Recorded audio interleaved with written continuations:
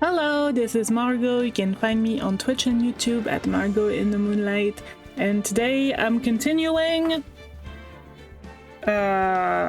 episode 4 of Ace Attorney Phoenix Wright, the first game.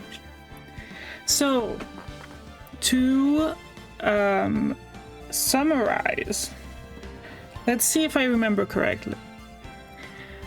So what we have is a murder where Edgeworth is the prime suspect. There's no drilling today. There's no drilling. Also, it's lunchtime probably, so... But they said that the heavy construction would be the last day yesterday, so we're fine. But yeah, Edgeworth, prime suspect, on a boat with a man, got shot. The man happens to be the defense lawyer that cleared the name of the guy that might have killed Edgeworth's dad 15 years ago in an elevator with Edgeworth present. Both Edgeworth. Oh my god, Chloe freaked me out. I don't know why that freaked me out. Okay, because there was a sound and then she like came down and I was like, okay, whatever.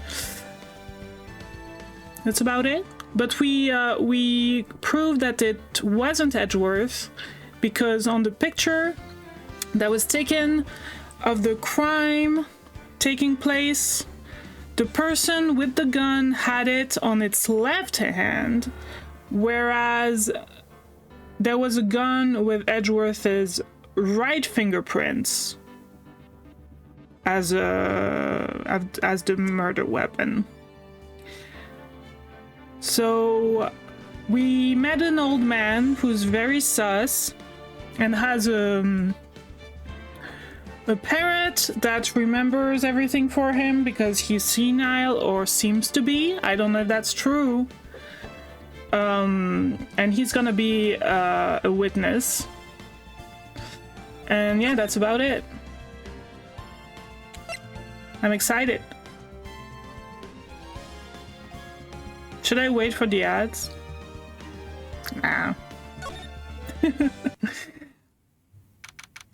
December 27th, 10 a.m. District Court, courtroom number 3. Oh yeah, and that guy. I forgot about that guy. Court is now in session for the trial of Mr. Miles Edgeworth. Didn't we clear his name already? Wouldn't that be a different trial then? I don't know. I don't know how it works in real life. The defense is ready, Your Honor. Very well, apparently the prosecution is also ready. Who is the judge here anyway? Mr. Von Karma, your opening statement. Very well, no opening statement, so... Not so fast, Judge. I was taking a meaningful pause before speaking. Right, of course. A prediction. Today's trial will end 3 minutes from now.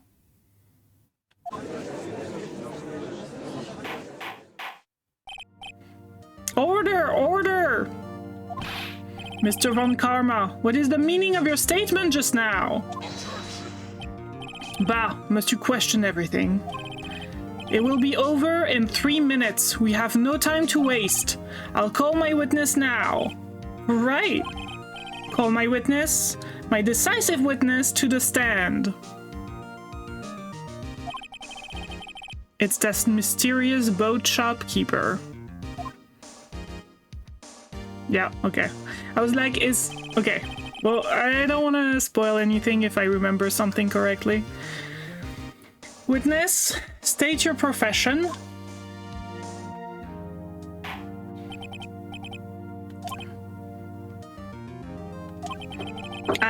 I'm the proprietor. Can you hear that? There's some banging, actually.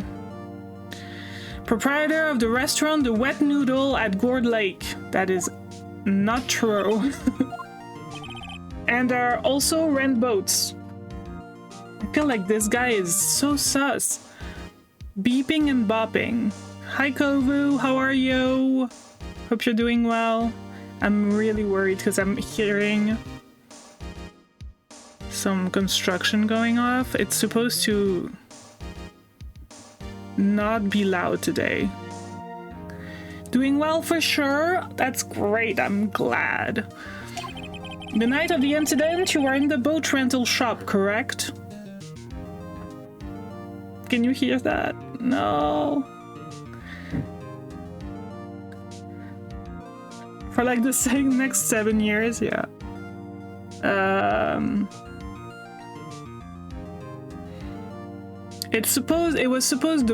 big stuff was supposed to stop yesterday, so it should be fine. Not too much, but I hear it.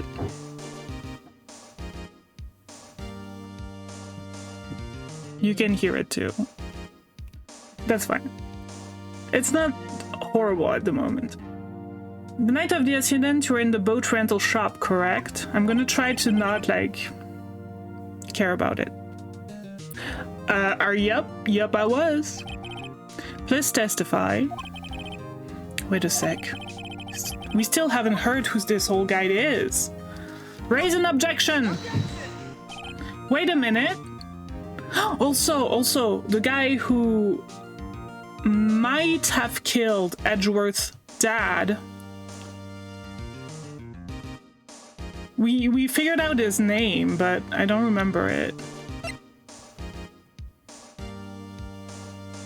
I think it's gonna be this guy.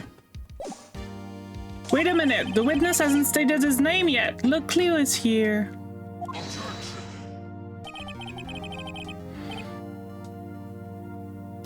No, that's good. If you don't hear it, it's good. Because I did not ask him, Mr. Wright. Bah! I've predicted this trial will end in 3 minutes. Stop asking trivial questions and cooperate. Yeah, right. Dude, the witness will state his name.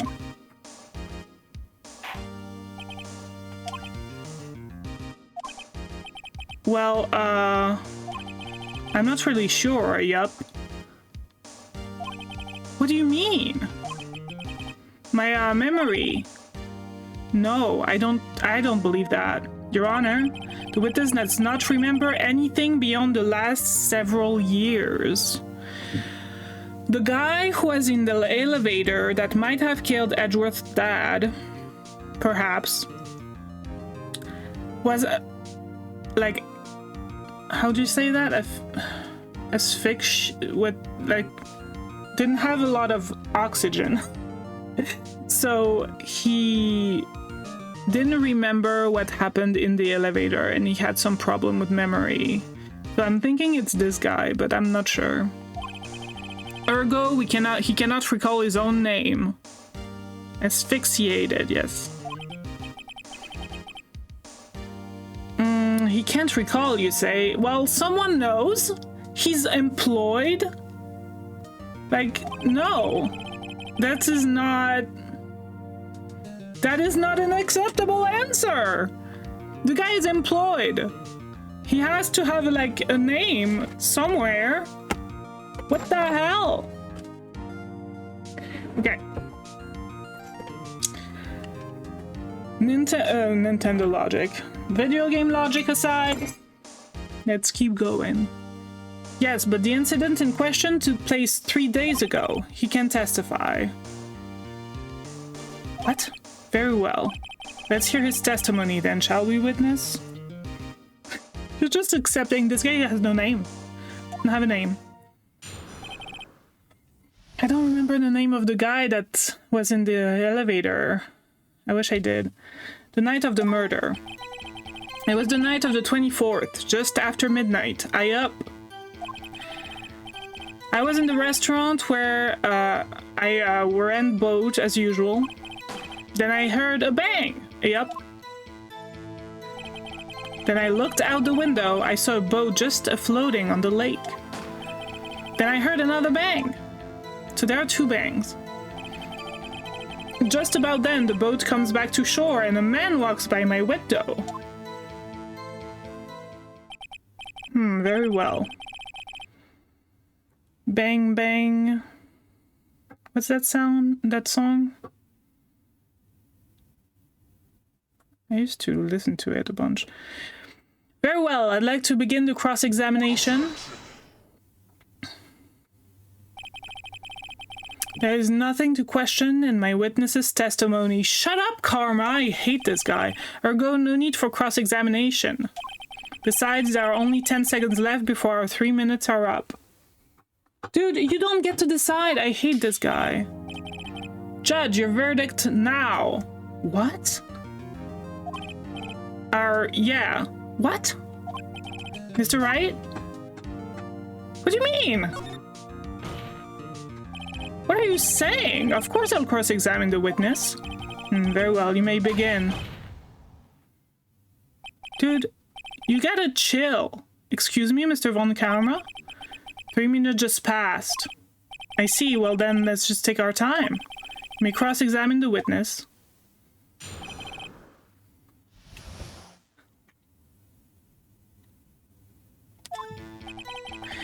Was the night of the 24th, just after midnight, yup. Just after midnight, you say? Yup, just around then. Are you sure? Pretty sure, yup. When I talked to you yesterday, you were rather vague about the time.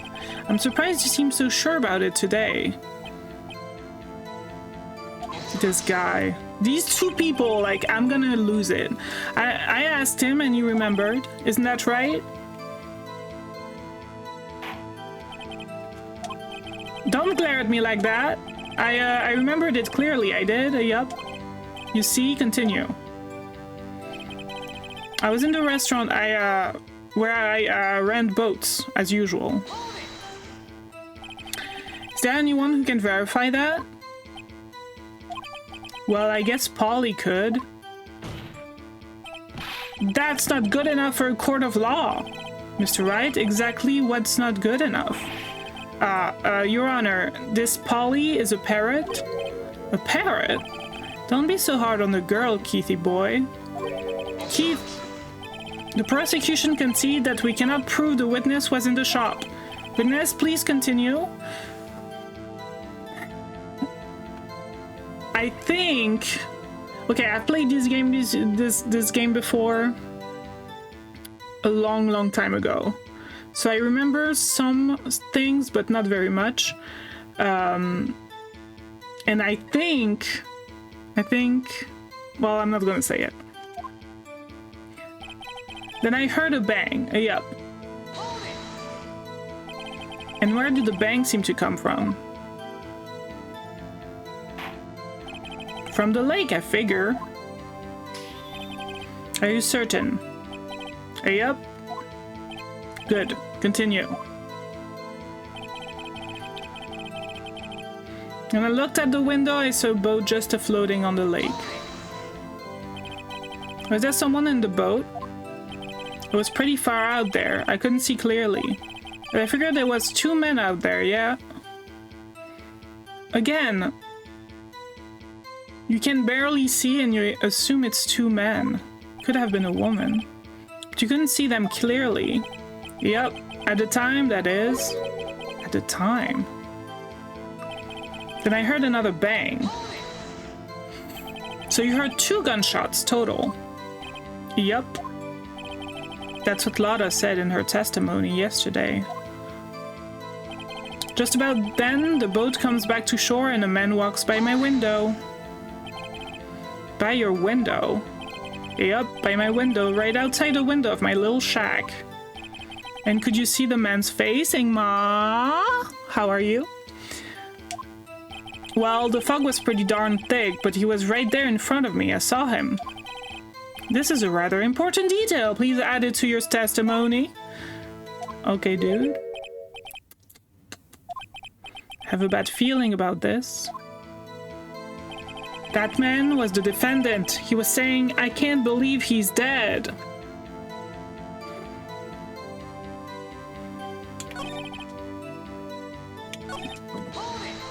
Hold it!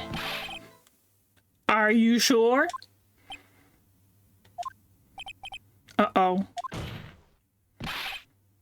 Dad! Okay, because this guy, the old man, he thinks we're his son, or he pretends to think. I'm not sure. He's so sus, but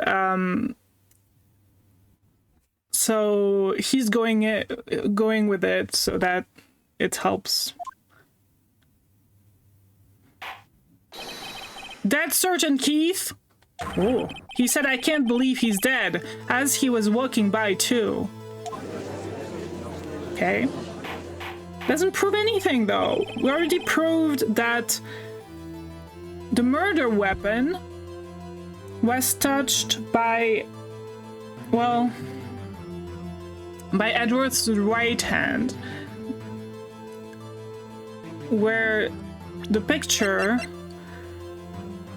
has the person firing with the left hand.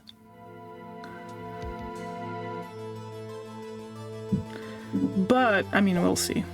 We'll see what they say. But it could be that, like, Edgeworth had a...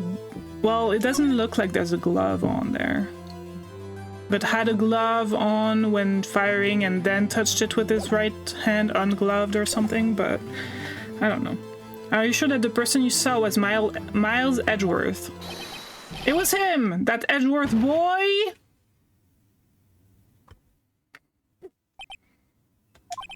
This sounds like decisive evidence indeed. I see no room for doubt. Cleo. Yeah. Yep, Von Karma. He lured me into cross-examining so he could set me up for a fall. Nick, I don't like the way things are going here. Everyone in the courtroom is glaring at us. Better act quick or this trial is going to be over.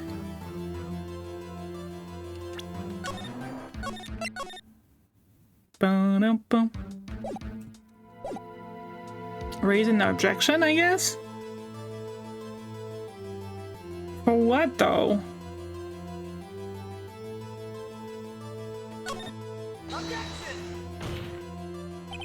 Your Honor! We proved in yesterday's trial that it could not have been Edgeworth who fired that gun. Mr. Wright, are you referring to the fingerprints from Edgeworth's right hand found on the gun? And the photograph showing a man firing with his left hand? Exactly. No, no, no! That is easily explainable. He could have whipped his print after he fired. That's true. You're ignoring the truth of the matter here. Everything in this witness's testimony is true. But if he had wiped the gun for his left foot handprints, fingerprints, then why would he have not done the same for the left one? Like, what? Or the right one? Anyways. The judge is lost in thought. What should I do? Saving, if like it's gonna save me. I kinda wanna wait and see what happens. Nah. Your Honor, this witness claims that Edgeworth said, I can't believe he's dead, but his word is all we have. If he were telling a lie, Mr. Wright, in a court of law, the evidence tells all. Apparently, you have yet to realize even this basic fact.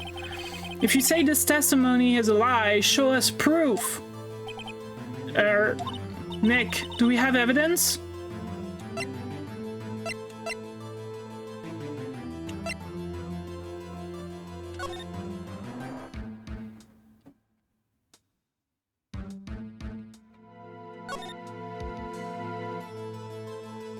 Sorry.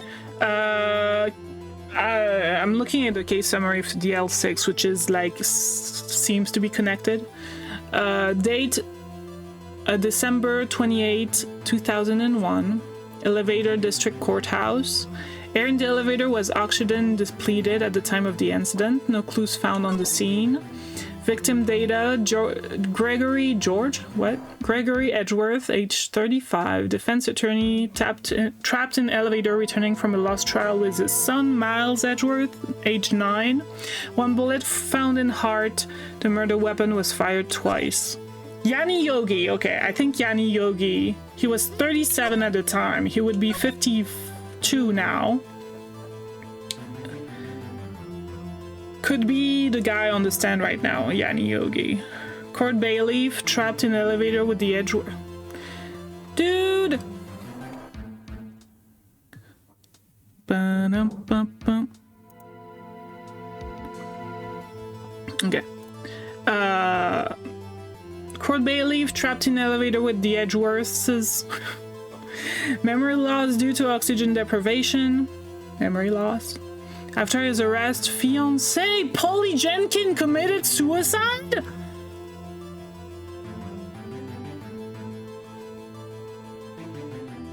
It's that guy. It's that guy. It has to be. Objection! I don't know. Objection? Objection? But is that what you say, like, in a court of law? Objection in French. It's gonna be...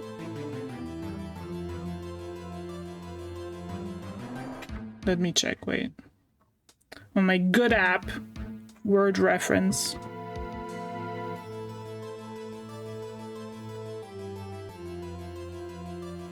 Objection. Wait. Is that in French or... No, I want English to French.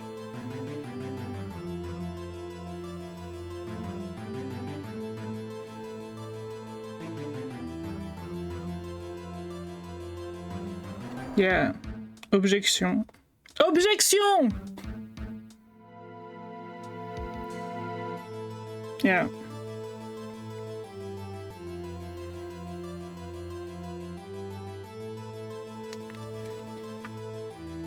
I know it is. Or is it English that's easy?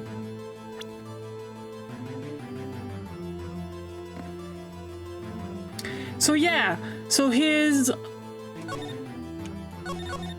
fiancée Polly Jenkins committed suicide. He lost his memory. And this parrot's name is Polly, and it said something about DL6, which is the name of the case file. It said, like, don't forget DL6.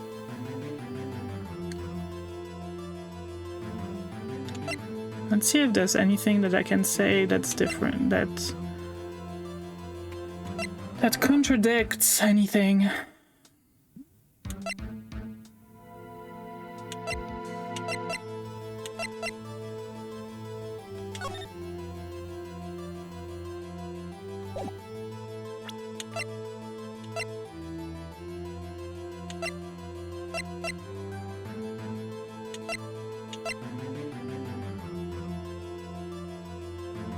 That's gonna come up. So there was a bang that set off this camera once,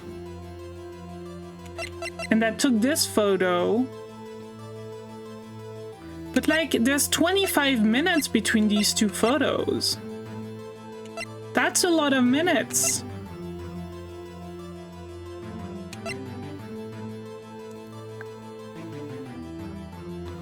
From 1 meter away. I don't have something to refute what he's saying.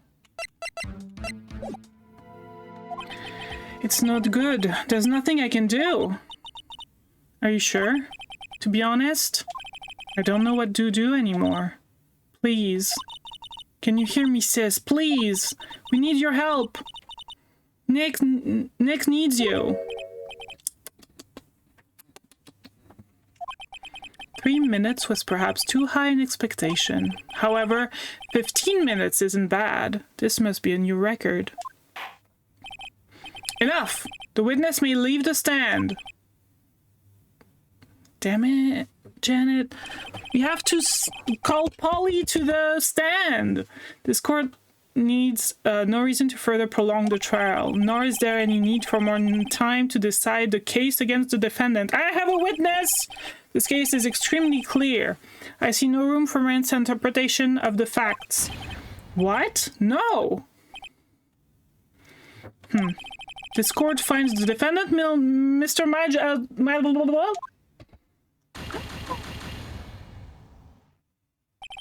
The accused will surrender to the court immediately?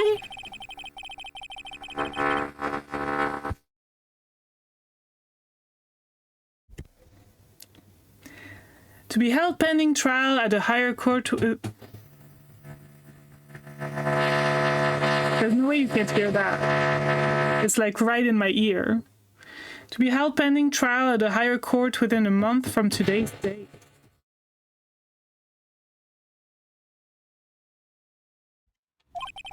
That...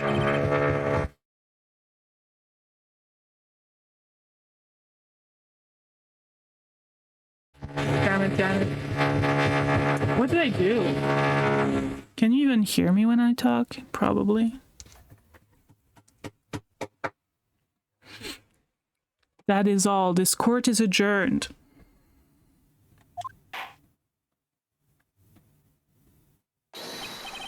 Wait! Who was that just now? Me! Huh? What? Larry! What are you doing here? Listen! You gotta listen to me! I was there in the park the night of the murder! I wasn't sure about it until just yesterday. But today I remembered it. Remembered what? But he already gavelled! It's too late, dude! The gunshot! I heard it too! Order! What is the meaning of this? The verdict has been decided! I call for adjournment!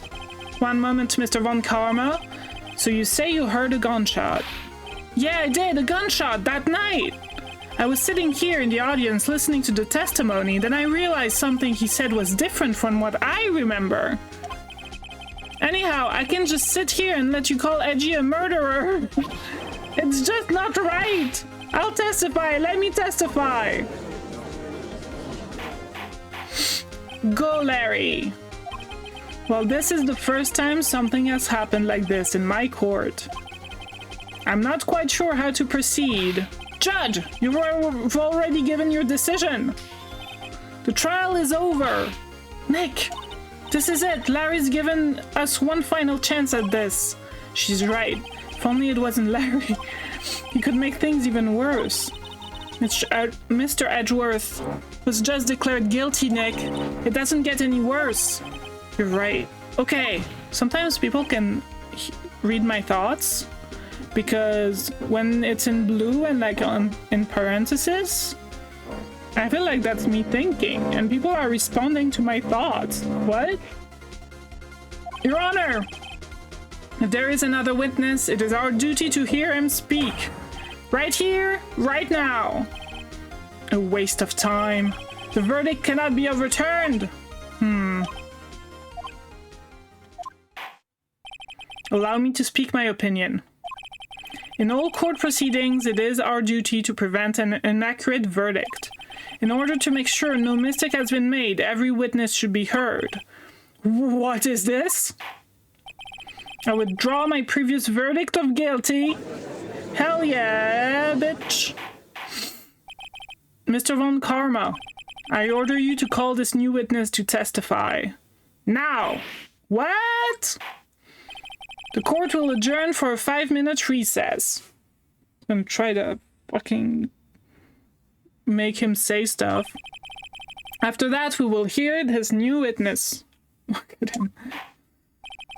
Court is adjourned. December 27, 10:28 a.m. District Court, Defendant Lobby number 2. Phew, that was too close. Sorry to keep you on your Edgeworth, for you on the edge of your seat like that, Edgeworth. I've seen worse. Yeah, right, Edgeworth. You're sweating bullets. Ads in 1 minute. I just wonder what Larry's just wonder what Larry plans to say in there. Larry was at the lake that night? Yes. He said he went looking for the steel samurai balloon that flew into the lake. Oh, right. And he found the balloon at the air tank. And the air tank that night. Oh, yeah, so there was that balloon that he blew up on the 20th. And then he went looking for it and he found it on the 24th. And for some reason, he went to look for it at night on a boat in the middle of the winter. But yeah. Yeah. Hey, Edgeworth. Huh? You say something, right? Yeah, a lot of things. You seem out of it. What's wrong? It's nothing. Mr. Edgeworth, there's something I've been meaning to ask you. What's that? Why are your fingerprints on the murder weapon? Oh.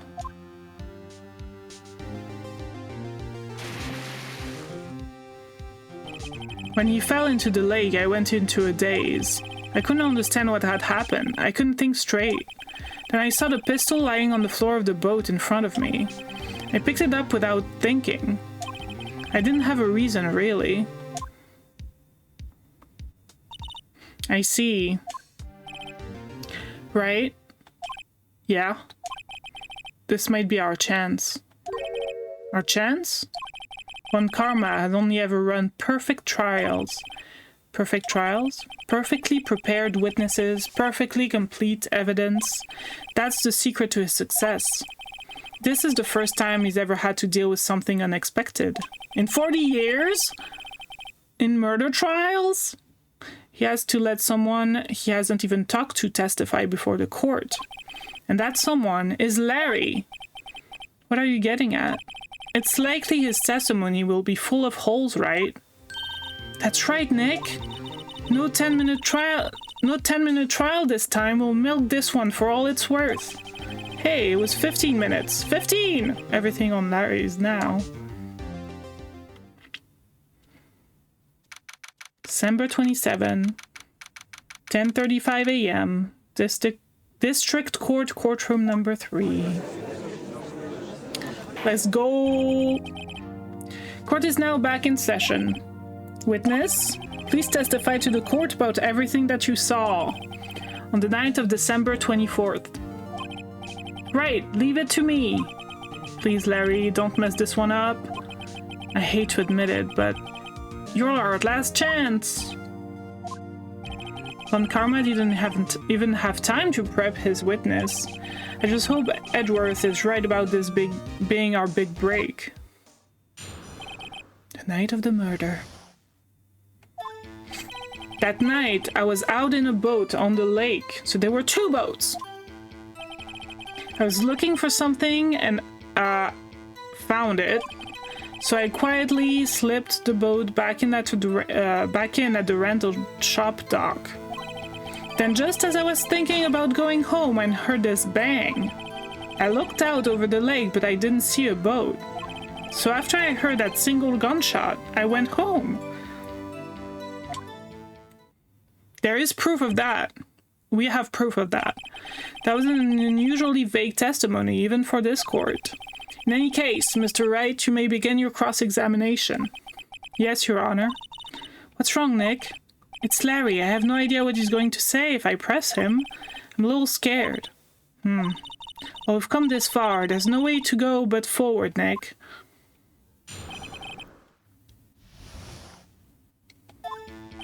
That night I was out in a boat on the lake. Something wrong, Mr. Wright? There were so many things wrong, I don't know where to begin. Well, okay. First of all, what time was it? Well, it was after 11 when I went out in the boat. By that time, everyone had gone home for the night, so I waited until the coast was clear, so to speak. And why were you out on the boat at such a late hour? I was looking for something and I found it. Looking for something? Yeah. But Mr. Butts, what was it you were looking for? What the witness was searching for is irrelevant. Most likely he was hunting for this Gordy. That's surprisingly close to the truth in a sense. Yeah, that's true. Gordy, whatever. Gordy is like the lake monster, but it's not real because it was actually Larry's inflatable samurai. If you can believe it. This is all irrelevant. Let's get over with it. Let's get this over with. So I quietly slipped the boat back at the rental shop dock. Around what time was that? Well, let's see. Figured I was out searching for about an hour. Guess it was around 12, yeah. You're not sure? Hey, don't give me that face! I'm not some sort of human sundial, okay? People use watches these days, Larry. And clocks, like the one you made. Then, just as I was thinking about going home, I heard this bang. Where did the sound come from? Yeah, well, I wasn't too sure about that. I looked around, you know. Did you look at the lake? Yeah, I looked. I looked over the lake, out over the lake, but I didn't see a boat. Wasn't there a boat on the lake? Order, order! Well, Mr. Butts? Whoa, whoa! Everybody just calm down, okay? I mean, it was real foggy that night. I'm not sure whether there was a boat out there or not. Oh, okay, no problem. That's just the most important part of this case? So after I heard that single shot, I went home. So you only heard one bang, correct? Yeah. Huh. Well, Nick? It was a pretty wishy-washy testimony, wasn't it? I guess I should just start working on the contradictions. Sorry, I wish I could be more helpful. I wish I could call my sister. She's a medium, I mean... Okay.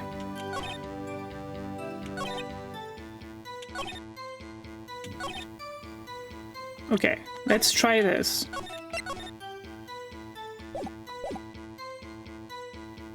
What if I present this? Let me check what I have though. Like this is something different.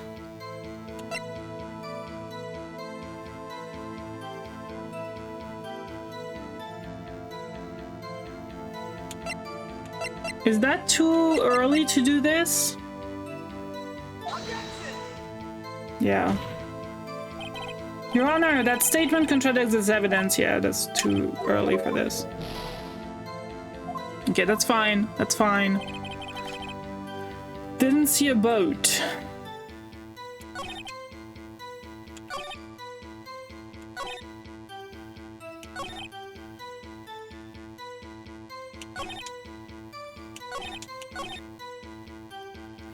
I guess we can do this, but that's more likely that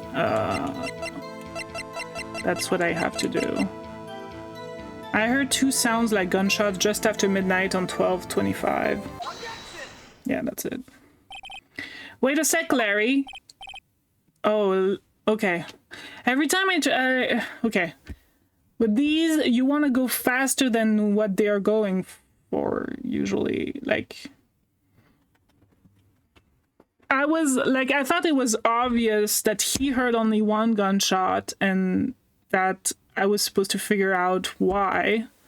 But I had to first notice that he heard only one gunshot. If that makes sense. So, yeah. You only heard one bang? You're sure? Yeah, that's what I said. But Lotta Hart testified yesterday that she heard two bangs.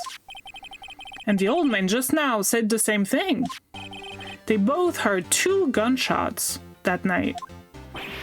Huh? Were you even listening? Were you paying attention at all to what they said? I mean, it doesn't matter what they said, it matters what he witnessed. Yo, Nick, please. Huh? You know, something's been bothering me. I'm a witness, see? I'm like a customer here. So you got to treat me nice and stuff, okay? Mr. Butts? What?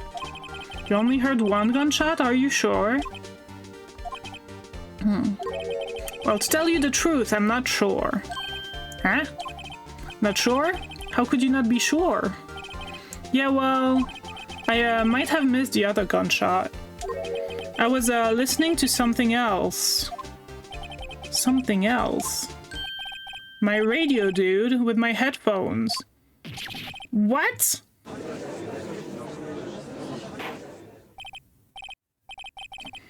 Order, and stop that booing. Mr. Butts, you are listening to the radio with your headphones? Yeah, so what? That's a crime?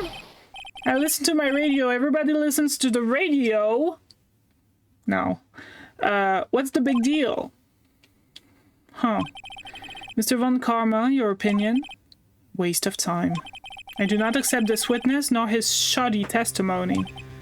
Well, Mr. Wright, should we continue this testimony? Continue! Your Honor, please allow the witness to continue his testimony. Bah! Nothing is more pitiful than a lawyer who doesn't know when he's lost. Very well, Mr. Butts. Please give your testimony and be sure to include details like your radio. Right, leave it to me. I wonder if there were any other way out of this, believe me.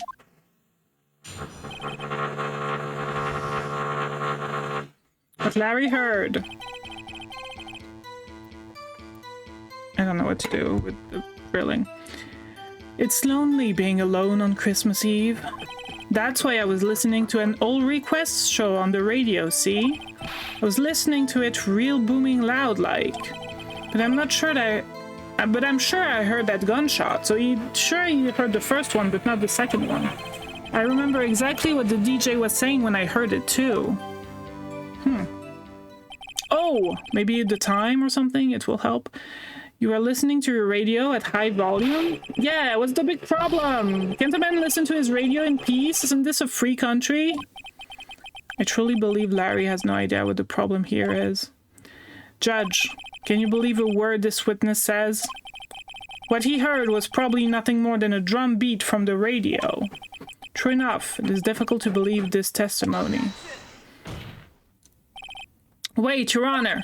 The witness said he remembers exactly what the DJ said when he heard the gunshot. Excuse me, DJ? An announcer, the guy who says things on the radio. Anyway, what this means is when he heard the sound, no music was playing. The DJ only talks between songs, so he could have heard the gunshot from the lake. I'd like to cross-examine the witness, Your Honor. Very well, Mr. Wright. Can't believe I'm continuing this charade. It's fine, we'll find a way. What Larry heard.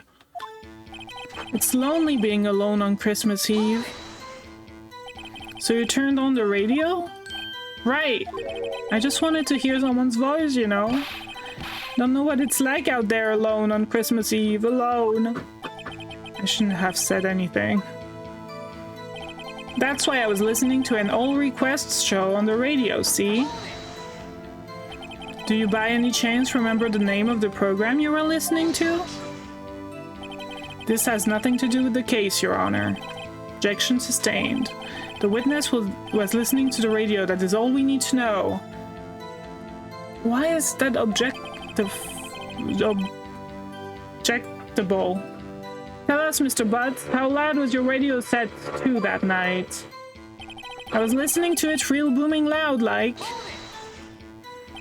Real booming loud?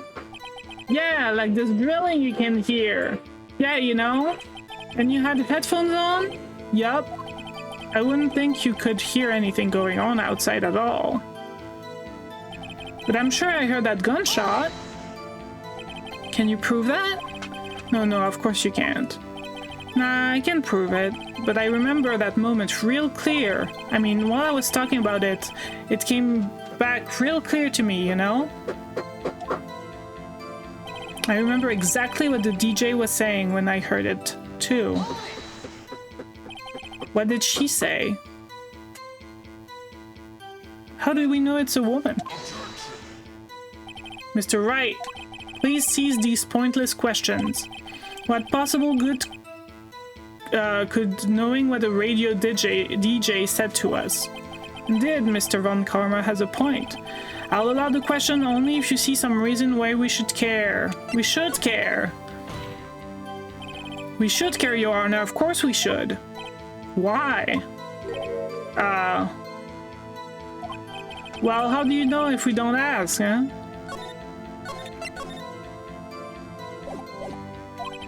Fine, very well. Mr. Butts, please testify to the court. What was the radio announcer saying when you heard the gunshot? Just when she said, "Hey, it's almost Christmas," I heard the gunshot, so it was before 12. Are you sure? Of course I am. She had this real sexy voice. Maybe Von Karma was right. I'm not sure how that helped us at all. This is the most ludicrous testimony I've ever heard, but there's one gleaming ray of hope in there. I've got to press it until we get to the bottom of what happened.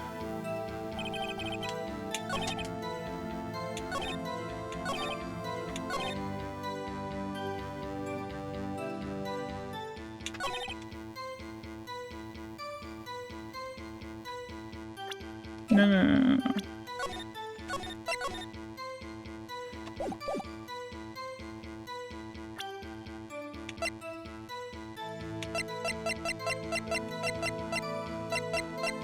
Is that the time to do this? No. Yeah. I guess it's not a contradiction. It's like proving. Oh, because he said earlier that it was after midnight, but... Oh, there it is! Larry! Are you absolutely sure what you're saying is correct? Huh? What's with the face? You look scary, dude. Hey! If you're trying to scare me, you better know I don't scare that easy. Something the matter, Mr. Wright? Your Honor, did you hear what the witness just said? The DJ said, "Hey, it's almost Christmas," when he heard the gunshot.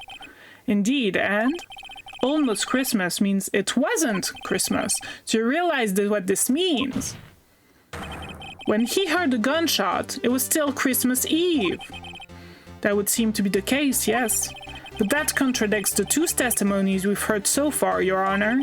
Both Miss Hart and the old man said it was after midnight when they heard the shots. In other words, when they heard the gunshots, it was already Christmas. This is a clear contradiction, Your Honor. Order, order! What does this mean? The two prior witnesses heard gunshot after midnight. However, this witness says he heard a gunshot before midnight. Judge, the answer is simple. The current witness is plainly mistaken. Just look at him, suspicious. I mean, it's provable. What? Well, Mr. Wright, what do you think about Mr. Butts' claim? He heard the gunshot before midnight. Larry's right. Larry's not mistaken, Your Honor. He heard that gunshot before midnight. Intriguing. I'm assuming you have evidence for this wild claim. I do! Show me evidence there was a gunshot before midnight. That's what I was trying to show you the whole time. Look at this photograph. This was taken by our witness yesterday, Miss Lotta Hart, with her automatic camera. The timestamp on the photo reads December 24th, 11:50 p.m. Oh? But there's nothing on the lake in this picture. Your Honor, the real issue here is not why nothing is shown in this photograph. It is why this photograph exists at all. Hi, DMing! A Nickelback reference? What do you mean? I hope you're doing well. Happy Friday. It is why this photograph exists at all. What do you mean? Oh, I don't know. Again, I don't know any pop culture reference ever. Especially music, like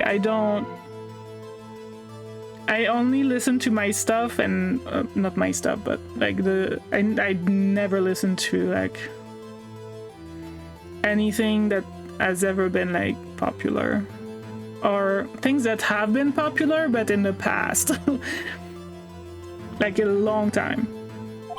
Anyways, I don't know. I don't know stuff. This photograph was taken by an automatic camera. That camera was set to go off in response to loud noises. Haha! Correct. There was a loud noise on the lake at 11:50 p.m. That is why this photograph was taken. In other words, when Larry heard that gunshot, it was most definitely still Christmas Eve. Indeed, it would seem that it is the case. Then where does that leave us? Miss Hart testified that she heard the gunshot after midnight. Are you claiming she was mistaken? Not at all, Your Honor. It is a fact that the camera also triggered at 15 minutes after midnight. Your Honor, that night there were 2 sets of gunshots with a 25-minute pause between them.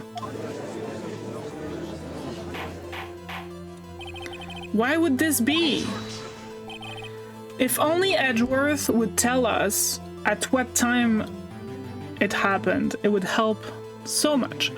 Don't be fooled, Judge. That camera was set to respond to loud noises. Yes? There is no proof that a loud noise was at 11:50 was a gunshot. Why, the witness could have sneezed, triggering the camera. Hey, my nose was clear that night, man. Clear. Well, Mr. Wright?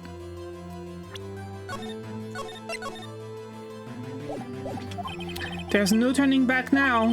Can you prove that the loud noise at 11:50 p.m. was indeed a gunshot? Please show the court evidence if you have any.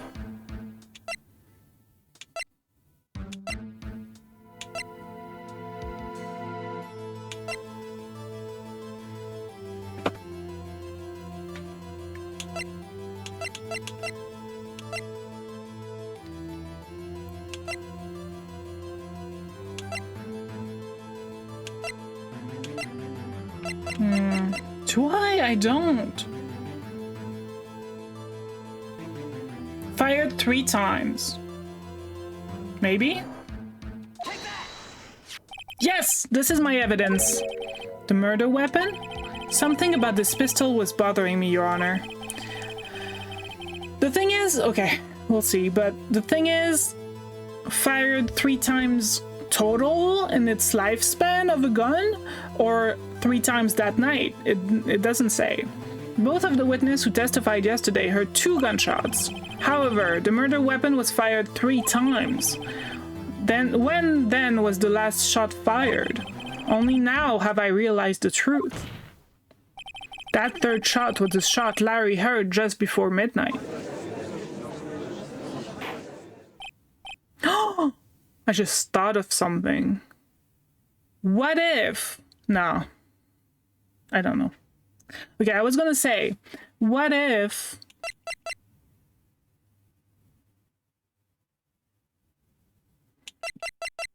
It's the same pistol that was shot 3 times, though.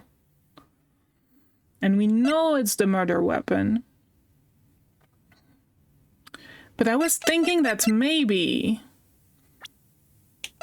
this guy, which is the victim... might have been shot before, but in the heart, though. So he can't, like, live 25 minutes with a bullet in his heart.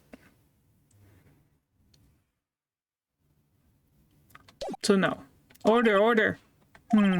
That would make sense if the evidence we've that would make sense of the evidence we've seen so far.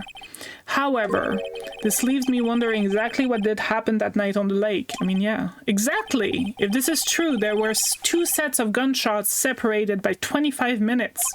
One at 11:50, another at 15 minutes after midnight. Why, I ask you, why? Uh-oh, I'd better think of something quick. Wait a second. Gunshot separated by 25 minutes.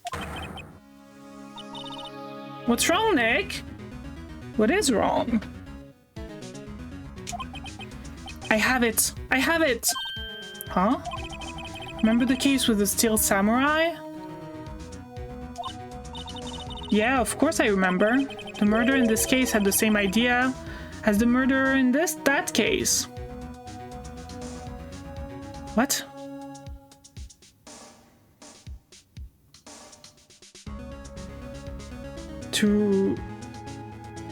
Oh. What do you mean? Maya! Yes! If we don't figure this out now, we'll never overturn Edgeworth's guilty verdict. Okay, so in the Steel Samurai thing, the murderer killed the victim the same way the victim killed someone else 5 years prior.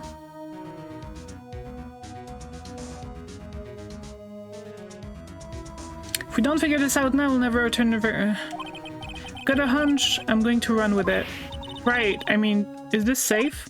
Safe? We've already gotten a guilty verdict. We have nothing to lose. You just watch and let me know if I say anything that sounds fishy, okay? Right, Nick. Your Honor. Yes, Mr. Wright. The testimony just now has cleared up the entire case.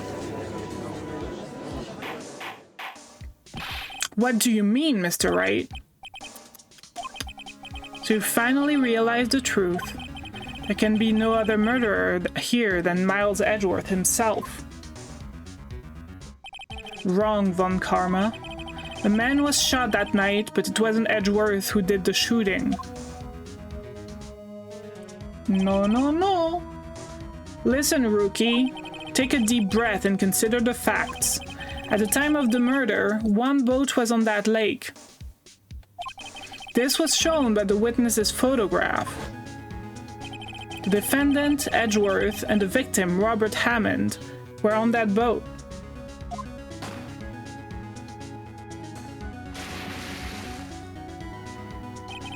There was a gunshot fired on that boat, and Robert Hammond fell into the lake. The distance of the shooting was 1 meter. It couldn't have been suicide.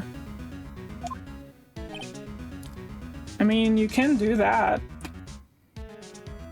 That's 1 meter. About.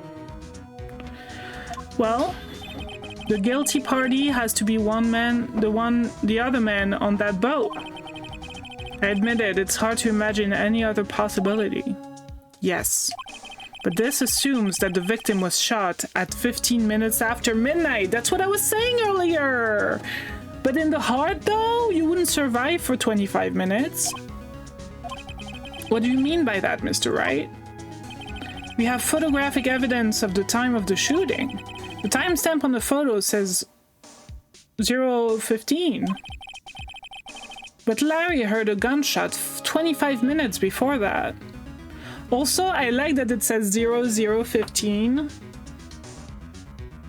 instead of 12:15.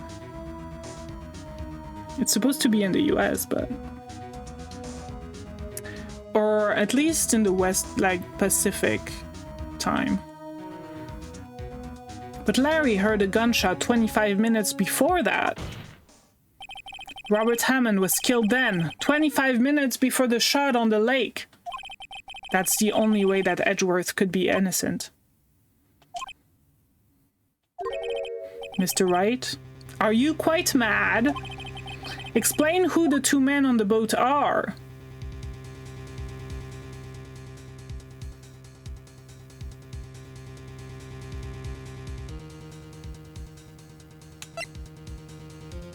I think it's Edgeworth and the murderer. Or is it the murder in Hammond? Hammond has to... Oh yeah, Hammond has to be in there. I mean, it doesn't have to.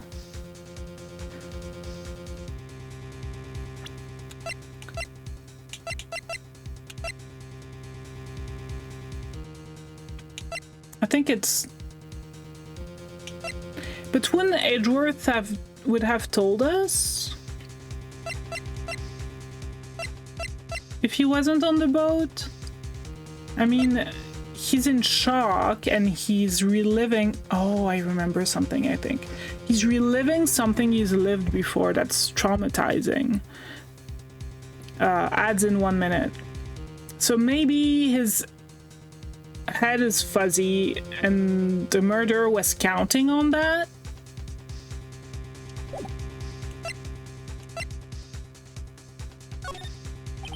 It was the murderer and Robert Hammond.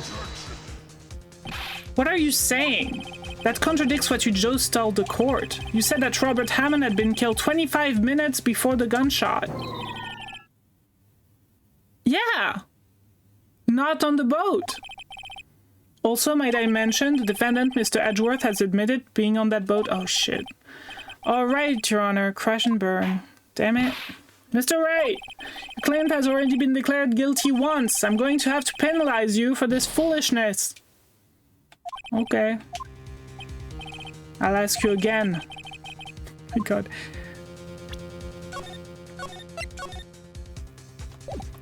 Well, Edgeworth and the murderer, then.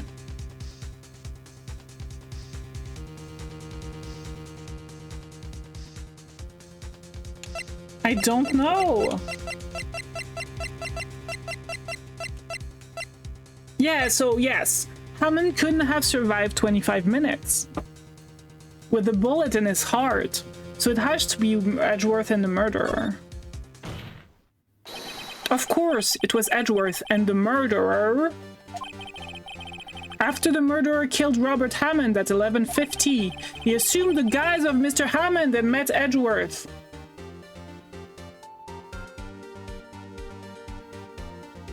Okay.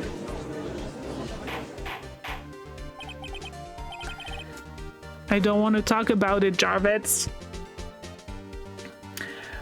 What? Are you serious? Hello, Jarvitz. How are you? Yes, Edgeworth won't tell us why he went to the lake that night. However, I have a hunch. I'm good. Happy Friday.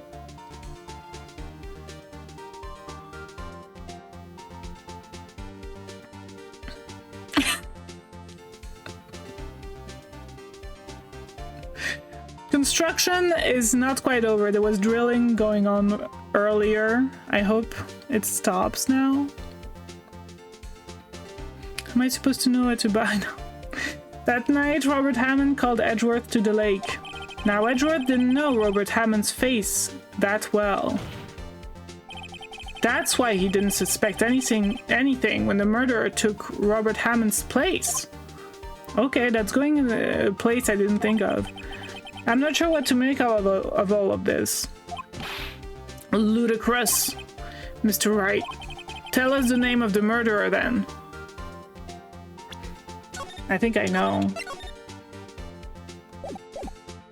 Do I know?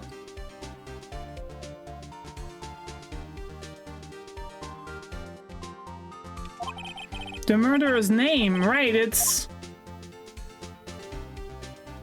I don't know. Actually, I don't know the murderer's name. You don't know? The ads are supposed to be done, Jarvitz. It's telling me that they're done. Why is it in Spanish? So weird. Where are you right now? Are you like at your normal place? Huh. Yeah. You don't know? Bah, again, you waste my time. I don't know because he never told us. The murderer is the caretaker of the boat shop. That old man. Like, that's what I think, but also, like...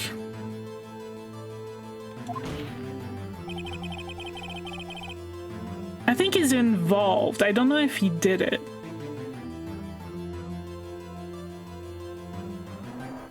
Where is the sign with the weird H? What? At 11:50, he was the one who killed Robert Hammond, the caretaker of the boat shop. Where did he do this? There weren't any boats on the lake then. Why would he have to go all the way on the lake just to shoot someone? May I suggest that the real scene of this crime was not on a boat? What? Well then, where did the murder take place? Are you kidding me? I can't save! I can't save! Help! I can hear, maybe?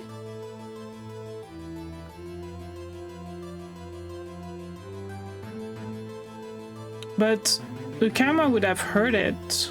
Oh, it did hear it, actually.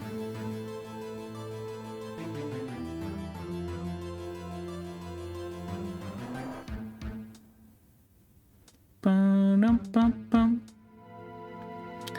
The camera heard it, but she didn't. Or did she?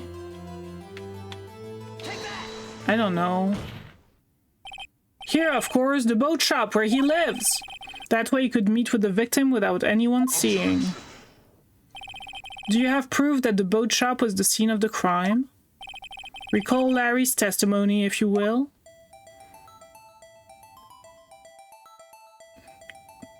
Top-tier graphics. That night, he was out on the lake in a boat searching for something. He finds it and returns to the boat. He returns the boat. Then, just as he's starting to head for home, he hears a gunshot. He heard a gunshot, Your Honor, even though he was wearing headphones at the time. In other words, the gunshot was very, very close by. And where would that be if it was just returned? If he had just returned the boat? The boat shop! That's right. Mr. Wright, what happened that night on Gourd Lake? Please tell the court from the beginning. Yes, Your Honor. Nick, are you sure about this? Not really. But I think if I start at the very beginning and I take it slow, I might just be able to figure this out. That night... Oh my god, I'm scared. The caretaker of the boat shop called Robert Hammond to his shop. So, the thing is, why... So this is Yanni Yogi for sure. Yanni what?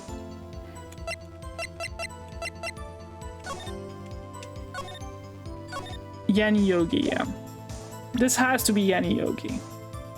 Why would he kill the defendant? Why would he kill the defense attorney that defended him and cleared his name? Maybe Hammond was gonna say something? This was around 11:50. That was when the gunshot that Larry heard was fired. After that, the caretaker put on Robert Hammond's coat. He became Robert Hammond just by putting his coat. Oh, and that's how you become someone else. Then he got on the boat with Edgeworth and went out into the middle of the lake. Then who fired the pistol on the boat, Mr. Wright? The boat shop caretaker. Of course, it was the murderer who shot the pistol. He shot twice. Both missed Edgeworth on purpose. Wait a minute. Yes? Why would he shoot twice if he didn't mean to hit anyone? Details. So that... And then he threw himself... Know this, Mr. Wright. The moment you run out of explanation is the moment you lose. I'm gonna save again. Tell us why the murderer had to fire twice. To create a witness.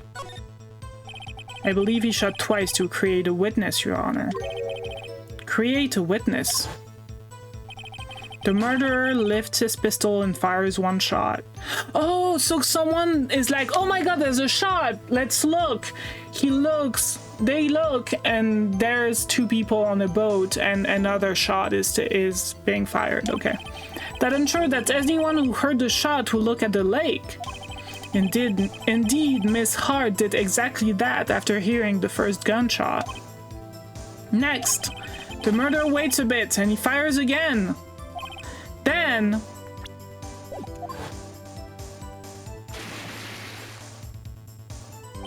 the murderer jumps from the boat himself, leaving the pistol in the boat behind him.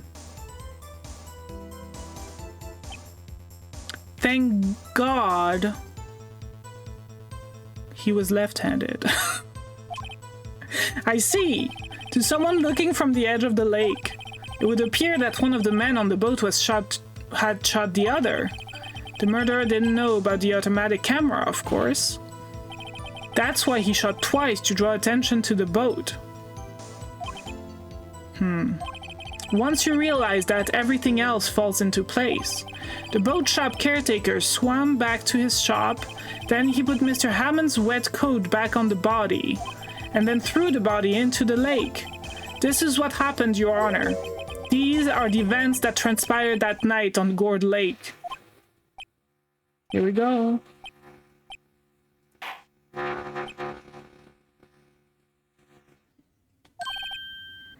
Bailiff! Bring out the witness from before. The boat shop caretaker, quickly. I need water. Very well. While we are waiting for the caretaker, I would like to ask the defendant, Mal Edgeworth, a few questions. Mr. Edgeworth, please take the stand. Please take the stand. Mr. Edgeworth, you heard that what the defense had to say. Yes. Well, why did you go to the lake that night? What Wright has said was mostly correct. Astonishingly so, actually. Yes. Several days ago I received a letter. The letter was signed Robert Hammond. He asked me to come to the boat shop by the lake at midnight on Christmas Eve. He said he had something very important to discuss with me. Something important? I'm sorry, I can't say what it was. I mean, it's obvious, but okay. GL6. Your Honor, sir. Bailiff, we're conducting a trial here. I ask that you remain quiet. The witness has disappeared. He isn't at the boat shop either. What? What should I do? Find him, quickly! We cannot allow him to get away.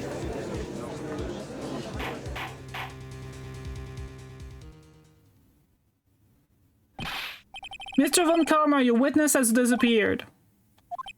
The search warrant has already been issued. It goes without saying that I cannot declare a verdict under these circumstances. I will extend the trial until tomorrow, the final day allowed. I request that the police department utilize all its forces to find that witness. Am I understood? One more thing. Just who is that boat shop caretaker? I think his identity has become very important to the trial. I know who he is. I want him, and I want to know who he is. Very well. Court is adjourned. I'm gonna take a break to get some water after when I save. December 27, 1:22 p.m. District Court Defendant Lobby number 2. Yay, Nick, you did it! Yeah, well, at least we got out from under that guilty verdict. What about Larry? That was something else. Even Von Karma didn't know what to do with his testimony. Larry really helped us out. Sure, when I sift through this unique testimony, still, he did save us. I just wish our cases weren't so down onto the wire all the time. I know what you mean. Sometimes I feel like it's us on trial instead of our clients. Hey, Edgeworth, I mean? Mr. Edgeworth? Did you say something? Don't look so pained. I mean, it looks like you're probably going to get off the hook. You could try to smile just a little. Relax. I'm sorry, but I fear it's not over for me yet. What do you mean? Right. That's something that's been troubling me for a long time now. And I don't know whether or not to tell you. Of course! Tell me! Right now! Edgeworth? No, there's so little time left. I want to tell you to get it off my chest, but... You love me? Is that it? I can't make up my mind. What is this about, Edgeworth? It's a nightmare I've had. A memory of a crime that I committed. A crime you committed? A memory of a murder.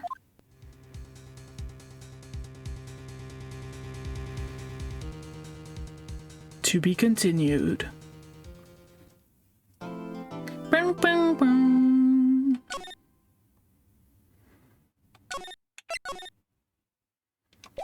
Okay, we're gonna go until there's music, so that I can leave you with music. Right in co-office is probably, yeah. Oh, she's sad. Okay. Taking a quick break. You should get some water, stretch, something. See you soon.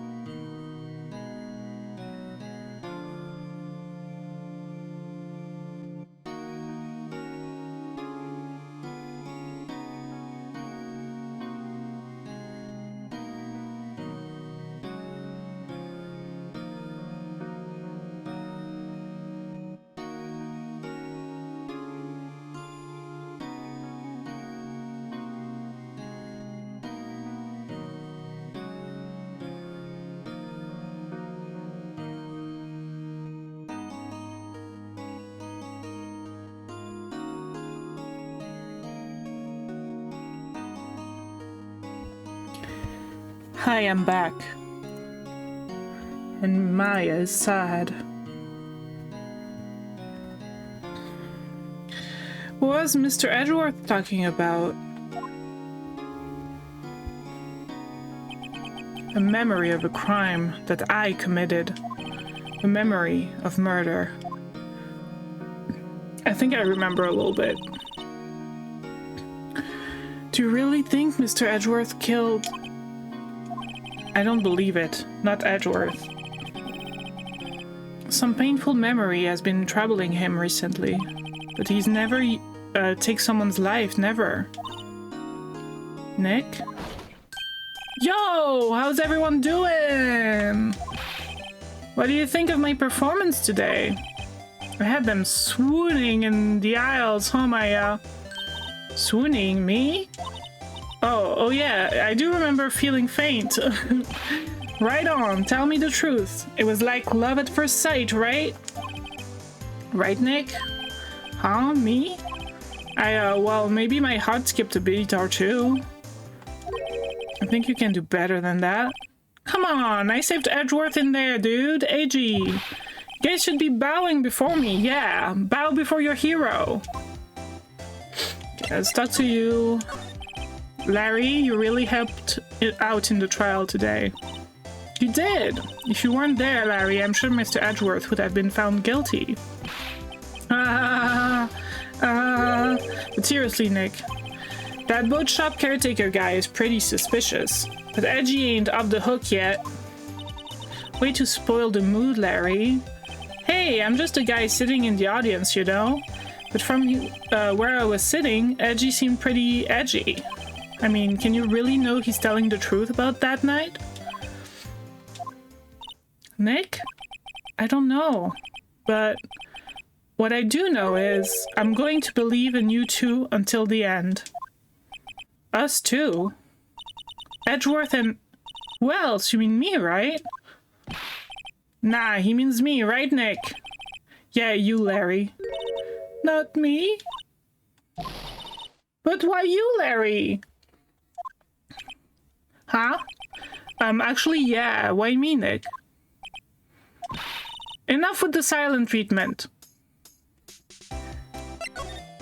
Nick? Why do you trust Mr. Edgeworth so much? I mean, he's changed recently, true. But when we first met him, he was kind of a jerk, don't you think? Didn't know him back then. Back when he wanted to become a defense attorney. Wait, was that when you two were classmates? Yes, in grade school. They saved me, Miles. And Larry. They saved me, and I'll never forget it. That's why I became a defense attorney, you know? What? Hey, Larry, what's he talking about? Huh? Sorry, I kind of forgot. Okay, Nick, out with it. I'm going to hear this story today, and that's final. Okay. It's kind of a long story, so hang in there. It was the very end of third grade. I was on trial. A class trial. A class trial? Let's go. You remember, Larry? Spring, end of third grade? A kid in our class got his lunch money stolen. Lunch money? Our school was really small. Every month, kids would bring in an envelope with money for lunch from home. Huh, I see. Anyway, this kid's envelope disappeared with $38 still inside. That's a lot of money for kids. Yeah, now that you mention it, I do remember that. I can see why you'd forget, though. You were out of school that day. Anyway, the envelope had been stolen during PE class. I was coming down with a cold, so I skipped PE that day. I was the only one not in class. So they thought you did it? Yeah, the kids in class said I should be put on trial. Trial? So the next day we held a classroom trial with me as the defendant.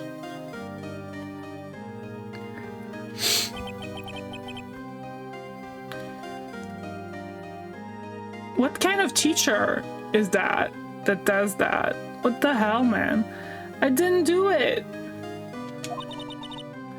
Guilty, you did it! Guilty, it was you! Thief! Give me the money back! You're such a meanie. No one, just admit you did it. You can't hide the truth. Tell us the truth. Gonna pay with the... you shouldn't be allowed in the relay race.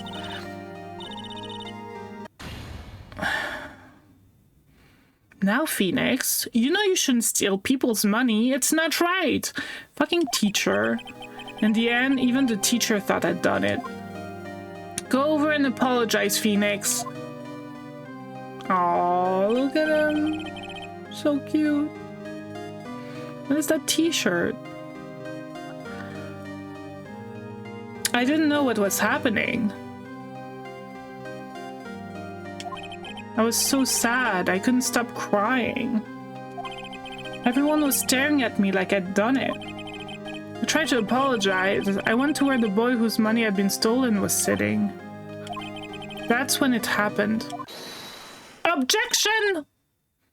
He shouldn't have to apologize. The only thing that belongs in a trial is evidence. Anything else has no place. You should all be ashamed, amateurs. Miles? Look at him! It wasn't you who stole my money, was it? Oh. No. Then you shouldn't apologize. Everyone's been shouting you did it, but no one has any proof. That is why, Your Honor, this boy is innocent. But Miles, it was your money that was stolen. Yeah, he did it, he's the one. We don't need proof. Make him say he's sorry. Why don't you all just shut up?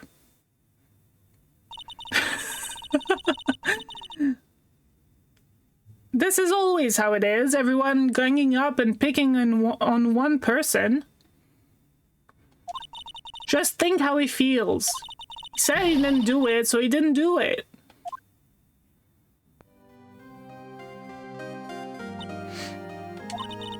Very well.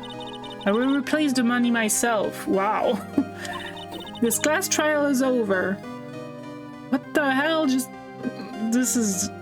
Okay. That's how it happened. After that, the three of us were the best of friends. Wow, I had no idea. Yeah, I had no idea either. I mean, I forgot. That's when I learned what it means to be alone. Totally alone, without a friend in the world. You did a good thing, Larry. Yeah, well, I was just lucky that I took the day off from school. If I'd been there, they would have thought I'd done it. So I took it kind of personally, see? When something smells, it's usually the butts.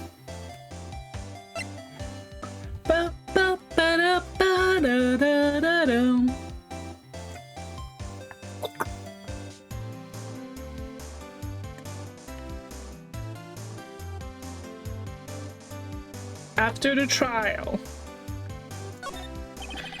Anyway, Edgeworth and I talked after the class trial. That's when I heard his father was a defense attorney. I remember his eyes would shine when he talked about his father. I'm going to become a defense attorney, just like my father. A famous defense attorney. Then a few months later, he suddenly transferred to another school. The DL6 incident. Right. I'm not sure, but the transfer probably had to do with his father's death. That's so sad.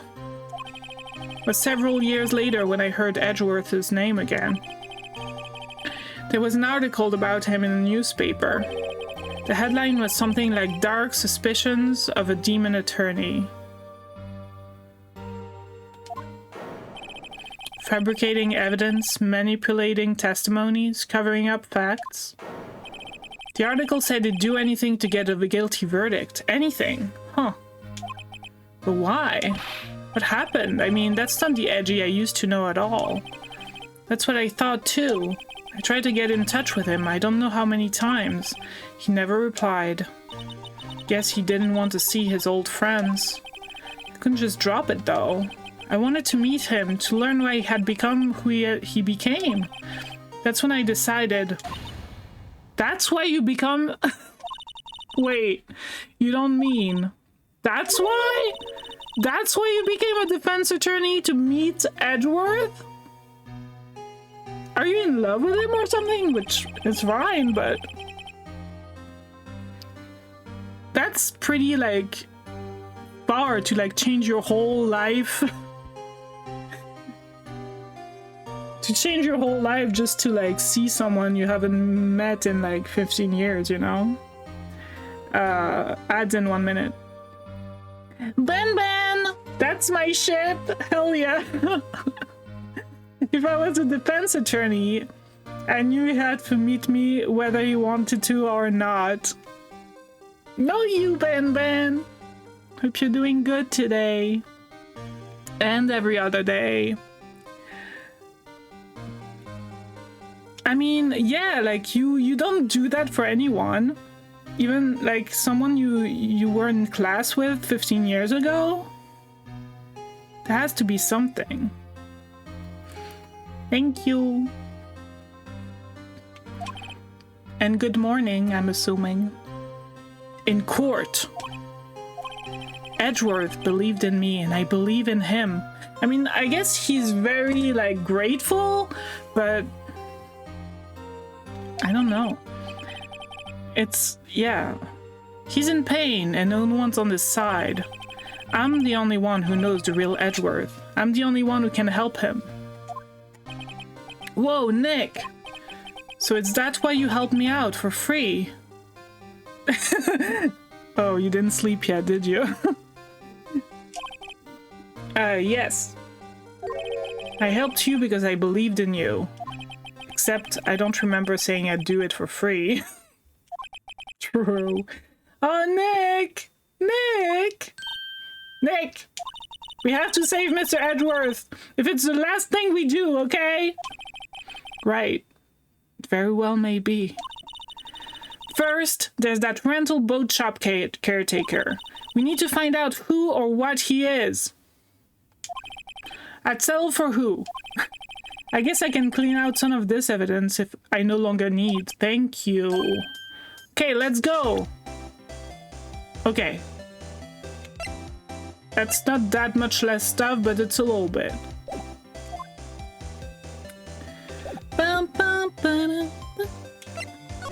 Okay.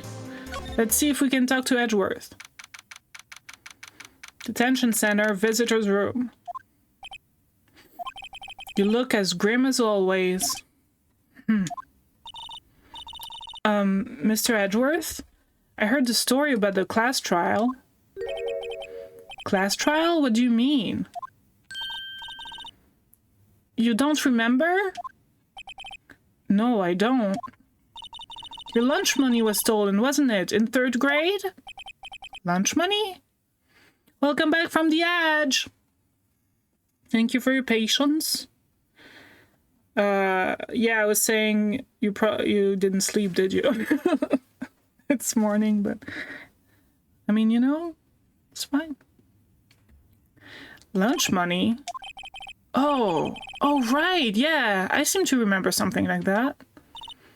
Nick, I think you're the only one who really remembers. I mean, you sleep whenever you want. Well, it probably only really mattered to me anyway. Mr. Edgeworth didn't. Didn't you know? I'm having trouble reading. That trial was the reason Nick became a defense attorney. No. That's not because... No. You're saying it wrong, Maya, I mean. Maya, that's not why he became a defense attorney. The reason why he became a defense attorney is to meet Miles again. Because he's in love. He's been in love since he was 9. You know?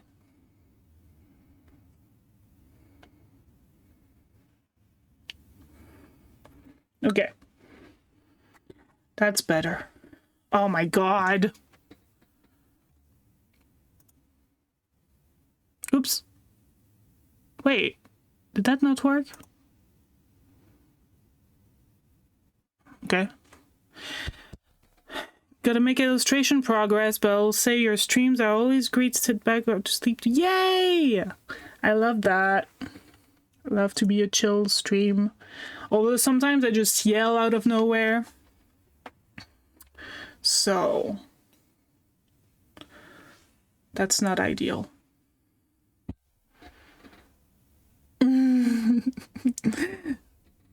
Yeah. More or less nice. I completely changed what I did, and with the cobblestone path, and made so much better, but yeah. Okay. That trial is the reason Nick became a defense attorney. Wrong, but okay, we talked about this. Ridiculous. Gee, thanks.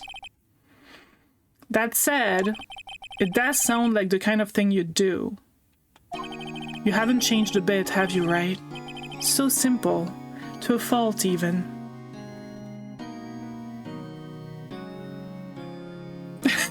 Ben! Stop! I'm just learning.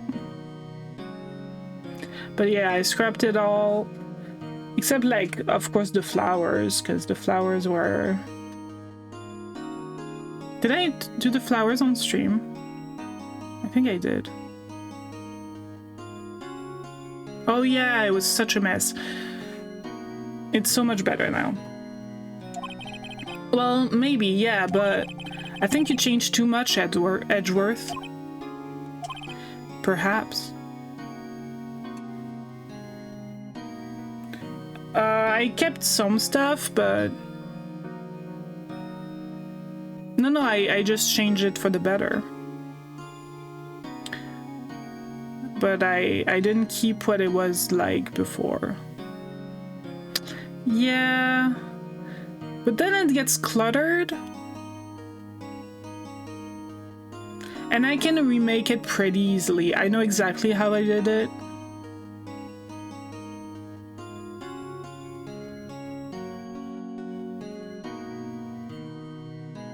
But yeah. But sometimes I'm like, should I keep stuff just to like see my progression? Like maybe keep a folder of all the old stuff, you know?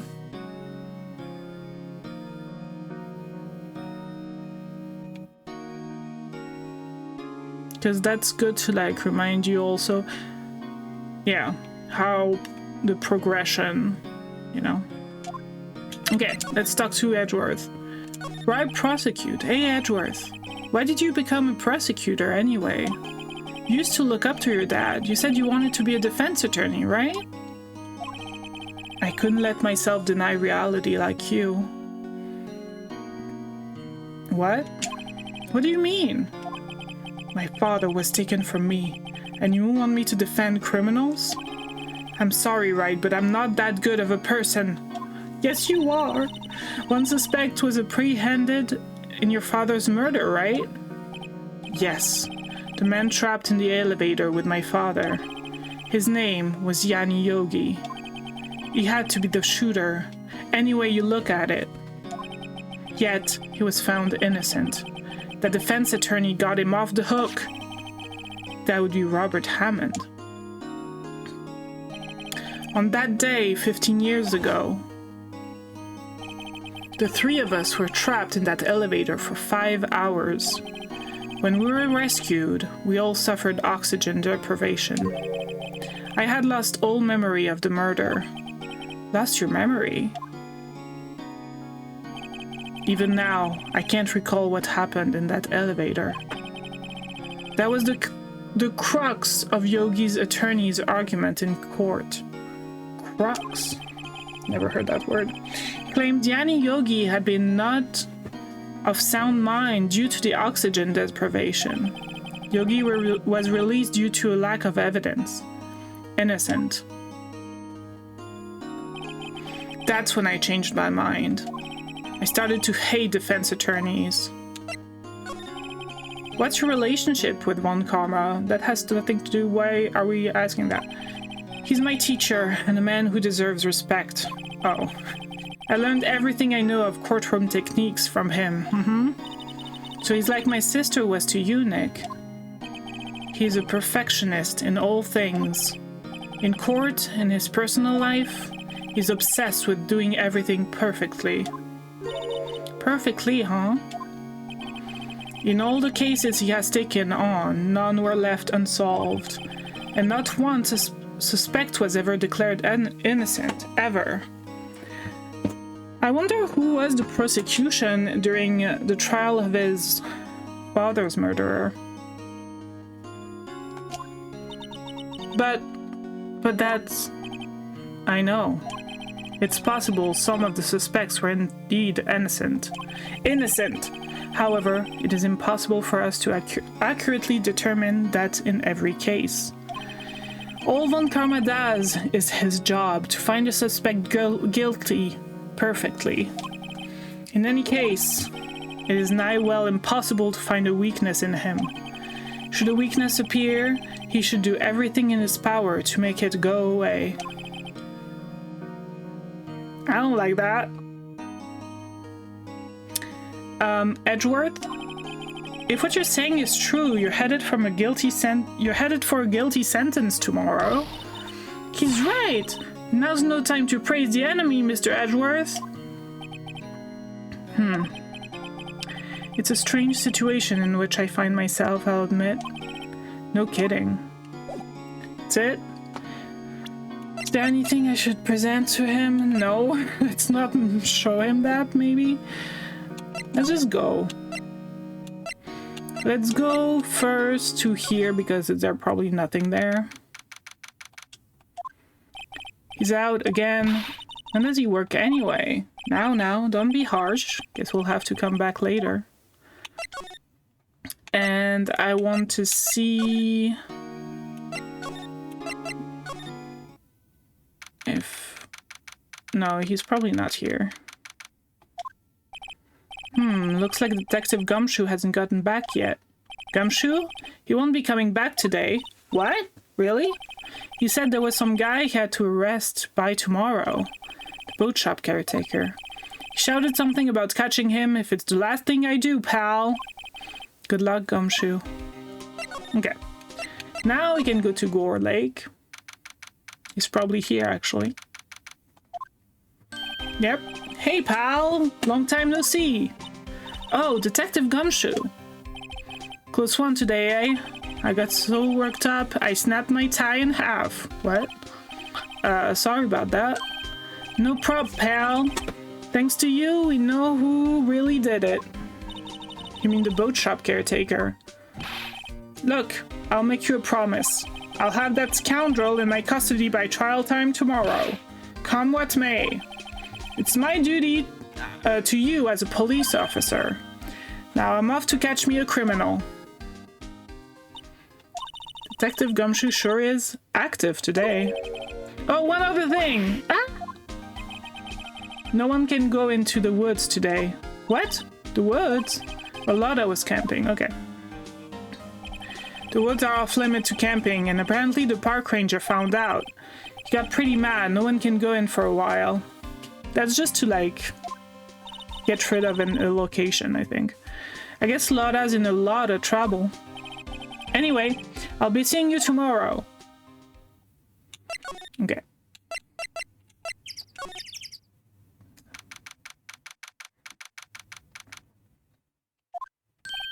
Huh?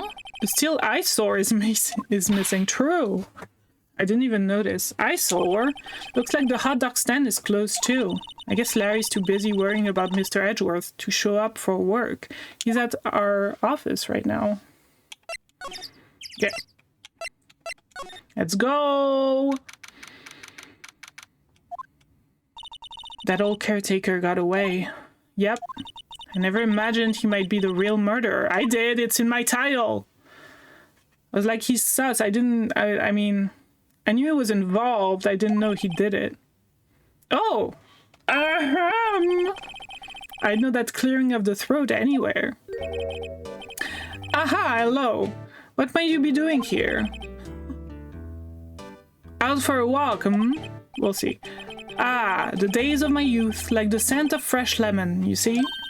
Mr. Grossberg, this is no time for idle reminiscing. Mr. Edgeworth's trial ends tomorrow. Ah, that is true, yes, but from what I saw of today's trial, Edgeworth should be fine, right? Well, I'm not sure about that. Ho-ho! Valden! Whoop, phoenixing there, right? True, true. How are you today? Hope you're doing well this fine Friday. What do you mean by that? Well, I'm not sure. If you find anything out, come by my office at once. I may be able to offer you some assistance. Thanks. Bye. Hell yeah, coffee. Good morning. Good morning. Already had my coffee. A while ago, actually. What do you think Mr. Grossberg was doing here anyway? Who knows? I don't know how I feel. There's nothing different here. I'm just gonna go in and talk to Polly.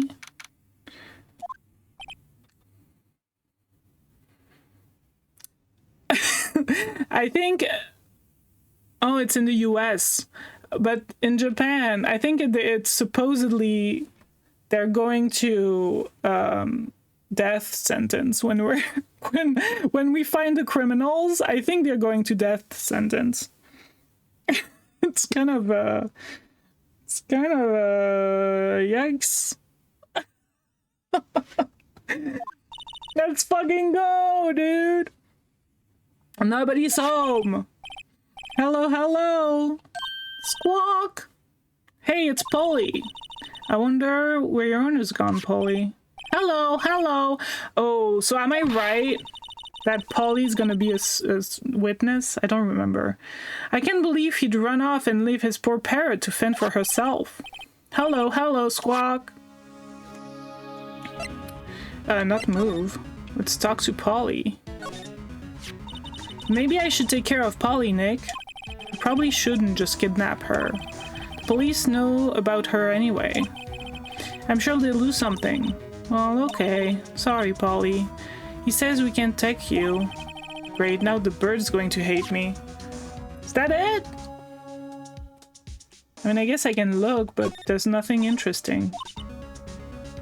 Don't people usually put pictures of fish up on the wall to boast about them?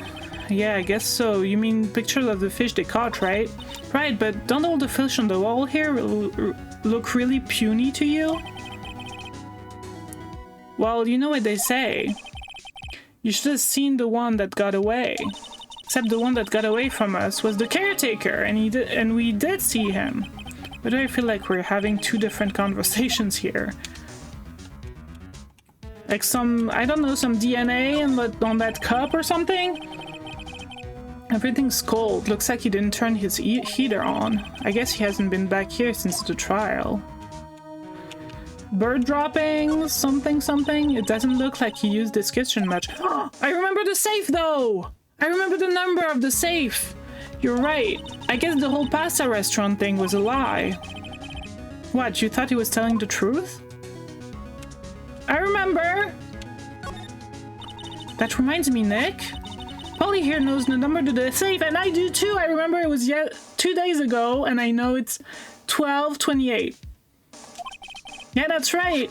Polly, what's the number to the safe? 1228, Squawk. Let's open it, Nick. I'm sure there isn't any money in there. Aw. But hey! He keeps it locked, right? So there must be something of value in there. Wait, where do you input 1228 on this? Makes no sense. I'm not so sure. Okay, Nick, let's see what's in there. It has to be. I guess there might be a clue or two. The only thing in here is a letter. A letter? Ah, boring. No, there's no name or signature on this thing. It's handwritten in very precise, clear letters. Get your revenge on Miles Edgeworth. Edgeworth? Nick! Why would Mr. Edgeworth's name be on there? How should I know? I'm going to read the whole thing. get your revenge on Miles Edgeworth. It also says, this is your last chance. Now is the time to get revenge on the 2 men who ruined your life. The rest of the letter goes on to describe the murder plot in detail. How to kill Robert Hammond and frame Edgeworth. Hauling Edgeworth out to the lake, getting on the boat, firing twice. This is exactly what I figured out today in court. Okay, so... it's all here in perfect detail. So, okay, we know that this is Yanni Yogi. That the old man is Yanni Yogi, I'm pretty sure. But who the hell would send this letter? I have no idea. What do you think it means, Nick? I don't know, but it looks like these are instructions for that caretaker. When he killed Robert Hammond and called out Edgeworth, he was following instructions. But who could have written that letter? And what does it mean to get revenge on Miles Edgeworth?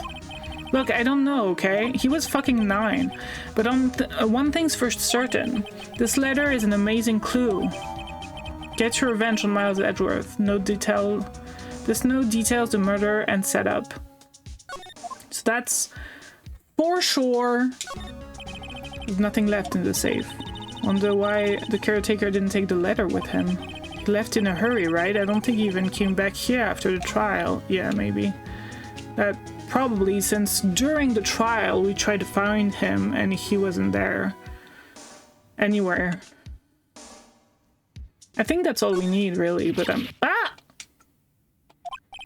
What's wrong? Huh? Oh, never mind. What? Tell me! Just when I saw the TV, I remembered. They're showing a Pink Princess special this week! Oh, see, that's why I didn't want to tell you. Okay, whatever. Whatever, Maya! Yeah. That fishing pole looks expensive. Maybe you should bring it to Detective Blumshoe. Don't you think the caretaker would mind? Well, we can just leave him the metal detector in exchange. Maybe we'd better not. Okay, I think that's it. There's gonna be like some kind of scene out. Wait. Okay. Scene outside. Oh yeah, and we have to go to Grossberg. I never know how to say his name. Grossberg?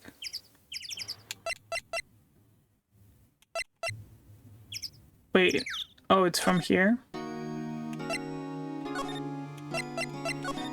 Here we go. Wait! What? Okay. Wait, what am I missing then? I want to present that to you, dude. I want you to see this. Edgeworth. See this letter? This came out of the safe in the shack where that boat rental caretaker lives. I see. Revenge? On me? Who's that old guy anyway? I don't know. Well, we all know now. I mean, I think I know. Could he be an innocent defendant who got declared guilty or something? He would be in, well, he would be in prison, probably, but... Nice try, but I don't remember that old man, not at all. So, he was following this letter then. Which means there was someone else behind it. Now is the time to get revenge on the 2 men who ruined your life. 2 men, meaning myself and Robert Hammond. Also says this is your last chance. Last chance? Wait, maybe he's talking about the statute of limitations on the DL6 incident. The statute of limitation. Whatever. Wait, but... that doesn't make sense. That doesn't make sense. If Yanni Yogi is the caretaker, then he walked free. Even though he might have he's probably murdered Edgeworth's dad. So he would want the statute of limitations to go, like, to happen. Why would you, like, reopen a case? Like, something that has to do with a case that's going to close if you don't want to change the outcome.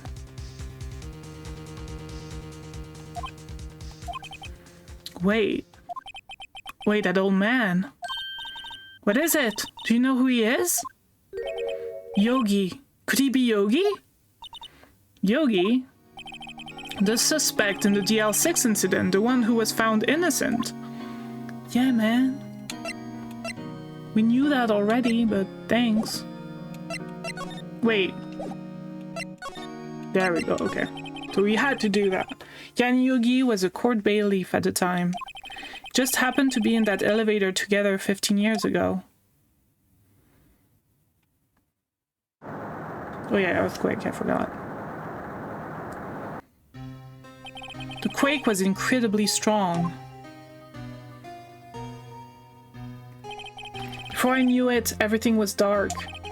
We were there for so long, it felt like forever. The air thinned, and the darkness closed in on us in that little box. I don't think that's like... Wow. I don't think that's accurate, that, like...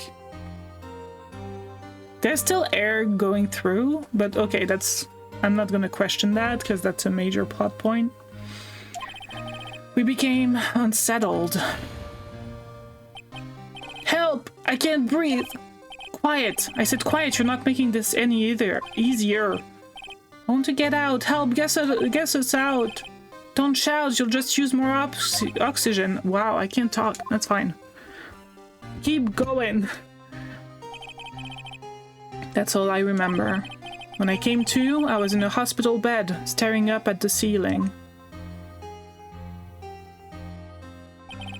In court, Yani Yogi's mental condition was called into question. They claimed the oxygen deprivation and stress had caused temporary insanity. In the end, the claim passed to court and Yogi was found innocent. Wouldn't he be found... I don't know. It's still like... murder. You're not innocent. Maybe you don't get, like, prison for life, but you're not considered innocent, right? If they thought that he did it, but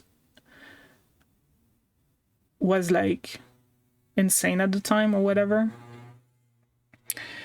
But isn't that strange? This letter tells him to get revenge on Edgeworth. Why would he want to take revenge on you? Right. Yeah? There's something that's been troubling me these last few days. I know what it is, and I don't like it. I didn't know whether or not I should tell you. You mean the nightmare? It's a nightmare I've had. A memory of a crime that I committed. A crime you committed. A memory of a murder. I think the time has come to tell all. For the last 15 years, I've had chocolate on my hand. I've had the same dream almost every night. I wake up in a fearful sweat every time. What kind of dream? I have chocolate. No, I'm not gonna eat it right now. It's a dream about my father's killing, in the dark. Help, I can't breathe. Quiet, I said quiet, you're not making this any easier. I want to get out, help, get us out. Don't shout, you'll just use up more oxygen. I can't breathe, you're using up my air. What? Stop breathing my air, I'll stop you. Ah! What? What are you? Stop breathing my air! No, father! He's attacking father. And I see the pistol lying by my feet. I don't know if it was evidence from that day in court or the bailiffs. In a daze, I pick up the pistol. Okay.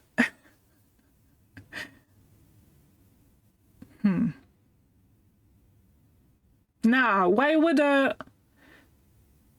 he wouldn't be able to, like, allowed to carry a weapon that is evidence?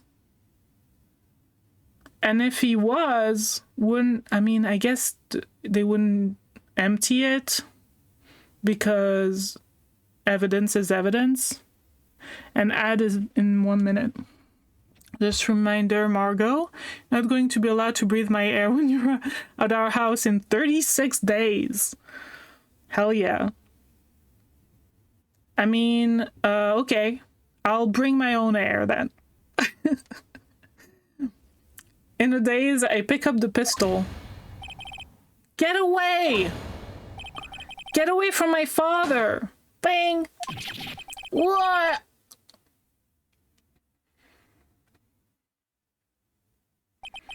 And with that scream, I wake. It's a bone-chilling scream. A scream that has rung in my ears for the past 15 years. But that's just a dream, right? Right? That thought is the only thing that keeps me sane, has kept me sane for the last 15 years. We have a lot of cows here. I don't know what you want to smell. Our derriere?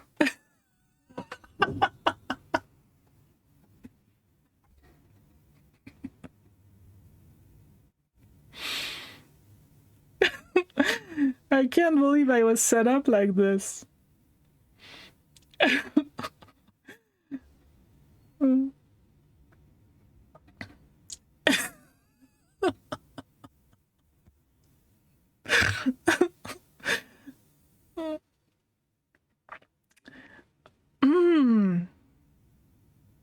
But what if I'm wrong?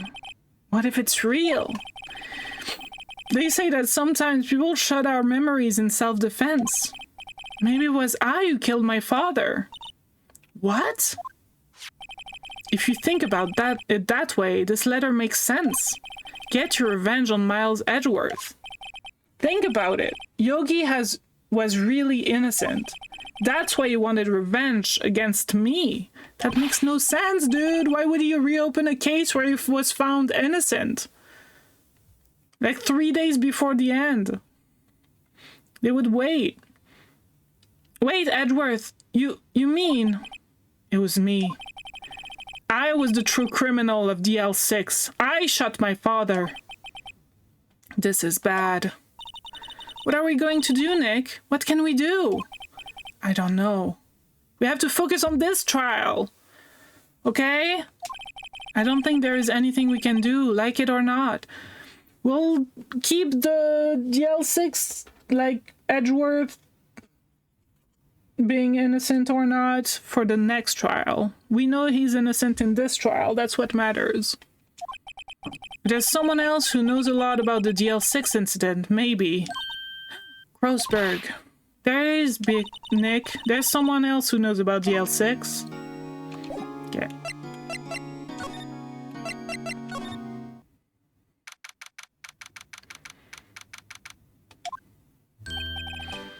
Mr. Grossberg. Ah, hello there. What's wrong? You look troubled. No kidding. I can't believe you're not. My. Just calm down and tell me what's happened, huh? It's Mr. Edgeworth. He...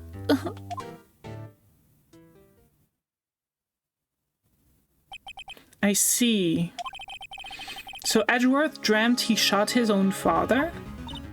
It's only a dream! Only a dream! I wonder. What? If that's the case, then why don't you two look so troubled, huh? Well... Also consider this. Yogi quite certainly holds a deep grudge against Miles Edgeworth. So deep he'd want to frame him for murder. No. He'd accept to frame him for murder. He's not the one who decided to do it, which is really confusing.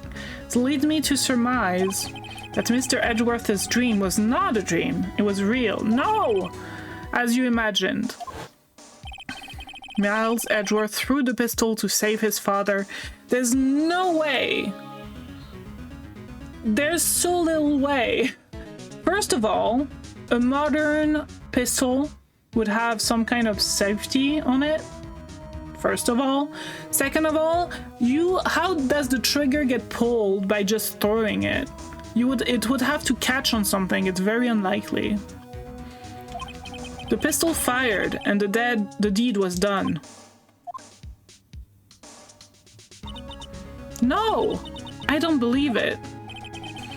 Yogi was suspected of murder and his career as a bailiff was irrevocably wrecked.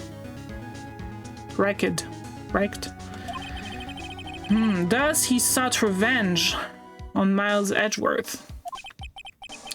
This was his last chance, of course, with the statute of limitations so close. What? Oh, wait. No, that makes no sense. That makes no sense. So the statute of limitation is coming up, so he kills... Oh, he wants to frame him for murder for the case for Hammond. But then... to reopen DL6 and find him guilty? That makes no sense. I don't think that makes sense. What do you know about Edgeworth's father? He was a defense attorney without peer. Sounds trite, but it's true. Well, he may have one peer now that I think about it. Your mentor, Mia Fey. My sister? Gregory Edgeworth was very disapproving of Mr. Von Karma's techniques. That's no surprise. Von Karma is an extreme man. Forged testimonies and evidence are nothing to him. Like, do we know this? Why is he still practicing if forged testimony and forged evidence are known to be something he does? Whatever. The result, he has a perfect win record in court. I'm still wondering who was the how do you call that? Prosecutor in the L6 incident. To beat him, Gregory Edgeworth tried to call attention to his methods. And he lost. And died in despair, as it were. Okay, so the trial he just lost before he died is one against Von Karma? I see. When Gregory Edgeworth was killed, the police called on the spirit medium. That was your mother, Misty Fey. I am Gregory Edgeworth. I have been killed. The one who shot me was the bailiff, Yanni Yogi. Yet Yogi was found innocent. That's when my mother left us. Everyone called her a fraud. That's right, everyone thought she was, you see. Yet, now that I think about it, it seems the one who lied was Gregory Edgeworth's ghost. No, stop thinking it was Edgeworth. Gregory Edgeworth must have known who shot him. I don't believe it. So you're saying he falsified his testimony? That Edgeworth's dad lied to protect his son? It's only a possibility, mind you, but a possibility nonetheless. Do you want to see this? Oh ho! So this is the letter. That seemed that Yogi was following this letter when he killed the Hammond. Why kill Robert Hammond? Hammond was a skilled defense attorney, but defended clients not for their sake, but for his own. Huh? His own sake? He never trusted his client, that one. The only thing he trusted was his own ability. But he got his client found innocent, so why should it matter? Actually, my dear, it's quite different. He won that innocent verdict from no one but himself. Yogi was a free man, but socially he was ruined. Okay. You'll understand soon enough. Okay. Wait! What is it? This letter. I've seen this handwriting somewhere before, a long time ago. Whose handwriting was this?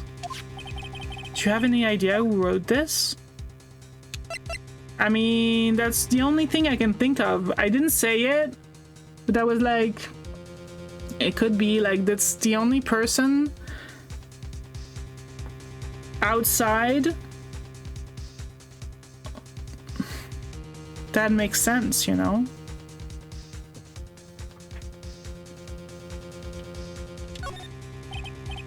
Could it be Manfred von Karma? Von Karma? Why would he have something to do with this? Well, I'm not sure. Von Karma, Von Karma. Wait, you're right, my boy! This is Von Karma's own handwriting, I'm sure of it. I used to see it all the time in court reports. What? But that means, why would he write it himself? It's not the 1900s. You have computers. Oh, drilling starting. The one who told Mr. Yogi to kill was...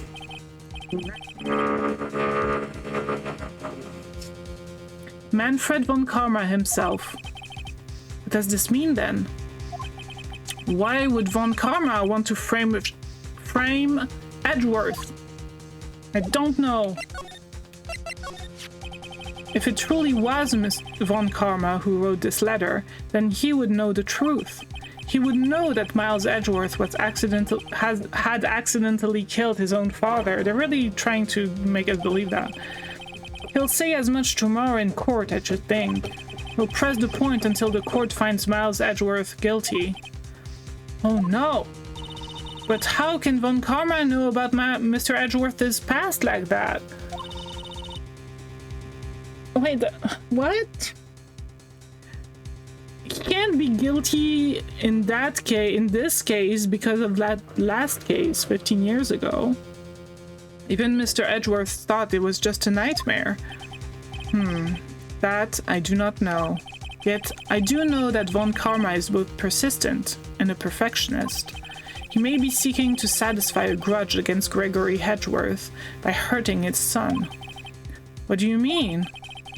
It was 15 years ago. Von Karma met Gregory Edgeworth in court, and von Karma did win, but he didn't make it through the trial unscarred. What happened in the trial between Edgeworth's dad and von Karma? Von Karma got the guilty verdict he wanted. He won the trial, but Gregory Edgeworth accused von Karma of faulty evidence, and though he lost the trial, Mr. Edgeworth's accusations stood. Faulty evidence was the only penalty von Karma has ever received in his career. As a prosecutor, it's not perfect anymore! Gregory Edgeworth dealt a blow to his perfect trial record. Wow.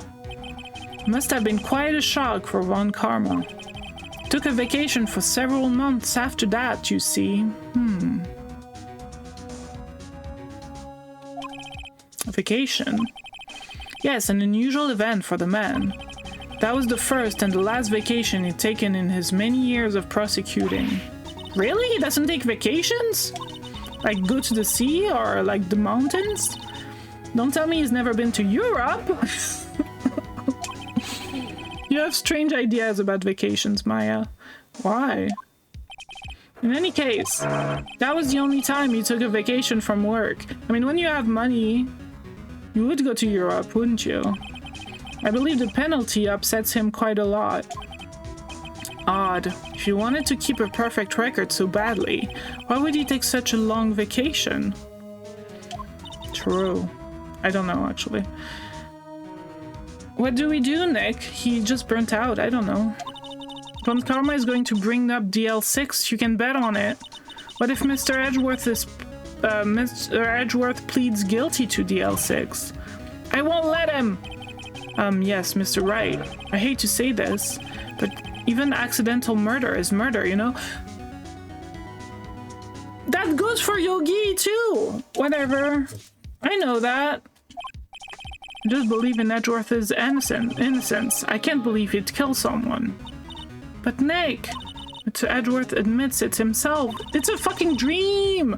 His father must have lied to protect him from beyond the grave. I don't care. I know he's not guilty. Mr. Wright, if you say so, I suppose I could go check again. The police files might hold something of interest. Mr. Grossberg? I don't know. Thank you. I can't promise anything. In fact, I think the chances of finding something are slim. I understand. The police materials, huh? So should I go to... something? No. To this? Yeah.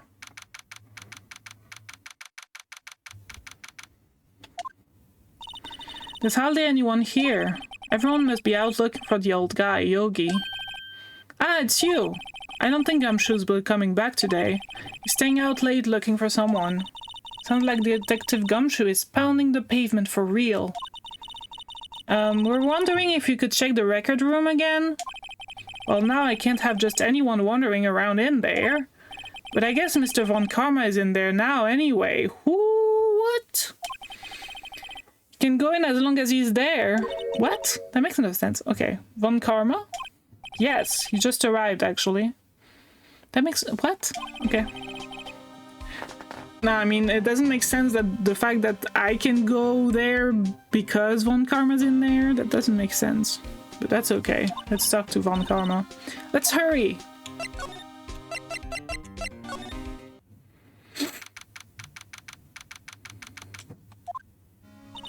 Dusty as always. We're only here just yesterday. I'm sure they just haven't had time to clean. What's wrong, Nick? Nothing. I was just noticing that he isn't here. Do I remember something? I'm not sure. Von Karma. Okay, let's examine things. Oh, this is open. Huh? One of the drawers here is open. Someone must have been looking in it recently.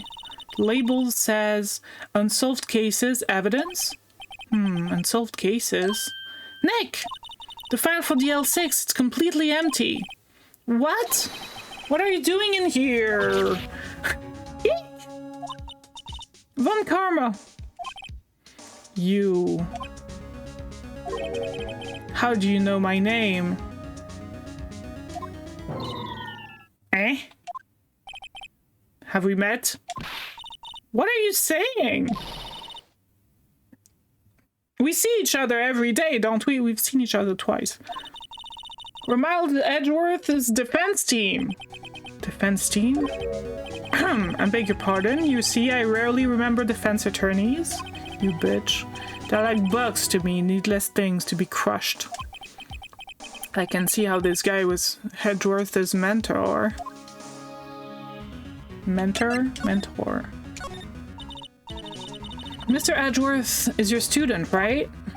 A romanticist who still can't shed that veneer of amateurism.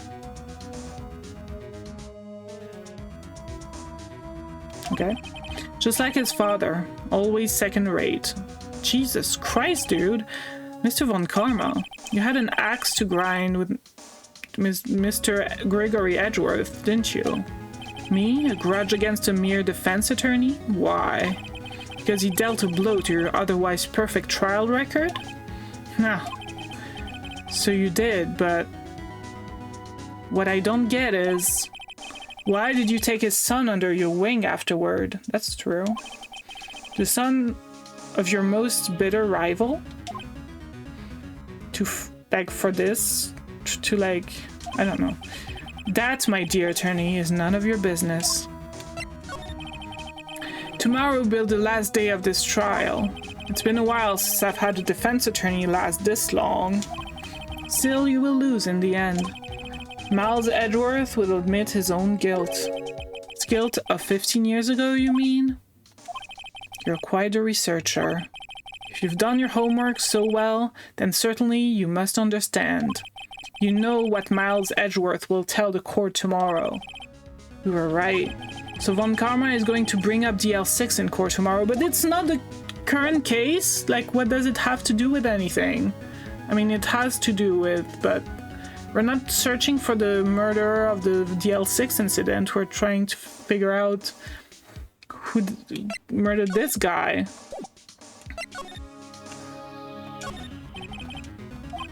Label. Is that it? I'm not gonna look at anything else. Is that all we can talk about? Oh, of course. Mr. Von Karma, have a look at this. I shouldn't do this. Like, if it was me, I wouldn't show it to him. This was you, wasn't it? You instructed Yanni Yogi to commit murder.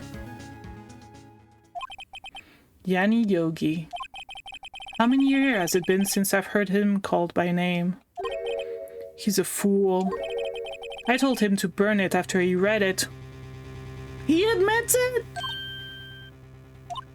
So you admit it? You wrote Mr. Yogi this letter? Yes, my dear defense attorney. Thank you for taking the trouble to bring it to me. I knew it!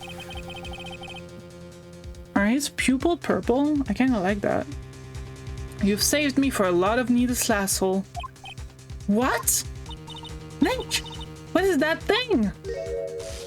Oh geez. A stun gun. For the self-defense, usually. Stun gun. Indeed. 600,000 volts will course through your body like a dog touching an electric fence. 600,000? Oh, don't worry. People don't die from it, usually. Now give me the letter. No! No! Whoa, what are you? Nick, run! Ah! Maya's the best, dude. Maya! Maya! Maya! Maya! Out of my way! What? Oh, frick. What? Fucking Phoenix! She told you to run, just run! She's literally threw herself at the stun gun, and you just stand there? Damn! Ugh, he got us. The letter's gone, of course. And he took the DL6 evidence. All of it. Back to having no clues. Wait, Maya jumped first. Maya! Is she okay? Maya? Oh, I know.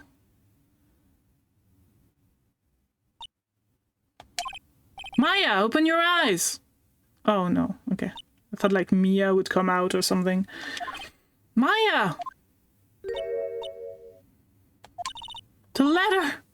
Did he take it? Huh? Oh, yeah. Are you okay? I couldn't stop him. I jumped as fast as I could, but one shot from that thing knocked me out cold. I'm useless. Dude, he's useless, not you. I'm no good as a lawyer or a medium. I can't even call my sister. Not even now when we need her the most. I wish I hadn't woken up at all. Jesus Christ, Maya, don't say that. Maya! Grr, there has to be some way I can help her. I'd better do something about her self-confidence first. Maya, she's holding something. What is that? A bullet? GLC incident, evidence number 7, taken from the heart of Gregory Edgeworth. I remember. Von Karma was holding this when Maya jumped him. Taken from Gregory Edgeworth's heart, still bears clear ballistic markings. I wonder if it's the same gun. I'll prove it to you, Maya. You're most definitely not useless. I'll prove it to you in court tomorrow. To be continued. Jeez, man! That's crazy.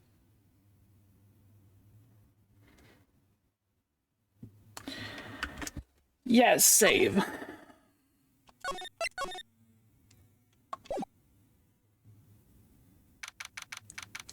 I'm gonna eat chocolate now.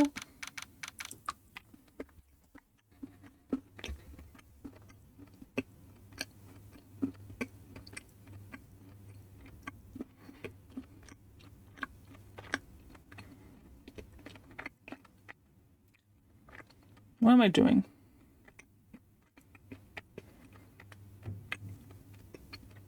Because I can't eat chocolate and talk at the same time, unfortunately.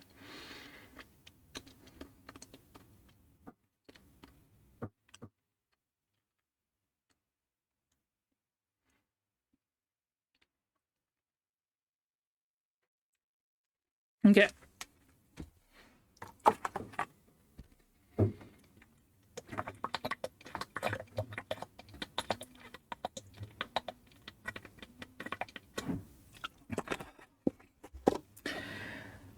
December 28th, 9:51 a.m. District Court Defendant Lobby number 2.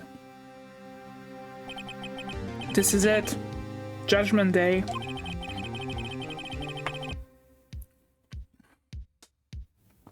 Okay, I thought there was another case after this one.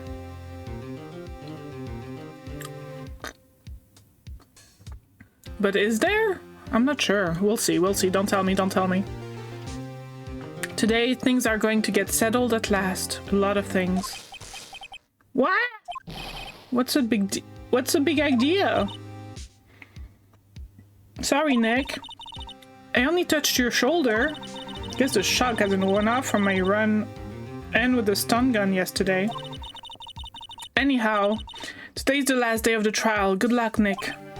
Yeah, thanks, Maya. Edgeworth is looking glum as always. I hope Von Karma doesn't push him too hard.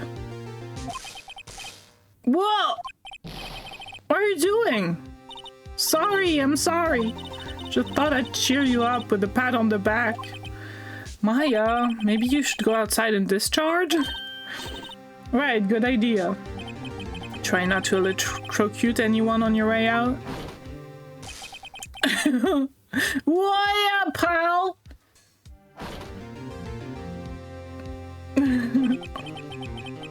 What's gotten into that girl? Detective Gumshoe. Morning, Mr. Edgeworth. Good morning. How did it go, detective? Have no fear, a promise.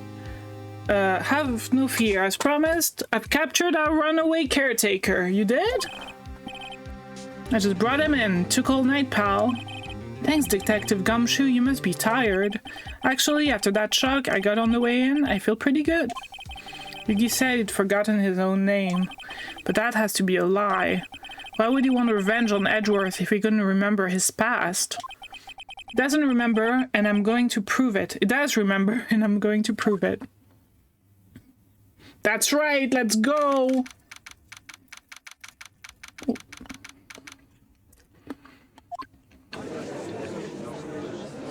I always end up with chocolate on my hands.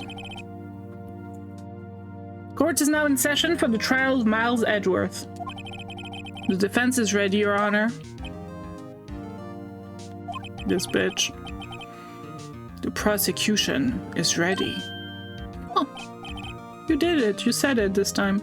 Right, very well. We have reached the final day of our proceedings in this trial. I ask that the prosecution submit decisive evidence. Understood. Come on, don't be awed into silence by every little thing he says. Very well, Mr. Von Karma. Your opening statement? Right. Thanks to Detective Gumshoe's effort, the boat rental shop caretaker has been arrested. In yesterday's trial, the defense asserted that the caretaker was the murderer. However, the caretaker has yet to confirm this. I would like to ask the defense to cross-examine him as much as necessary. Very well. Please bring the witness into the courtroom. Asshole. Ladies and gentlemen of the court, I believe you all remember our witness. He lives in the boat rental shop on the lake from where he witnessed the incident. In addition, he has currently lost memory of his name and identity. I don't believe that. Witness, Why did you run away yesterday? The witness has not... You can't object the judge. Can you? I don't know, actually. The witness was not running away, as he will now testify. I see. Very well. Please begin your testimony. I hate this guy.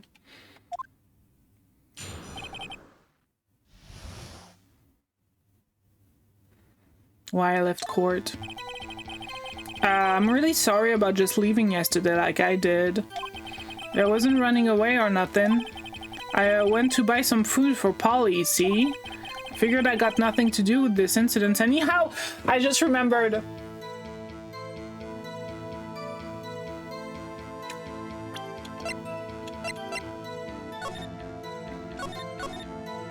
After his arrest, fiancée Polly Jenkins committed suicide.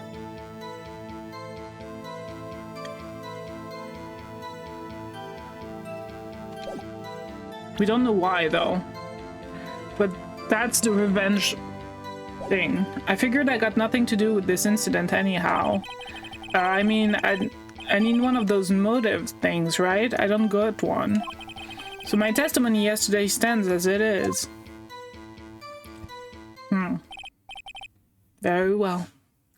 Ads in 10 seconds, I'm sorry. Let's begin the cross-examination, shall we? He has to know his name. Yanni Yogi, you're Yanni Yogi, and I'm going to prove it. Oh, I can prove that. Well, I can at least, like... Yeah, kind of prove it. Really sorry about just leaving yesterday like I did. I'd call what you did running away, not just leaving. You heard Larry's testimony and realized you were in danger. No, no, no. Now, Mr. Wright, there's no need to rush to conclusions. As I said, the witness was not running away. Listen to the testimony. Sure seems relaxed. Fact they both do, Von Karma and Yanni Yogi. I wasn't running away or nothing. Then why did you leave? He's just about to say why. Is it so hard for you to just quietly listen when someone's talking? If I sat quietly, Edgeworth would be guilty in 3 minutes. I went to buy some food for Polly, you see. Food? Well, Polly's a bit of a gourmand, you see. She only eats things these high-quality bird pellets from France. They only have them in the big pet shop downtown. But you weren't arrested until this morning. Why didn't you go back to the caretaker's shack? Well, I kinda got lost, you see? That makes no sense. You would need those pellets, like, pretty regularly, so you would know the way, even if you're, like, senile. You would know the way to there, right? The witness has trouble remembering things sometimes. And the police also, why is he, whatever, taking care of himself? Like, how does that work? When the police apprehended him, he was on his way back to the shack. Yeah, right, nice try, Von Karma. No one's going to believe that. I see, so he was lost. Please, Your Honor, come to your senses. I figured I got nothing to do with this incident anyhow. You've lost much of your memory, is that correct? Yup, seems like it. Then how could you know that you didn't have anything to do with this incident? Or maybe you're lying about not having your memory, You know exactly who you are. The witness has testified quite clearly that he has no memory of who he is. This is just so silly, like, if you claim he's lying, then show the court proof. Grr, how am I supposed to prove what's going on in that old codger's head? That's impossible! I'm not going faster! I'm glad you've come to your senses, Mr. Wright. Very well, witness. Please continue. I mean, I need one of those motive things, right? And I don't got one. How can you say you had no motive? I say you do. You had a grudge against Edgeworth and the victim, Roger Hammond. That's why you took revenge on them, right? Please don't make me repeat myself, Mr. Wright. This witness has no memory of anything beyond several years ago. He can't hold a grudge. It's impossible. I have to prove he's lying about his memory. Otherwise, it's going to be the same thing over and over until the trial ends. Might I say something, Mr. Wright? Yes, Your Honor. You've been saying the same thing now over and over. You've been calling the witness's memory of the past or lack thereof into question. But does this really have anything to do with the current case? Of course, Your Honor.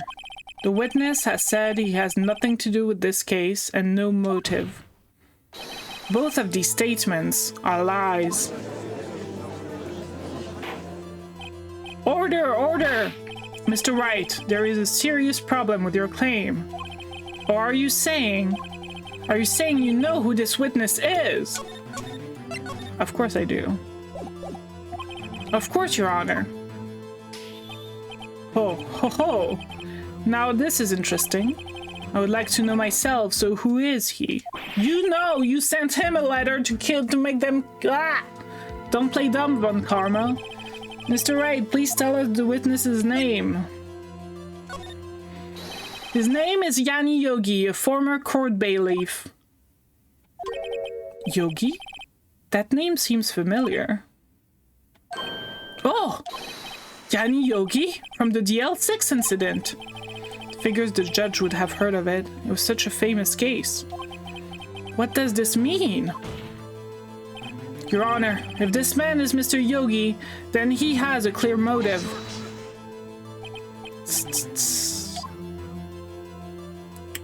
No. Jumping to conclusions again, Mr. Wright. This man, this witness, is Yanni Yogi. Fascinating. However, how do you propose to prove this to the court? This is a court of law, as you recall. You need proof. Allow me to repeat once more that the witness has lost his memory. I know how to do that, but I don't know if they'll accept it. This is it. I have to do this now. If I can't prove he's Yogi right here, right now, then I've got nowhere else to go. Nick, how are you going to prove it? How can you prove that he's Yanni Yogi? It's okay, it's actually quite simple. Your Honor, please take this man's fingerprints. Then we'll compare them to the fingerprints file for Yanni Yogi 15 years ago. I see, that makes sense. Huh? No, okay. I'm so very, very sorry, Mr. Wright. Why? The witness has no fingerprints. I knew it! What? What? No fingerprints? You see, before I worked as a caretaker, I worked as a chemical plant. I burnt my fingers working with the stuff, yup. Jesus. What? Yogi, you sneak. You burn your fingerprints to hide your past. Well, if the witness has no fingerprints... I love how... Yeah. I said I don't want to talk about it or something like that. Well, if the witness has no fingerprints, I guess we will not be able to prove his identity. DNA? Anyone? Well, what will you do now, Mr. Wright? Seems that the case has been decided, no? No! I know what happened. I know everything. I just can't prove it. But no, I can't let it end like this. I can't lose. There has to be another way. There is, dude. There is no one who can testify as to who this witness is. No one! There is someone. What are we gonna do? I didn't even consider that he might even have erased his fingerprints. That is so psychopathic. What do I do? Well, Mr. Wright, Perhaps you'd like to cross-examine his parrot for a little comic relief, huh?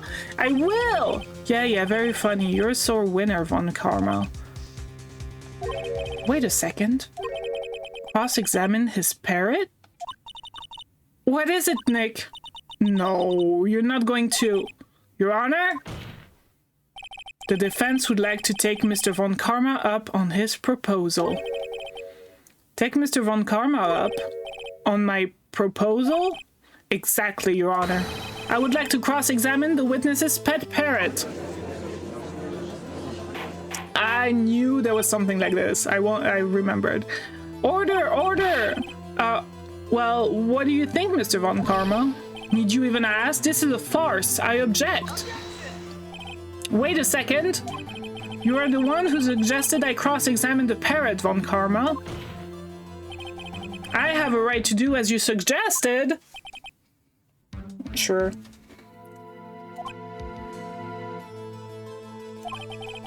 Well, if you're so desperate, then please be my guest. Of course. Should you go through with this, and nothing comes of it, then I hope you're ready for the consequences. Nick, this is crazy. Well, still want to go through with your little game? Yeah, I'm doing it. Let the parrot take the stand. I will cross-examine her, Your Honor. This is the most ridiculous thing I have ever heard. When Karma's rigged every person's testimony, every piece of evidence, except the parrot. She's my last chance. At least, I think so. Bayleaf, bring in the parrot! Look how cute! Look! What a good bird. That's quite a bird. Please tell us your name. Name! The witness is ignoring me. It must hurt to be ignored by a bird. Very well, witness. Who is Your Honor? Please testify for us. She's not going to say anything until we ask. Hello.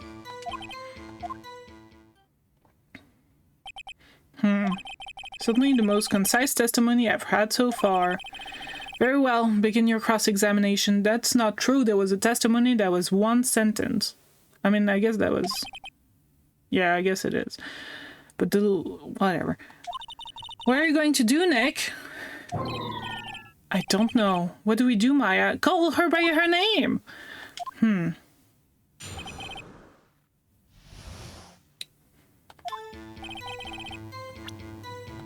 Oh, that's the only one, okay. Well, I guess we should try to get some information out of her. We need to show the judge that her owner is Mr. Yogi. Yeah, I know. Witness! You can't just say hello and expect her to get anywhere. I want you to testify. Maya, you talk to her. Right, what do I say? Oh.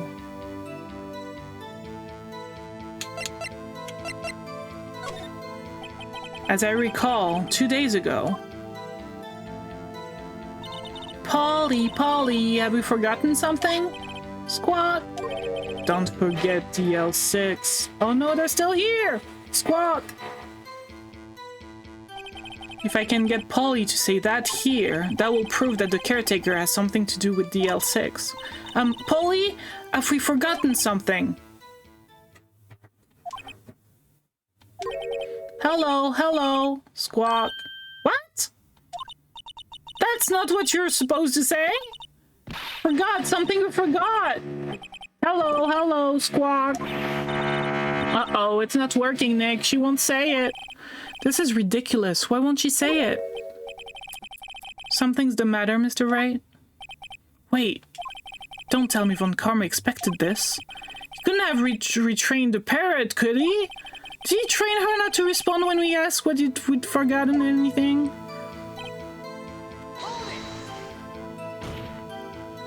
Witness, you're here to speak. You must speak to me.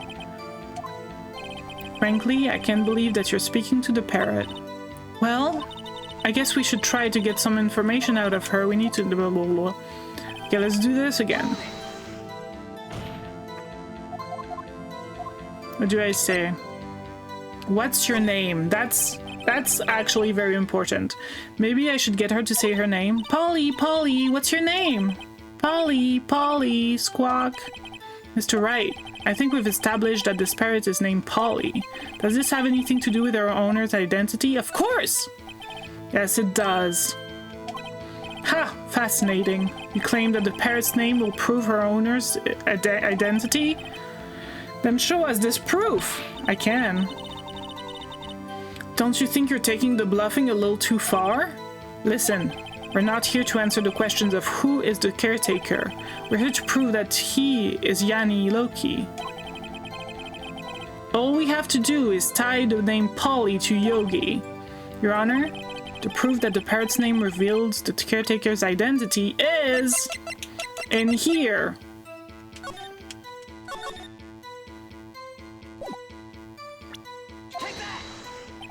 The DL6 case file.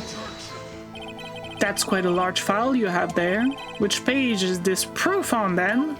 Page 3! Show us or stop wasting our time. There are 3 pages, not a lot of pages, you bitch. Very well, Mr. Wright, please show us the page.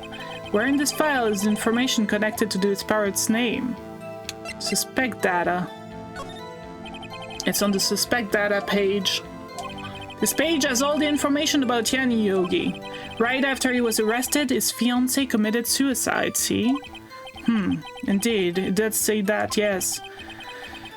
What was his fiancée's name? Polly Jenkins? Polly? Exactly, Your Honor. He wanted to remember the name of his fiancée who had committed suicide.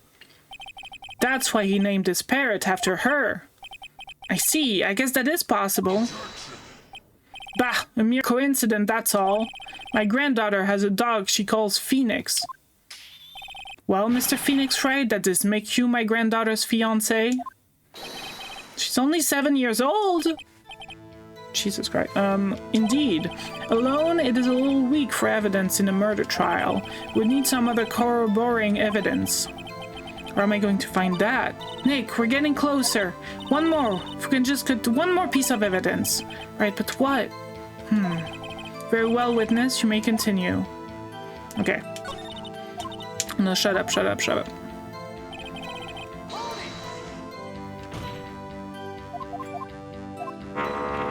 What's the safe number? I don't know how that's relevant, but okay. Maybe I'll get her to say the number of that safe. Wait. 12/28! It's the date! I'm so stupid! The safe? Why? Let's just try to get her to say anything, okay? Polly, what's the number to the safe in the shack? 12/28, 12/28. My, what a reckless parrot. Well, Mr. Wright, Ron claiming that this number has something to do with the caretaker. Actually, it does! Actually, it does. That's why I had her say it. Ha! What?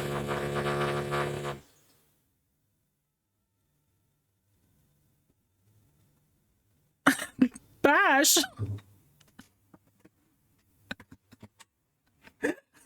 What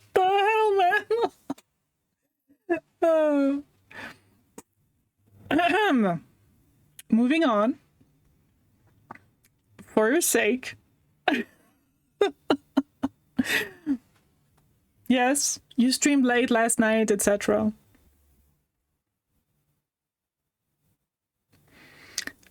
No, I just don't want to... What? No! I just don't want to get into Jarvitz's weird scheme. That's all. If I start saying something, then it opens up... It's Pandora's box. It opens up to a freaking world of despair and... You know. Ha! Ridiculous! How can the number to a safe tell us who the caretaker is? Show us your proof!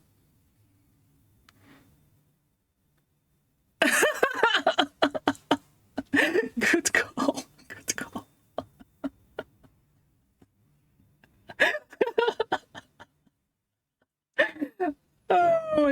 Bash.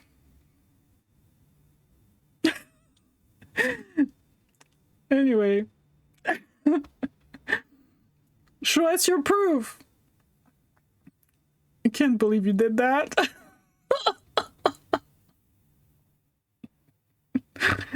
Oh, sorry. Show us your proof. What could possibly link this number to the caretaker's true identity? The same thing, actually. I think that's the only thing I have about this, yeah.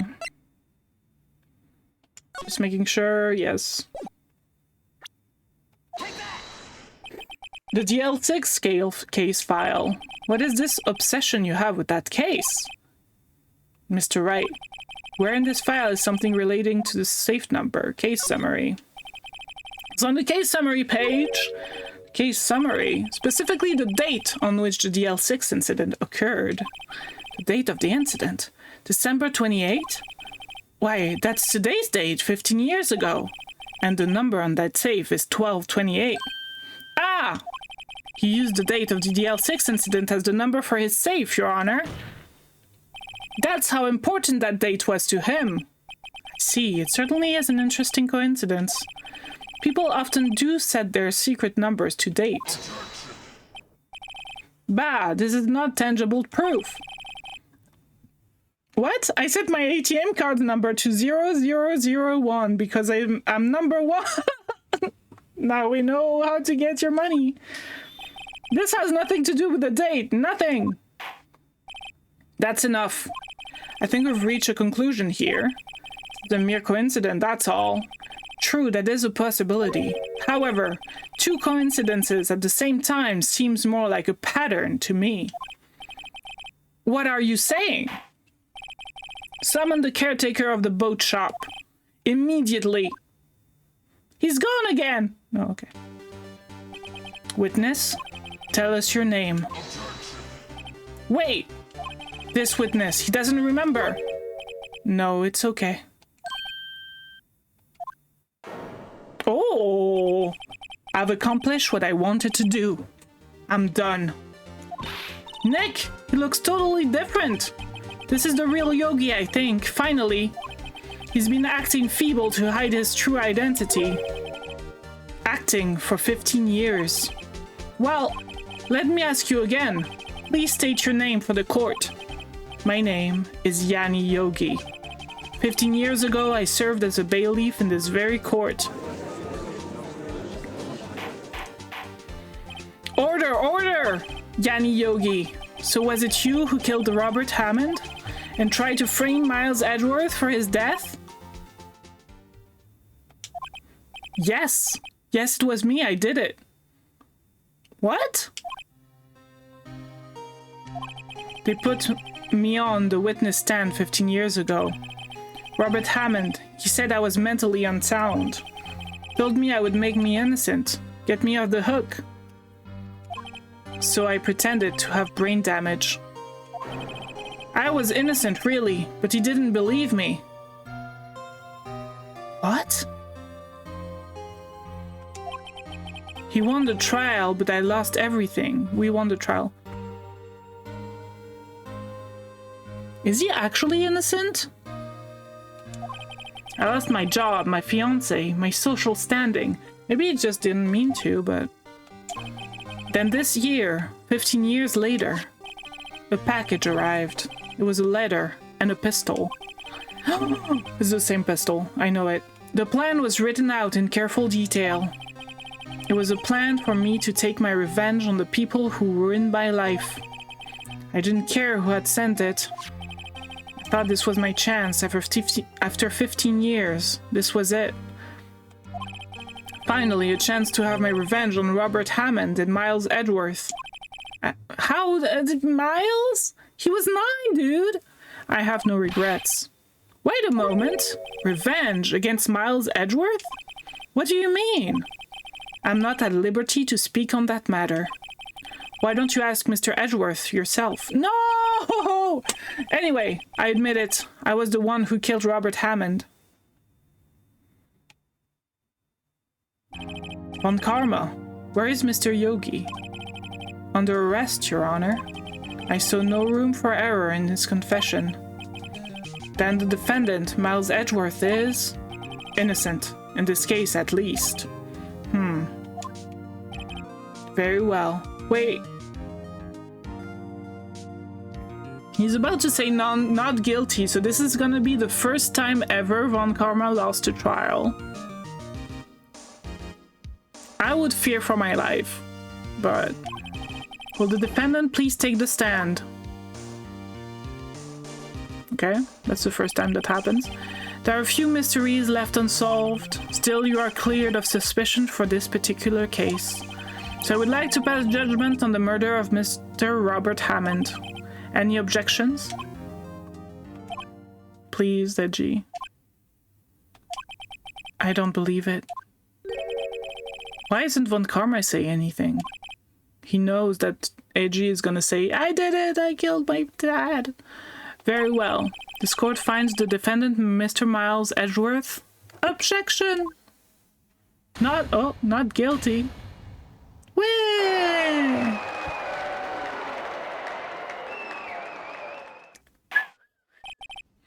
That is all. The court is adjourned. Objection!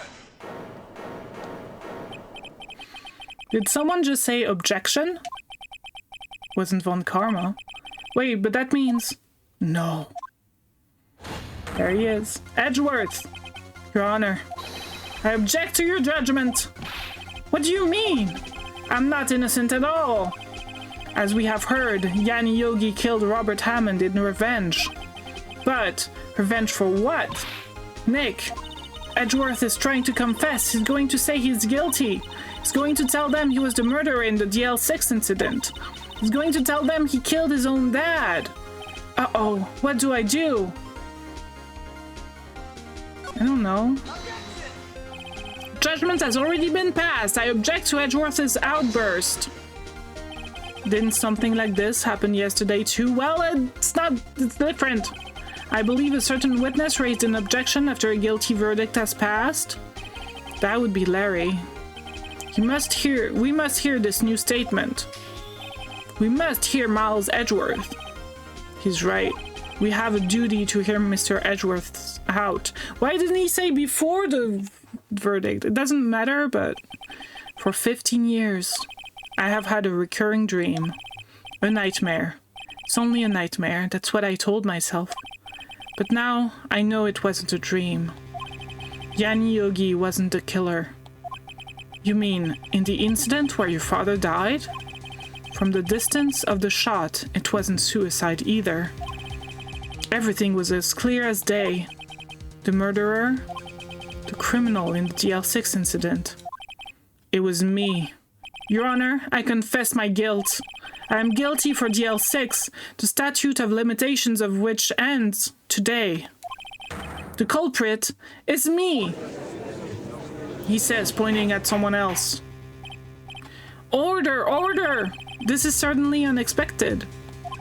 The defendant, declared innocent, is confessing to a different crime. The crime for which the statute of limitations run out today. I'm not really sure how I should deal with this. It's obvious. We hold a trial, right here, right now. We tried this man for his crime of 15 years ago. I think I would like to take a 5-minute recess. During this time, I will consider the appropriate course of action to take. Court is adjourned. December 28th, 2:24 p.m. District Court, Defendant Lobby number 2. I'm sorry, Wright. I've just wasted all of your effort. What? It makes no sense. We're not talking about the same case at all. Like, also you were 9. You can't... You don't put a 9-year-old in prison or something. I mean, like... Whatever, we'll see. Mr. Edgeworth, I just don't believe it, sir. I mean, you kill your dad? I didn't want to believe it myself, detective. But it's the truth. I deserve to be punished. No, you don't! Murder is murder, no matter what the circumstances. This is crazy, just crazy. Nick? What are you doing? Huh? Oh, was just reading through the court record once more. Getting my case ready. Should I do that too?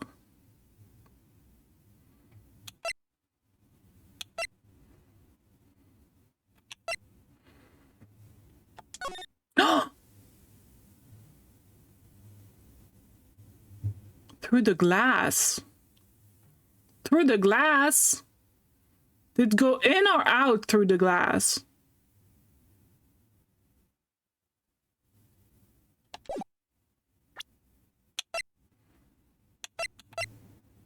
Where do we have this still?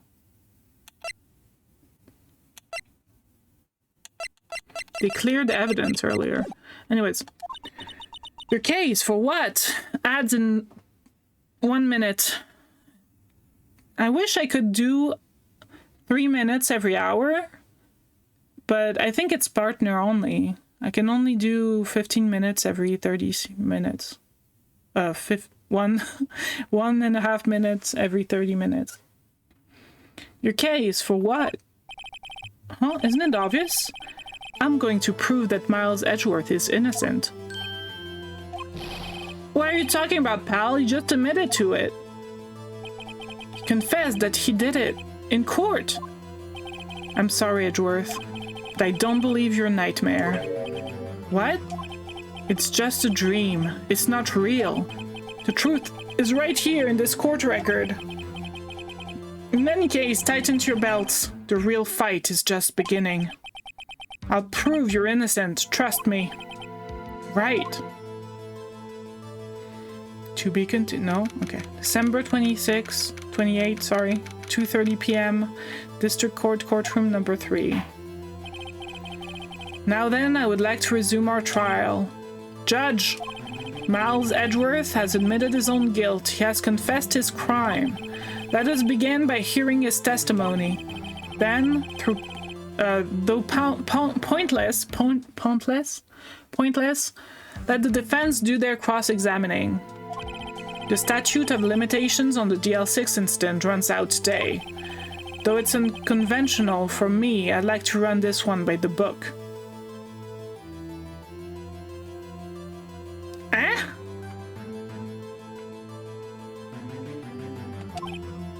I see. Does the defense have any objection? Are you... Whatever. Not even questioning anything anymore. No, Your Honor. Von Karma. You knew this was going to happen from the very beginning, didn't you? I think we'll prove that... Okay, I'm not going to say anything. Very well. Will Miles Edgeworth take the stand? Will the witness state his name and profession?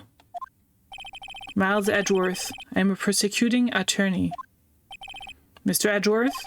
15 years ago, you mistakenly killed your father, Gregory Edgeworth. Is this correct? It is correct.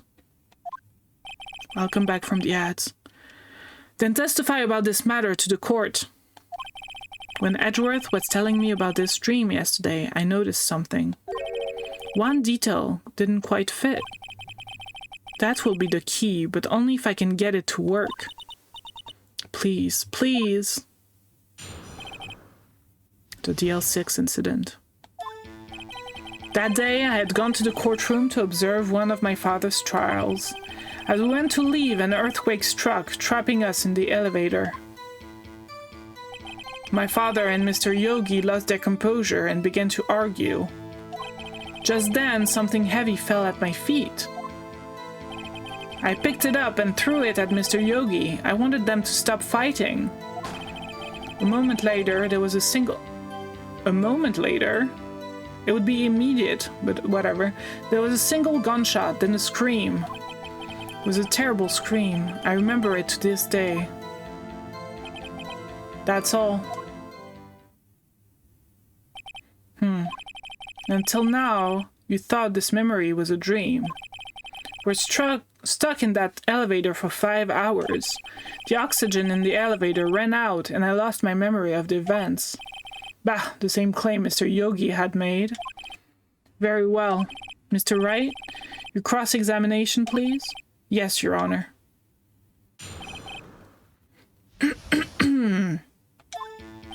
That day I had gone to the courtroom to observe one of my father's trials. What was the trial your father was involved in on that day? I don't remember things very clearly. Only two things. I know my father lost and Mr. von Karma was the prosecuting attorney. Mr. von Karma, you were handling that case. It was 15 years ago. I don't remember the details, my ass. That was when Edgeworth pointed out the problem in von Karma's evidence. As we went to leave, an earthquake struck, trapping us in the elevator. So there were 3 people, including yourself, trapped in that elevator. Yes, myself, my father, and Yanni Yogi. We're fine at first, but then as time passed and no one came to help, my father and Mr. Yogi lost their composure and began to argue. What did you do then? I was a 9-year-old boy at the time. What could I do? I was scared, trembling in the corner.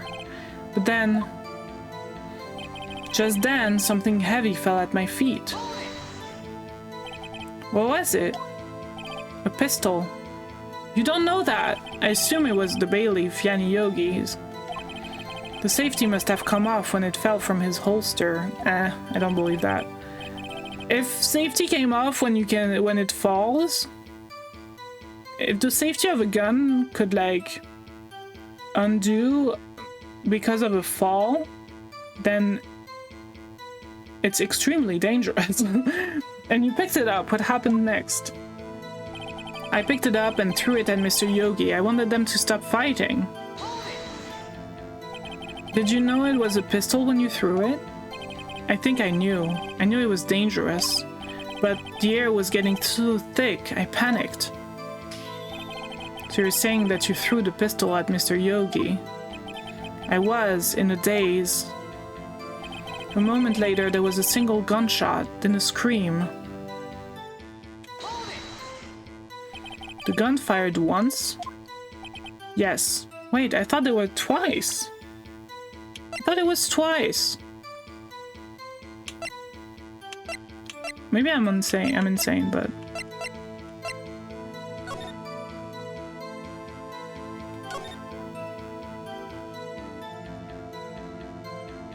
The murder weapon was fired twice. I remember that.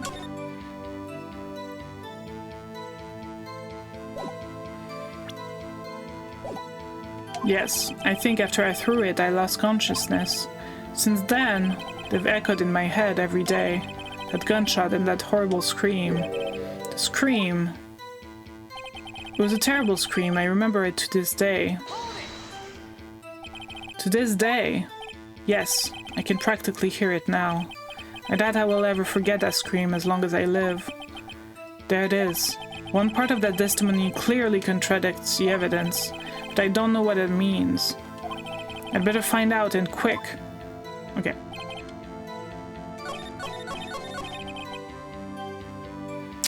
I'll save.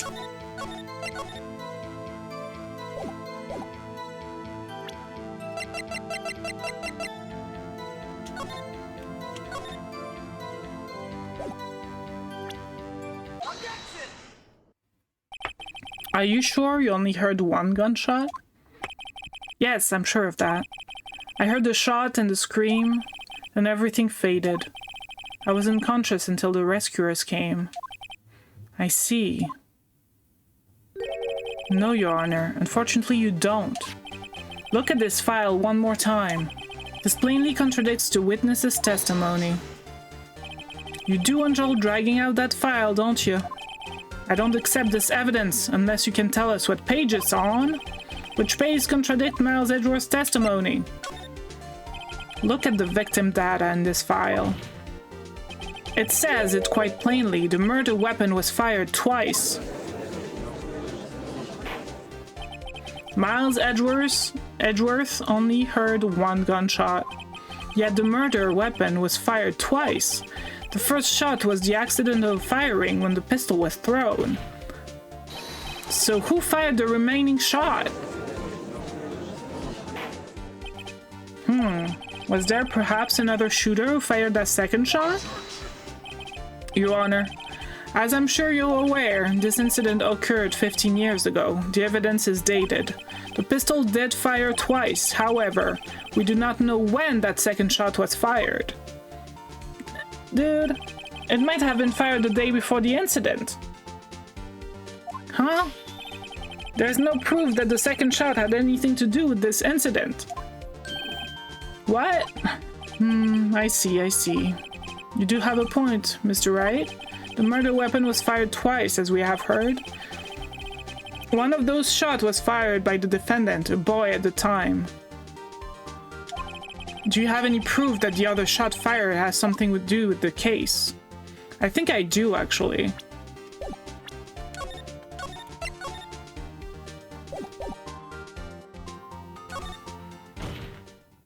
Your Honor, I think I will be able to show you proof.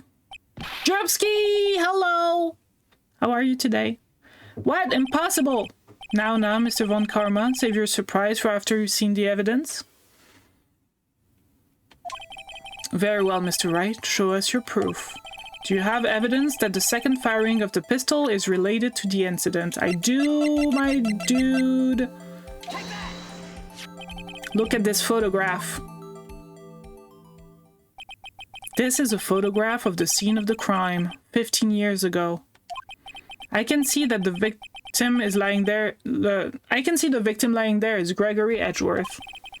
This proves the murder weapon was fired twice at the time of the incident. This photo proves it. So let me get this straight. This photo proves 2 shots were fired. Where? Your Honor, please get a clue. Show the judge the contradictions in the photo. Almost clicked.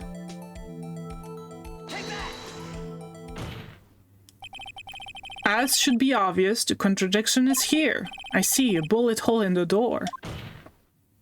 Your Honor, Gregory Edgeworth was killed by a shot from the pistol.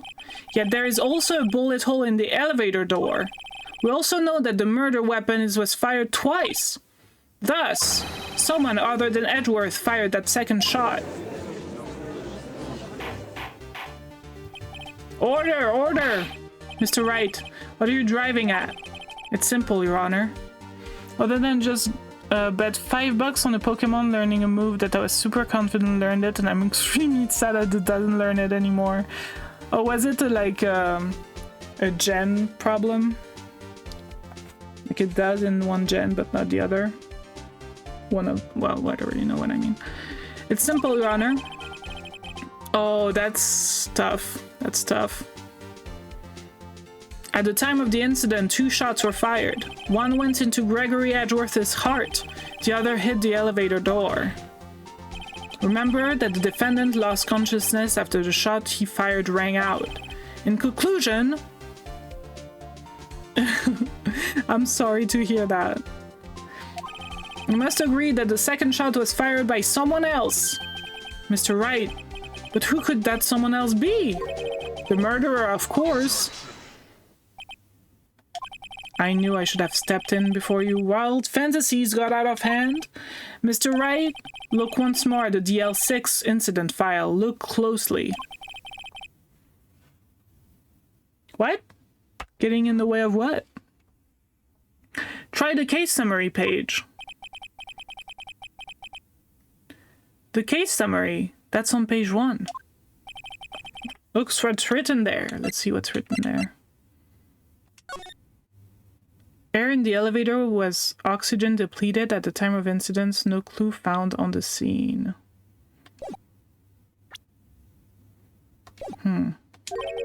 Not a single clue was found on the scene. What does that mean? Where's the pistol then? We did find a pistol, right? If the pistol had indeed been fired to... Are you dumb? Then the other bullet would have been discovered on the scene. What are you talking about? It's shot outside of the scene of the crime, you dingy dong. That's fine. If I didn't want to talk about like anything else, I wouldn't be streaming it. I would just play it by on my own. Then the other bullet would have been discovered on the scene. He does have a point. That second bullet has never been found. Why? Because the second bullet does not exist.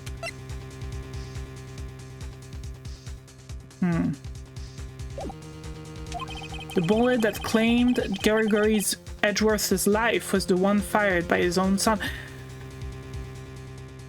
Are you, like, saying... What are you saying? What does that prove? The whole truth. So you're just gonna ignore that there's a giant hole in the wall here? And just be like, okay, we didn't find a bullet, so it doesn't exist. Like what? It was undoubtedly something else that made that bullet hole in the door. Oh. Sure, my dude, sure.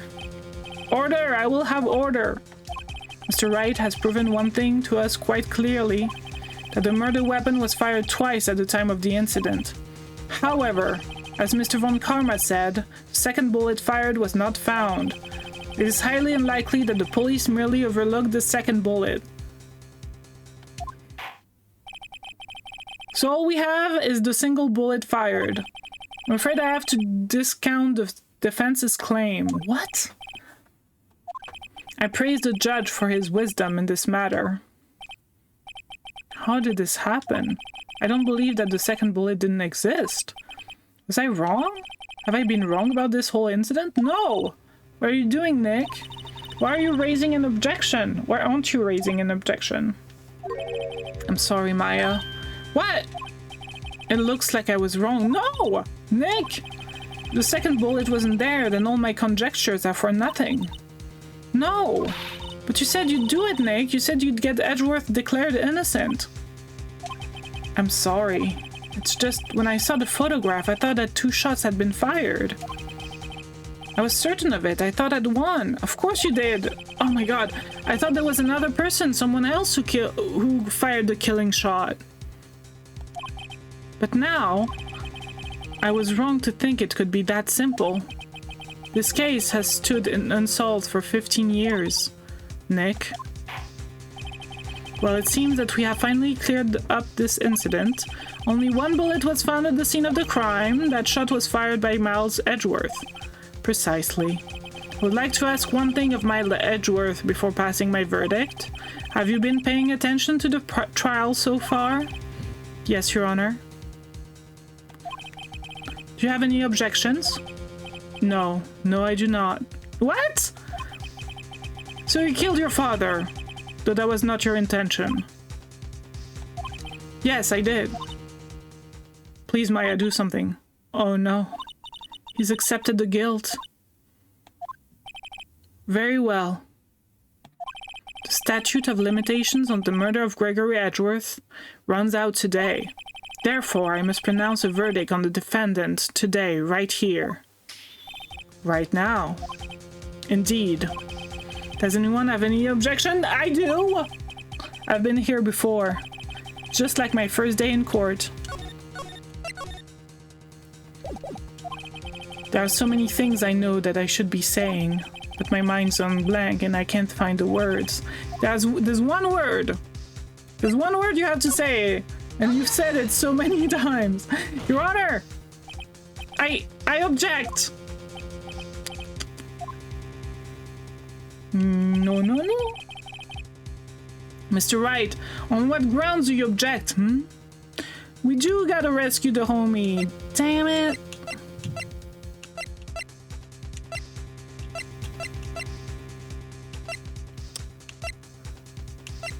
Is there anything else?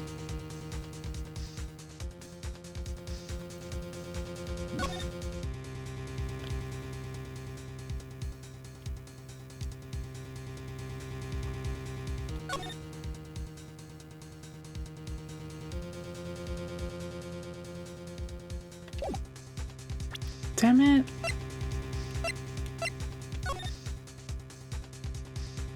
Don't even see a bullet hole in his body, but that's not.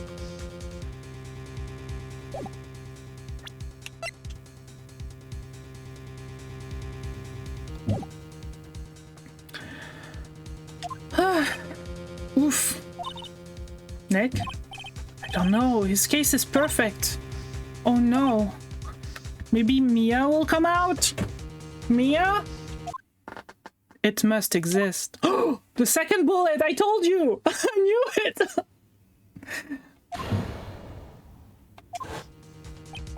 What? What did you just say? Nothing? The second bullet must exist? But where? Someone took it. I mean, obviously, Mia. It seems waiting is not going to produce us any answers. From Mr. Wright. Wait, Your Honor. Second bullet. It existed. What? We've just heard proof that it did not exist. Please. Please. I realize that, Your Honor. I'm really grasping here. It's just someone took it from the scene of the crime. That's what happened. But who? The murderer. The murderer? Then tell us, just who is this murderer? I think it's you, my dude. I'm still thinking about that one. So the criminal... Wait, why are we not saying that Yani Yogi did it?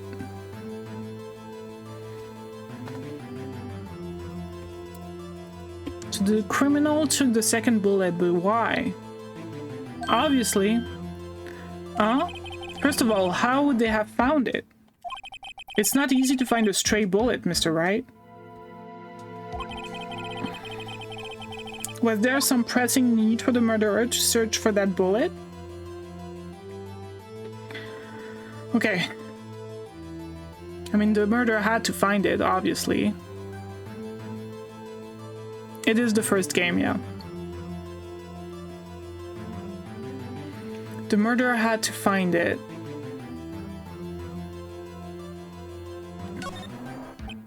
Of course there was a need. That's why they took it. Yeah, I've played this before, but I don't remember very well, so... Same. Bah, what possible reason could they have had? Well, I'm gonna save... I mean, to...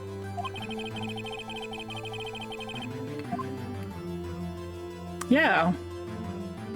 The bullet would be proof. Oh. Proof? It was a special bullet, so they took it with them. What do you mean? If that was the case, then they should have taken the bullet from inside Gregory as well. Huh? Why would they only take one of the two shots fired? Oh, right. Oh no, have you really thought this through? No, I didn't, okay? I'm going to have to penalize you. Oh dear. This isn't going so well. Is there some pressing need for the murderer to search that bullet? Oh no! They brought me back here!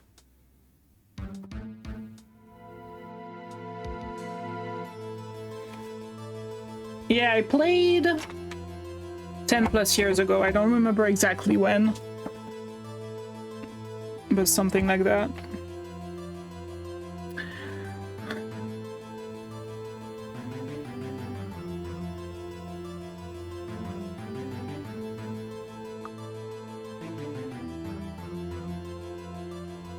Wait, so there was the murderer had to find it, and the two answers were he needed because it be proof, or he was just being cautious.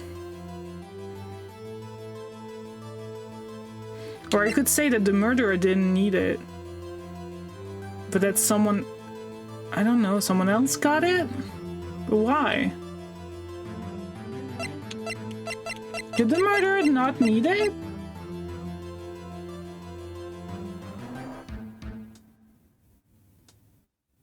I'm gonna try this. Murderer was cautious! A very cautious sort, you see. That's why the murderer had to search for that bullet. Ow, wait, I'm stuck. Ow. Okay, we're good. If that was the case, then they should have taken the bullet from inside Gregory as well. Huh? Why would they only take one of the two shots fired? I mean, because it's impossible, like... The second bullet is outside of the elevator. So if the murderer took it after the murder took place. Like, after they reopened the elevator, after they got freed from it. But if they took the one in Gregory, then it would be found on them. Because they would be searched, obviously. So they couldn't take that one, obviously. Also, you're not gonna, like, go in, but whatever. I can't believe that. My logic is flawless, but the murderer didn't need it, I guess. Why would the murderer have spent the time to look for a stray bullet? Haven't got a clue. What's wrong, Mr. Wright?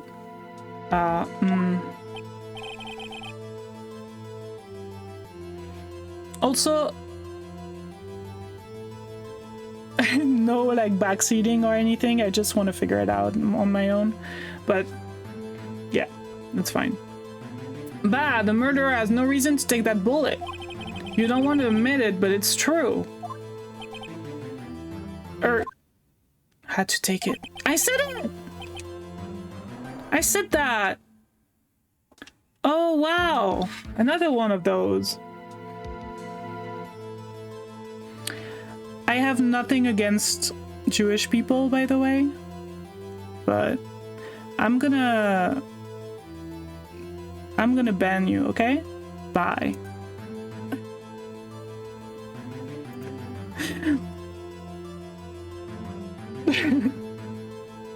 Well, that happens. I mean...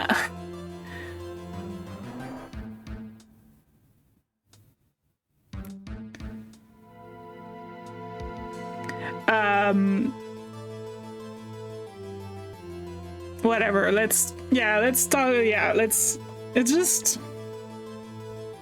I don't want to take those tags away because I believe in them. And I mean, it's fine if some people, like, come in and say that from time to time. I guess it's fine. It just sucks. Yeah. I'm just like, should I have them up there? Like, but I think I should. Like, I don't think I should take them away. I don't know.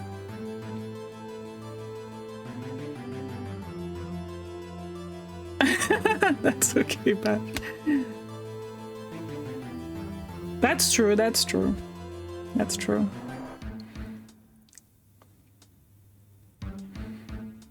Okay, thank you guys.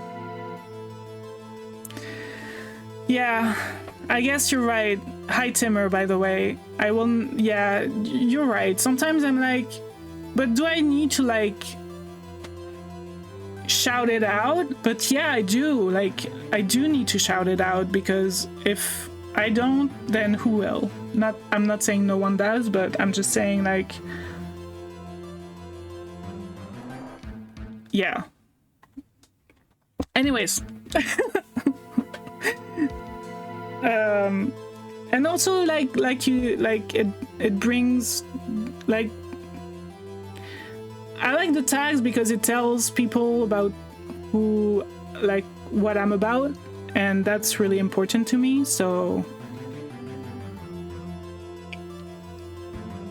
I guess it's fine. I'm fine with having people like that coming from time to time, because, like, I don't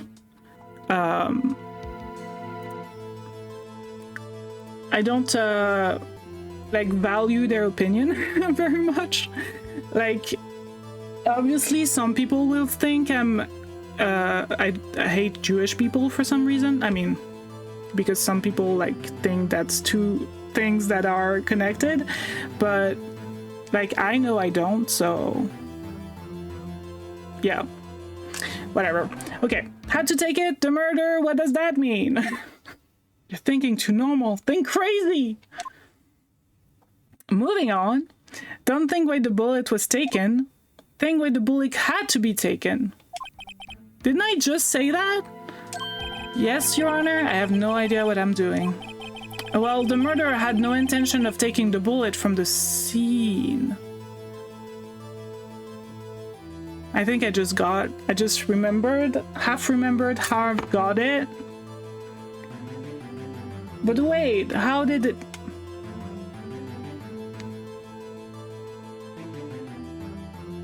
Okay, my thought process. No one tell me what's happening, okay? My thought process was... Okay, first of all, we still don't know if the shot was fired inward or outward. Yeah, whatever, like... Also, like, their name was, like, a bunch of letters and numbers, like... But yeah, we don't know if the shot was fired inward or outward. And second of all, it could have landed in someone.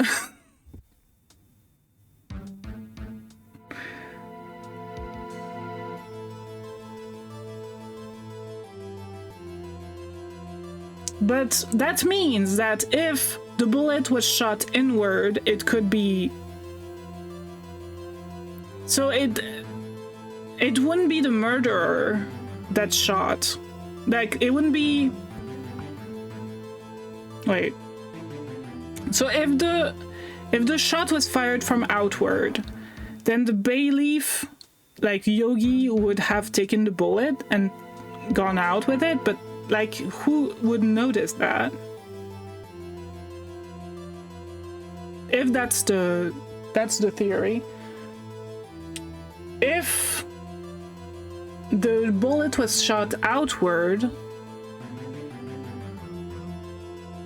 so that would mean that the shot that Edgeworth like shot by throwing the pistol, which is completely like, it doesn't make sense, but that's fine. Shot out and landed in someone. Or something that was like removed afterward somehow. But then no matter what,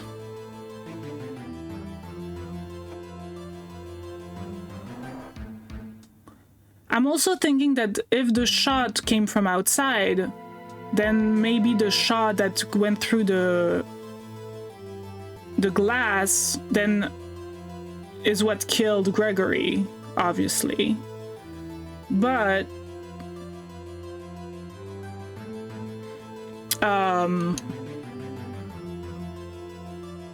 then where's the other bullet? The other bullet. And so I don't know. So the only thing that I can think of is Yogi. So Edward threw the pistol, it fired and went outward. It landed in something, maybe a person, maybe. I think I remember kind of something. So I'm gonna shut up and keep playing. The murderer had no intention of taking the bullet from the scene. Okay, I can't figure it out though, in my head, exactly what happened. But the murderer had to take the bullet. Had to, Mr. Wright? What do you mean? I'm gonna save again. Well, for instance what? Maybe the bullet hit the murderer? The bullet hit the murderer.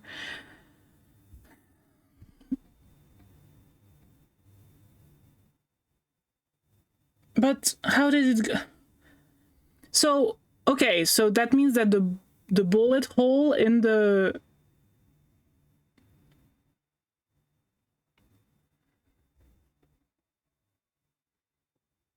The bullet... Wait, how would... How did they... Wait, did it... Wait. It doesn't make sense. How did the bullet go outside of the elevator and also into the murderer?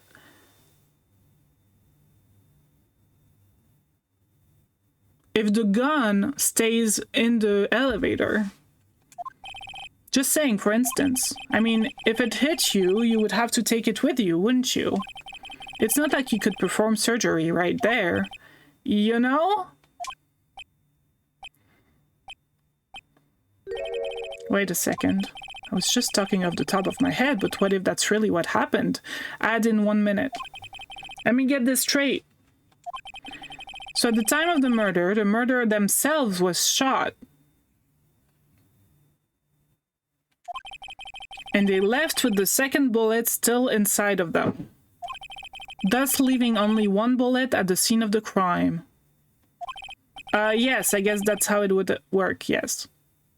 So, in that would only mean that...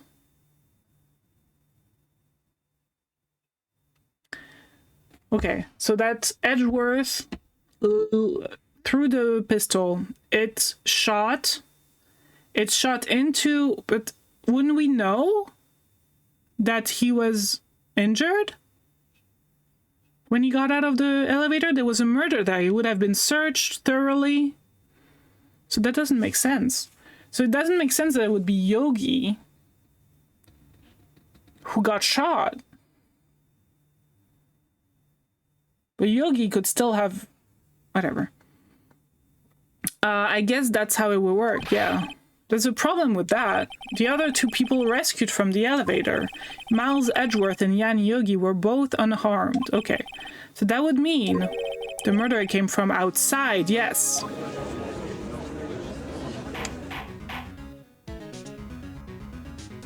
But there's only 1 hole in the thing. 2 men fight inside the elevator.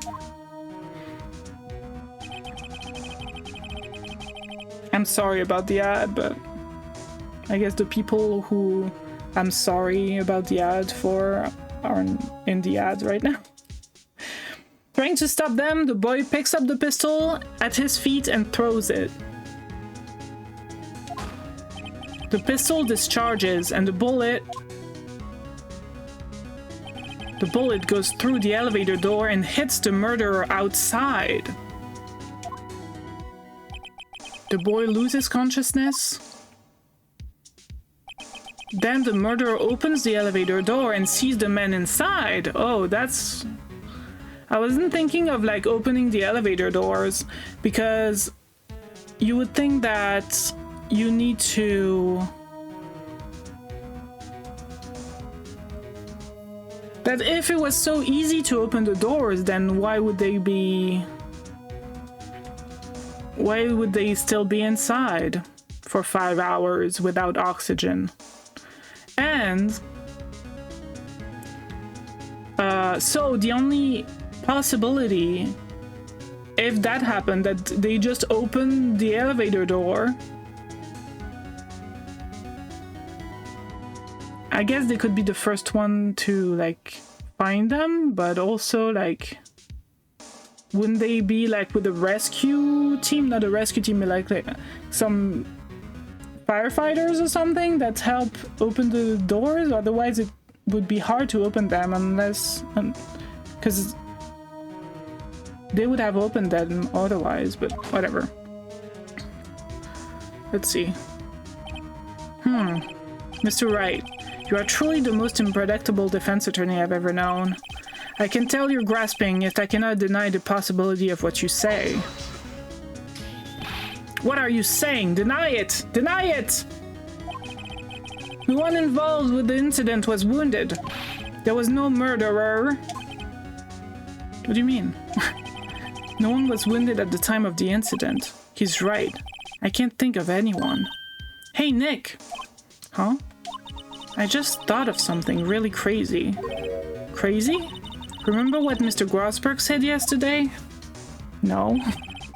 Gregory George dealt a blow to his perfect trial record. I remember that. What? Oh. Wow. Oh, whoa.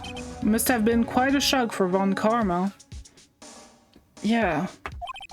Took a vacation for several months after that, you see? Oh, because he was wounded, okay. Yes, an unusual event for the man. That was the first and the last vacation he'd taken in his many years of prosecuting. What if Von Karma didn't take that vacation because of shock, but took it because he was injured? Okay, I didn't say it, but I knew it was Von Karma. Which would mean... It could only mean one thing, or I suspected it. I thought I remembered is the correct thing. He was the murderer in the DL6 incident. He was the man who shot Gregory Edgeworth. It was Von Karma. Oh man. Oh man. Something wrong, Mr. Wright? You seem dazed. No, Your Honor. Well, you have indicated the possibility that the murderer came from outside. Ah! Kovu. Hello, again. Can you give us the name of your suspect? Can I? Uh-oh. Should I come out and say it now?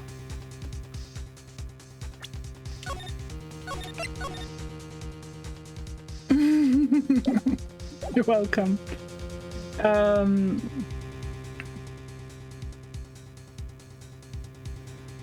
I don't have any proof, though.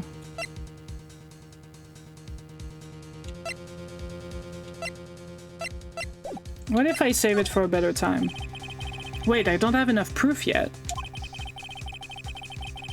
Jesus. This is my trump card. I'd better save it for the right time. Mr. Wright, something the matter? I'm fine, Your Honor. Shall we carry on with the trial then? No, no, no. That said, we have no further to go. All that is left is the finish.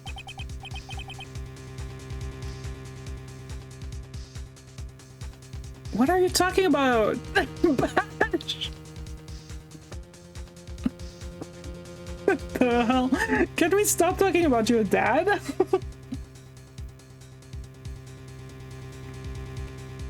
In other words, the verdict. A gummy night?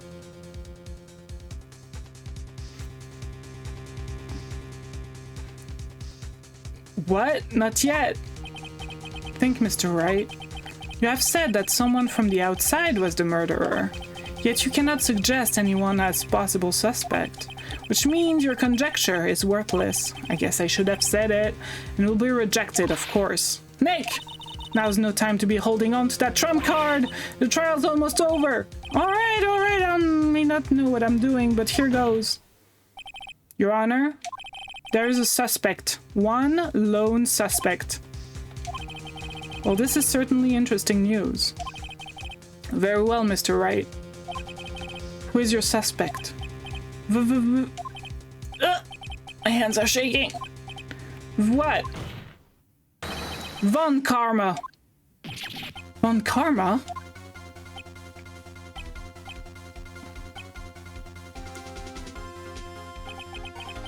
You mean the Von Karma, the prosecutor, the one standing right over there? That's pretty lucky, no, that he's right there. You can arrest him. Go ahead. Bah! You don't object? Objection! Or that!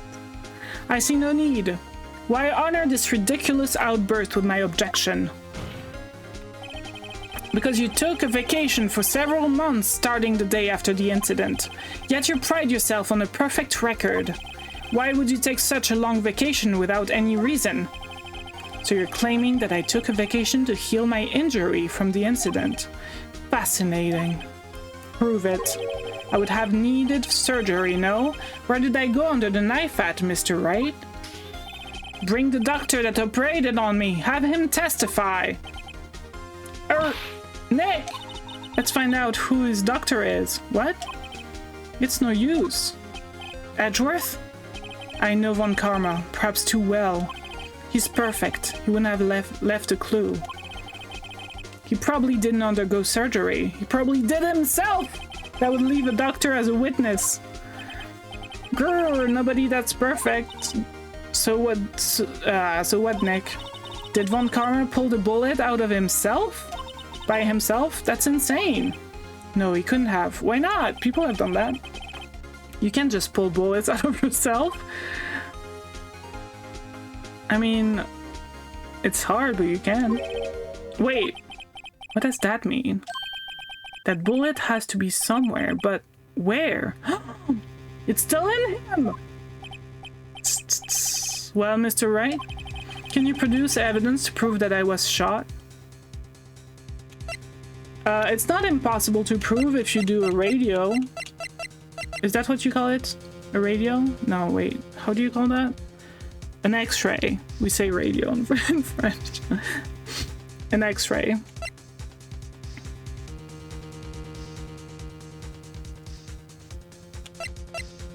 X-radio, exactly. I'm gonna save. I don't have proof. Oh, I have to show evidence. So I think it's I say it's impossible to prove because I don't have evidence. Oh! Don't tell me what to do, but yes, you're right.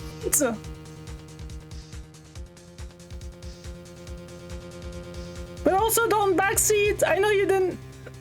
Yeah, probably. Probably. I know. Okay, I saved already. That's why I have it! I was like, why do I keep the metal detector? That's so weird.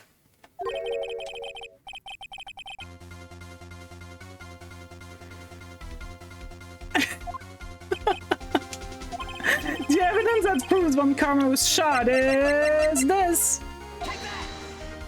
Von Karma is perfect. He wouldn't risk surgery, leaving an evidence trail. But then I ask, where is that bullet now? I think it's unlikely that Von Karma performed surgery on himself.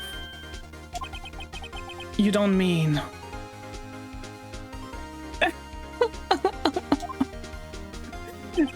I do! There is the possibility that the bullet is still inside Von Karma. Is that even possible for all these years? Well, there's one way to find out. He could use this metal detector. Well, Von Karma, I'm going to run this over you and see what we find.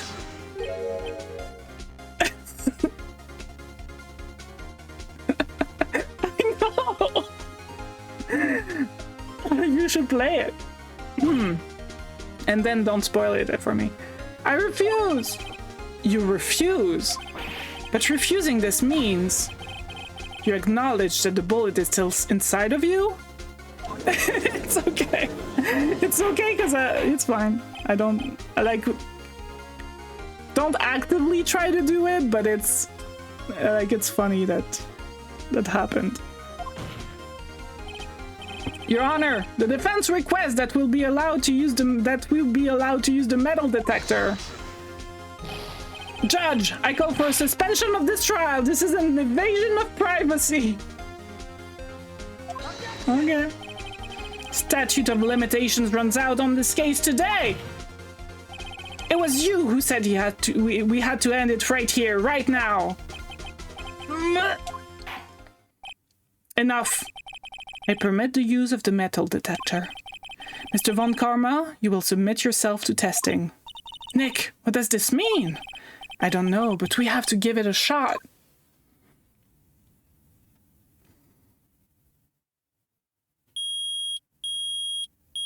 There it is. I was more picturing it like being like this. But I guess you can do it like this too. It reacted. Something's inside his right shoulder. The bullet. Mr. Von Karma? You. It was you!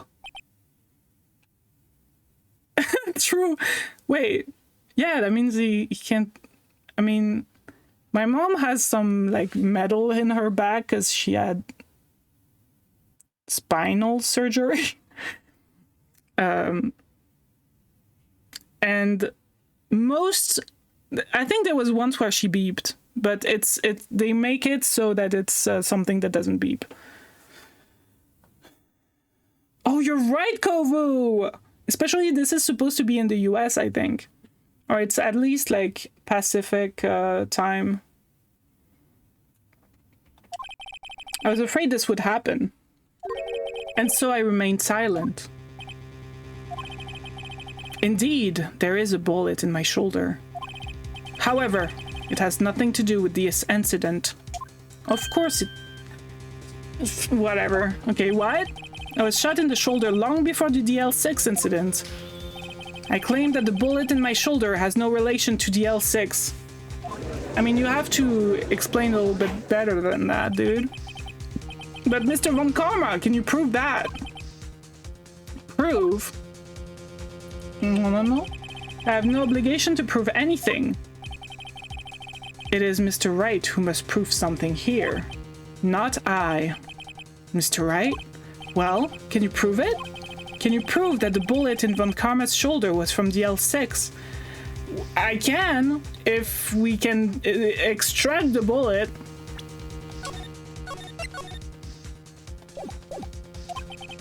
Of course he can't. You don't have any of the DL6 evidence. I do, bitch! I do! Got a knife?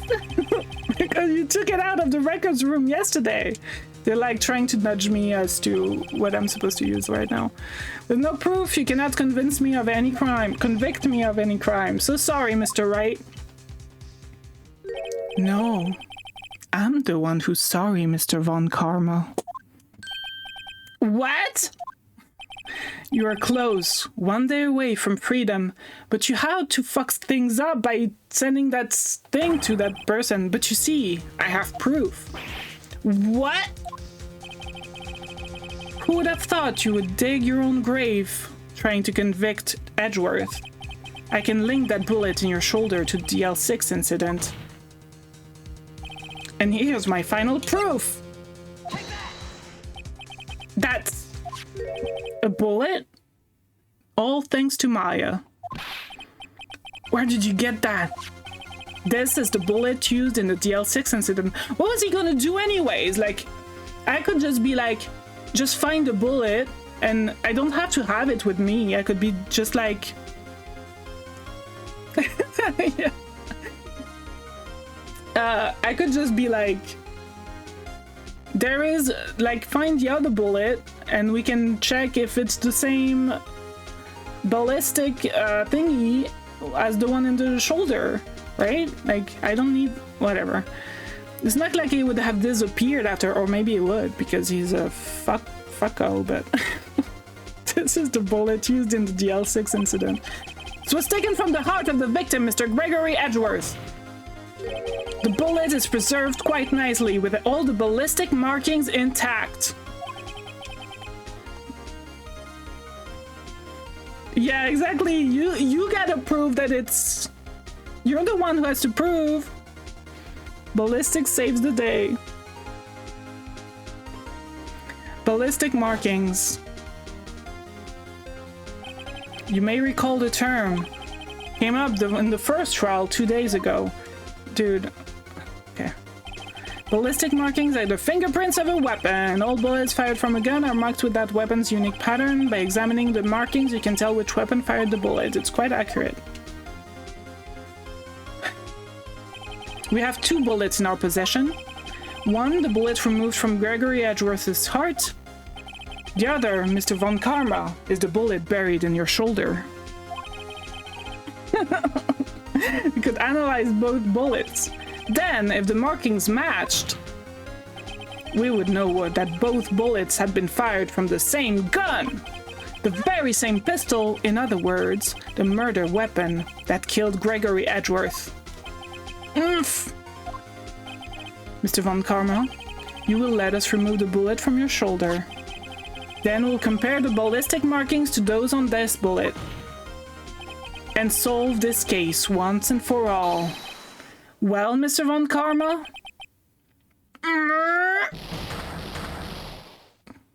Okay. Okay, do your little tantrum. It's fine. That scream! I've heard that scream before. Wait, I know! Dude, help, I can't breathe. Quiet, stay quiet. You're not making this any easier. Stop breathing my air, I'll stop you. Stop breathing my air. Get away. Get away from my father. Bang.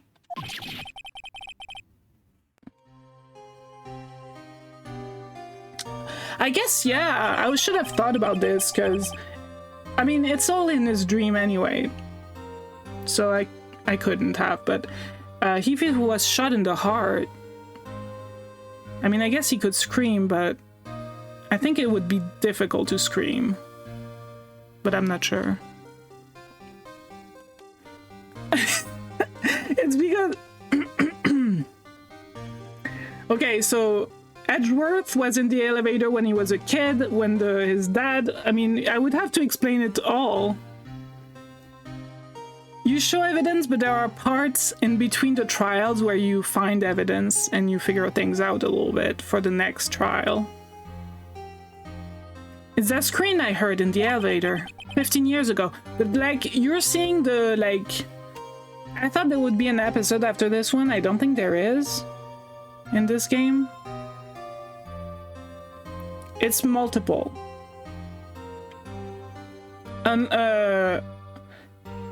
Except for the first one.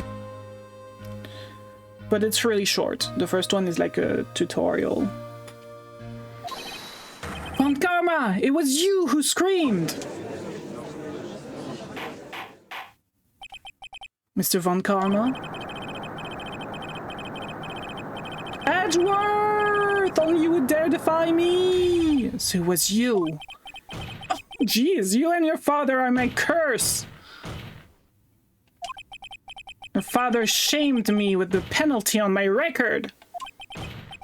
And you left a scar on my shoulder that would never fade.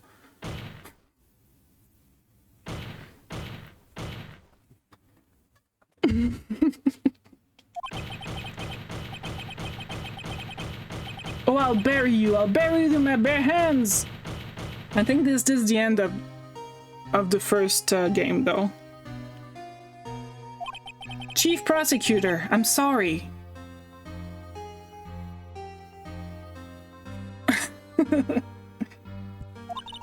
Von Karma, it's not like you to make this kind of error. I never would have thought that Edgeworth would be the one to catch you. I was careless. I'm sorry, but you will have to be penalized. Penalized? Penis! Whatever. I've covered for you in the past, but not this time. Edgeworth? It was a shock like none I have ever known. Me? Penalized? It took hours for me to regain my composure. Suddenly I found myself in the darkness. You can't? I was in the court record room. I must have wandered in there without thinking where I was going. The room was pitch black. The lights must have gone out because of the earthquake, right? I went into the hall and felt my way to the elevator. I pressed the button, but nothing happened. Then there was a noise. I was in pain, a horrible burning pain in my shoulder. Just then, the lights came back on. The elevator door opened before my eyes. That's very lucky, or unlucky, I guess.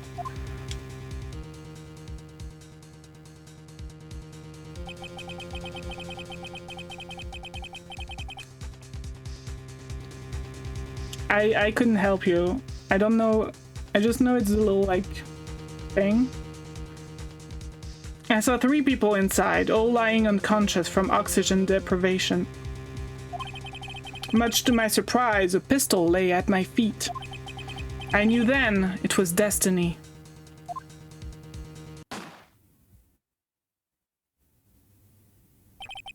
In his last moments, Gregory Edgeworth was still unconscious. He died never knowing who had shot him. Oh, later he spoke through a medium blaming Mr. Yogi. It was fooled. It was the perfect crime. Even his ghost didn't know. I did it. But you, Mr. Wright. Who would have thought another man would have come to open that elevator door? Judge! No. I'm still...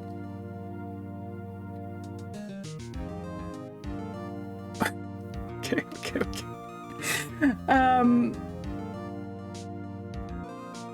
I don't accept this because, like, wouldn't like, it's a completely different case if when the police arrives the elevator door is open.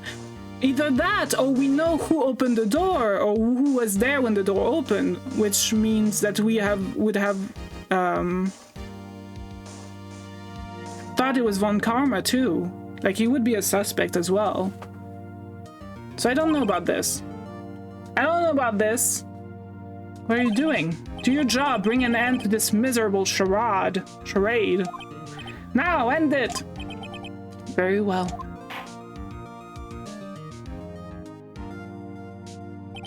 It appears that we have come to a very long way to the end of this maze. 15 years later. Mr. Miles Edgeworth? Yes, Your Honor. You are innocent. You are innocent. As you said, it was all a nightmare. Yes, Your Honor. This court finds the defendant, Mr. Miles Edgeworth, not guilty. Whee!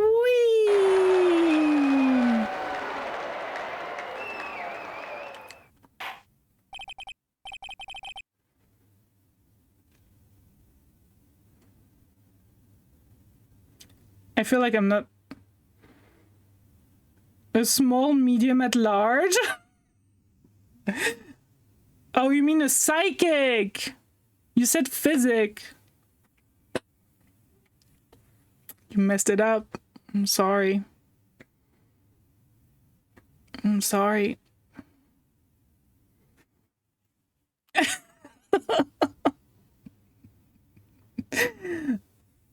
No! This is all. The court is adjourned.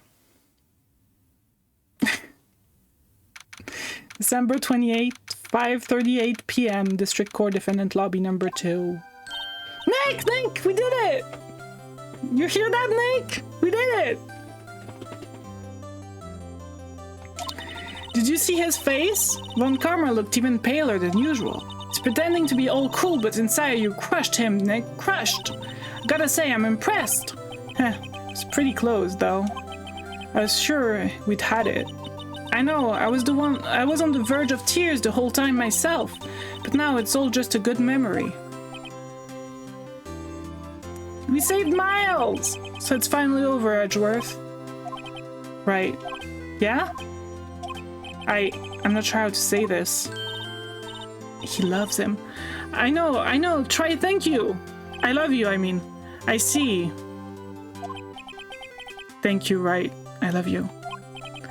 You're welcome. I love you. I think you could have done better than that. Nah. Sorry, I'm not good at this sort of thing. Got a lot to learn, Edgeworth. Just got you there. I don't think these are jeans. I think these are like... they're just blue. Whoop! Amazing, pal! You pulled through just like I thought you would. I'll never forget this. Are you one, pal? And tonight, let's party. Dinner's on me. Yeah, my salary went down a bit this month because of that bitch back there, Von Karma. But who cares? See, Mr. Edgeworth, you should take a lesson from Detective Gumshoe. That's how you say thank you. I see. Whoop! I feel foolish. Don't worry, take it a little at a time. You'll get used to it. It's been 15 years since I've seen Edgeworth this unguarded. Hey, y'all! Oh my god, I don't know this accent. Y'all were great in there. Thank you. Yo, Edgeworth, congrats. Thanks y'all very much. I knew you were innocent from the start, of course. Just look at you. You wouldn't stick your hand in the cookie jar even if no one was there. So bad. You were the witness on the first day of the trial, weren't you? Yeah, well, let bygone be bygones, yeah? Speaking of which, what are you doing now, Lotta? Who, me? Oh, I went back to college. Yesterday? Today? I gave up trying to be an investigative photographer pretty quick. Really? That's too bad. I'm gonna snooze these ads because I'm gonna end stream soon. She does. Huh? Is that the hot dog guy from the park? Huh? It's over, Nick. My life is over. Is it Fiance or whatever? Why the sad face, Larry? What happened now? Oh, Nick, I'm not long for this world. You don't look sick. It's Fiance. She's going to live in Paris. Nick! She's leaving me behind! Go with her. Should have seen that coming. Yo, Edgy, there you are. Yes, here I am. Congrats, Edgy. Here, a little gift from me in celebration. Celebration? That's unusual for you. Harry Butts! Harry Butts! You come along tonight too. My treat, pal. Huh? Thanks. Looking forward to it. Yo, Nick! That's the suit that questioned me. When he says treat, that's no poly stock for prison food, right? Right? Yeah, Harry Butts. This guy is called Larry Butts. I think you'll be fine, Larry. One of the first things you learn about him is that people say when it smells, it's usually the butts. Right? Yeah. What's up? That envelope that Larry gave me. It's got money in it. Oh, it's 38 bucks, dude! Well, yeah, that's not that strange. People give money away to celebrate sometimes. It's $38, right? Huh? What a weird amount. I mean, it's not a little, but it's not a lot either.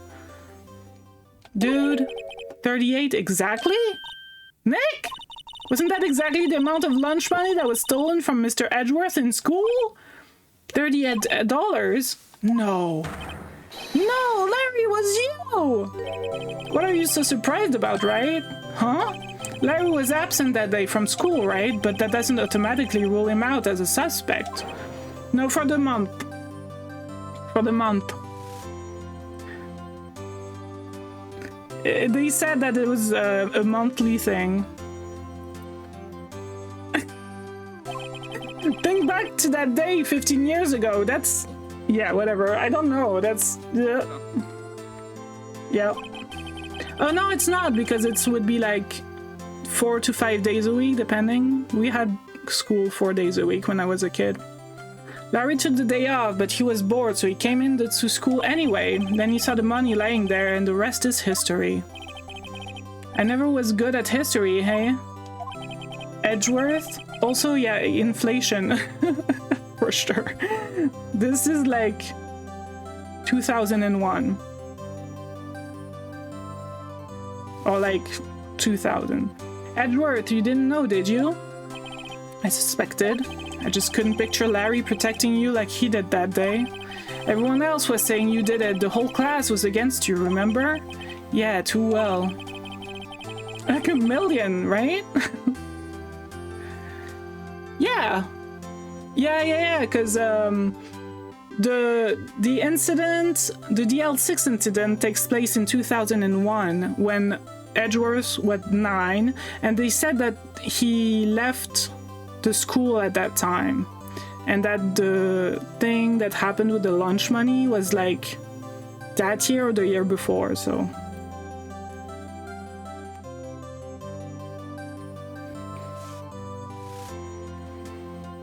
yeah.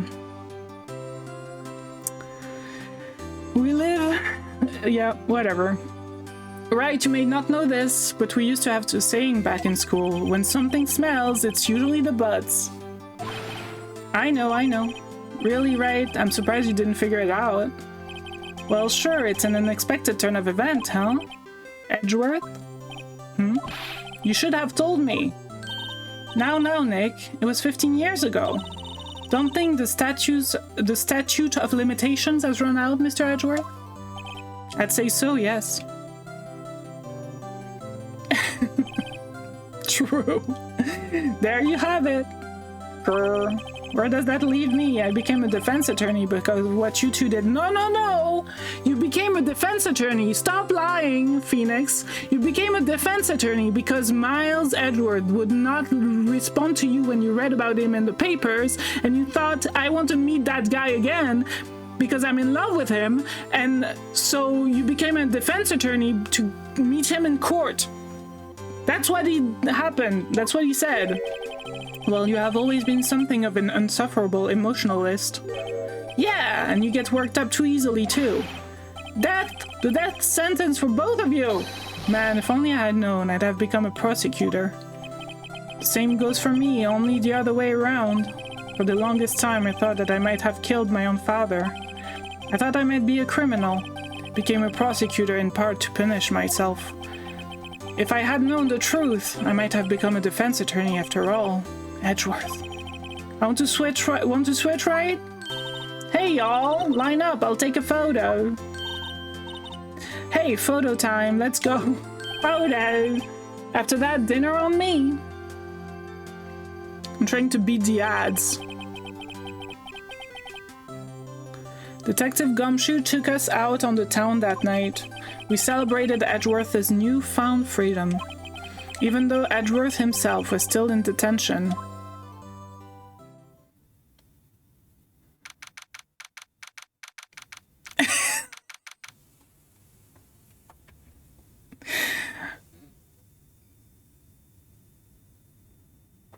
December 29, 5:08 2 a.m. Wright and Cola offices.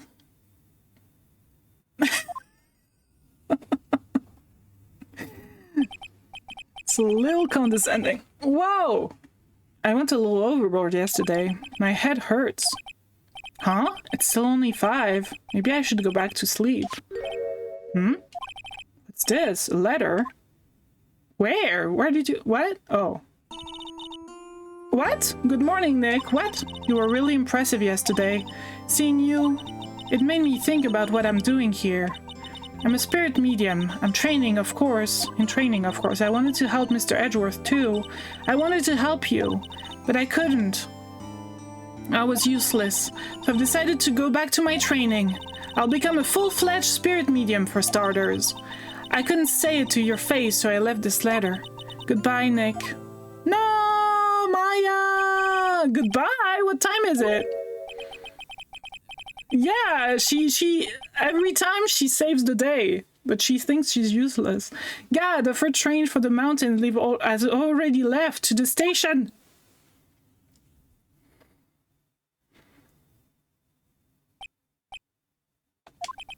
I guess I'm too late. Hey! Nick! Maya! I'm not beating the ads, am I? I think I'm gonna... Wait, it doesn't matter. So, you're leaving? Yeah. It's hard being a spirit medium who can talk to spirits. And I think you'll do fine without me, Nick. Be good, okay? That's it? Hold it! Wait! What? I never could have saved Edgeworth without your help. Huh? On the last day of the trial, I heard her. I heard Mia's voice. You heard my sister? Yes, only her voice, but still. It was at the very end when I thought we'd lost everything. Well, that's my sister for you. Detective Gumshoe helped, and Mr. Grossberg, and even Larry. I'm the only one who couldn't help. What are you trying to say? What? That's true. That's not true. But you were the one who stopped Von Karma, Maya. Huh? I didn't do anything. All I did was wander around in a daze. Not only did she stole the bullet, she threw herself at the stun gun. She threw herself at the stun gun, dude. All I did was wander around in a daze. Sorry, but I have evidence that you helped. Evidence? Show Maya some evidence to cheer her up. Oh, I can't save here, but I know it's this. A bullet? Von Karma was convinced he had taken all of the evidence pertaining to DL6, but you were the one who rescued the last piece of evidence we needed. This was the bullet that put an end to Von Karma, and you were the one who gave it to me. Nick. Thanks, Maya. I couldn't have done it without you. I'll be back soon. No. I'm carrying the concept of a parrot in my pocket. Huh? I'm going to complete my training and come back. Okay. I'll be waiting. Adds in 1 minute. Of course you will. You can't run that office by yourself. You're hopeless. I don't know about that. Don't miss the train, or do, I guess. It's better. So this is it. See you soon, Maya.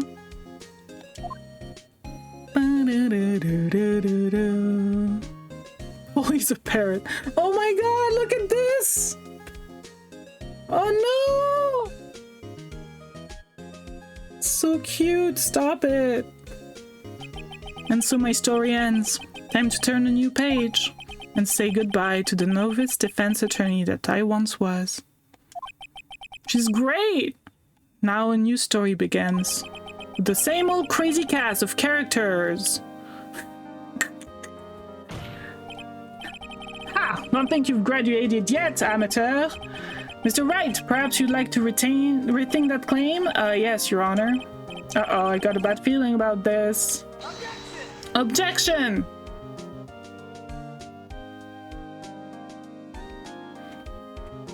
Okay. Yay! Hey pal, Mr. Edgeworth came down to the precinct to wish me a happy new year. Talk about a pleasant surprise. Woo! Detective Gumshoe! What? Then he hung his head low and went right back outside. What? Kind of like he was embarrassed or something. Strange, huh?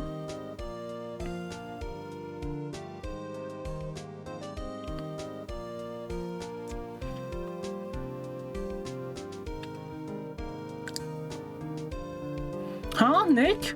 Nah, I haven't seen him lately. Who, me? I've been working on a cheese shop.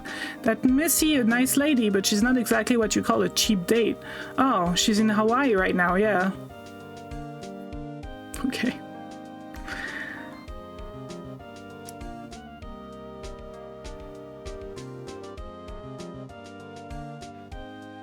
Who? Wright? Yeah, I remember him. I hear he's been busy lately.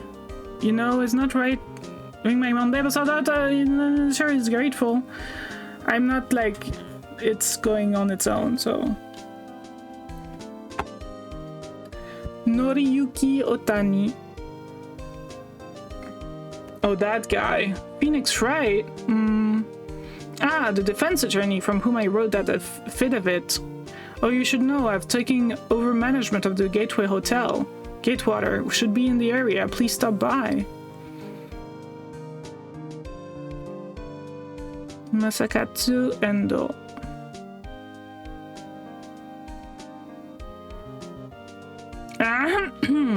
Oh, it's you.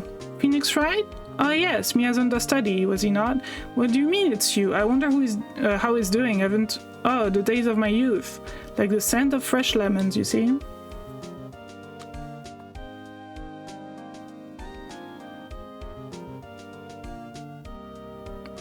Natsakatsu Sugimori. Oh my god. Phoenix Wright? Is he an actor? Well, I'm not buying it. You can't be a star with a name like Phoenix. Did you know that there's... Oh my god, okay. DVD and stuff. Ha ha ha. Atsushimori.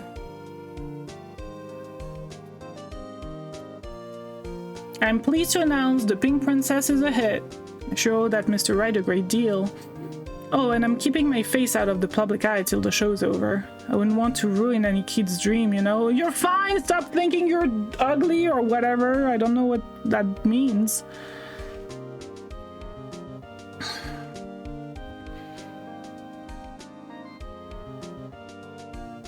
Oh, I got a letter from Maya the other day. Sounds like she caught a cold standing under a waterfall. I wanted to visit, but I didn't have time, so I sent her some pink princess trading cards. She said she can't buy them where she is. What kind of place is she living anyway? Manual?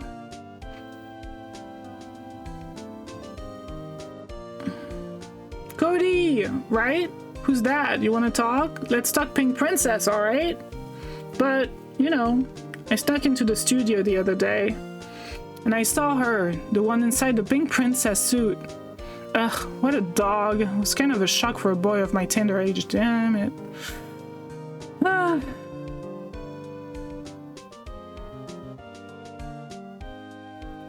No comment.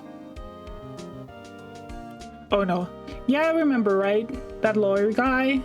Me, I'm in training to become a paranormal photographer. You know that picture I took of everyone? Well, just behind them, there's a ghost. For real. Now that's talent. I'm gonna be famous.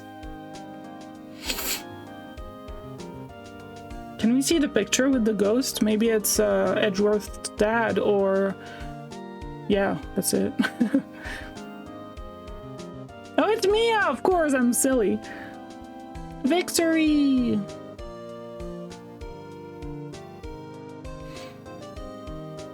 I always forget about Mia. Capcom!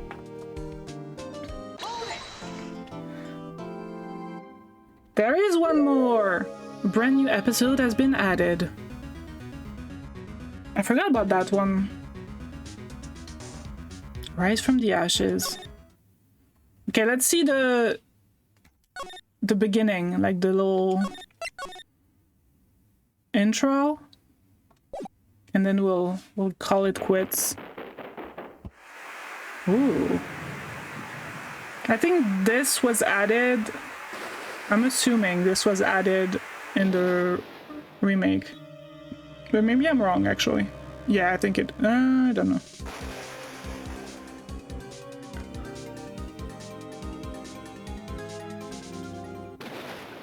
Diaz DLC case, yeah. Okay.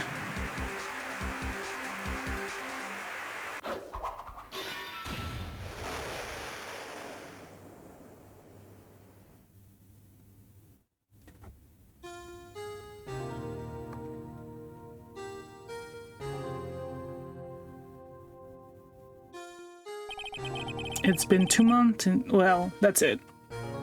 That's all we get. That's all we get. We'll have to figure it out next time. And I'm not gonna save because I want to see that little intro again. They murdered Maya! Hope not. No, I don't think so. I don't remember exactly, but it's like between before Maya comes back or something. Probably. That happens a lot. She kills again. Poor Maya. Okay, let's see who's streaming. Oh my god, thank you! TJ! Thank you so much for... Oh my god! Resubscribe for 6 months? At tier 1? Hi! Thank you so much! What are you doing? You're crazy. Thank you. I appreciate you. Thank you so much! You're great, TJ. Thank you. That's true. I messed up and resub to everyone of my friends in like May or something like that, or like, and so I'm off. I subscribed for 6 months, but it was not at the right time, so now I'm in the 6-month sub for a bunch of my friends, and I can't resubscribe for 6 months for September, you know. But that's fine. Next year, I think it's like March. Yeah. You just have to sub in March for 6 months. Who do we raid? Who do we raid? We raided Varl yesterday.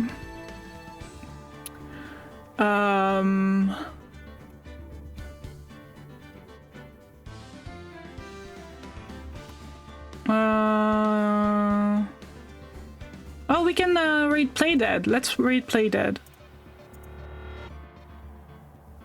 That's great. Raid. I think you asked that before. I think it's like I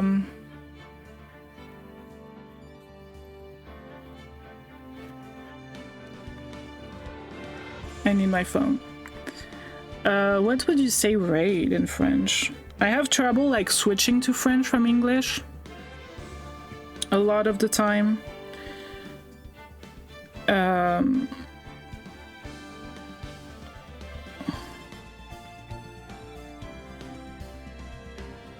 raid, une descente, un rafle, une attaque.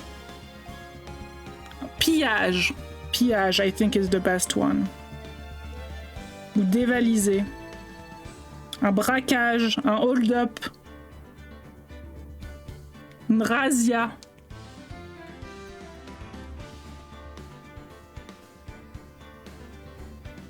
Pillage. Pillage. Oh yeah, it's like this.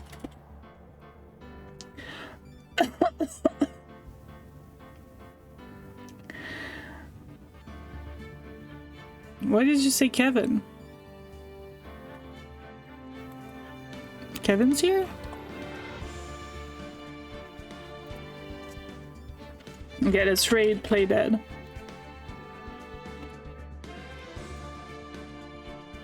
He's playing... Dead. No, he's playing Wukong. Black Myth Wukong, you know, the game that came out recently? The Chinese mythology. So this is my raid message, thanks Ingma, and this is my Discord, and also I will add my YouTube if you want to see my VODs ever. They're all there, from the very beginning. My first game was Ori and the Will of the Wisps, I think. But yeah, that's it. We'll do the last the DLC case next time, or we'll have an art stream. We'll see. Working on the game I'm making with Odo, who's in Japan right now, by the way. But yeah, thank you all for watching. I appreciate you so much. Thank you, and see you soon then. Thanks again, TJ, for the resub. Thank you so much. Bye, everyone. Bye.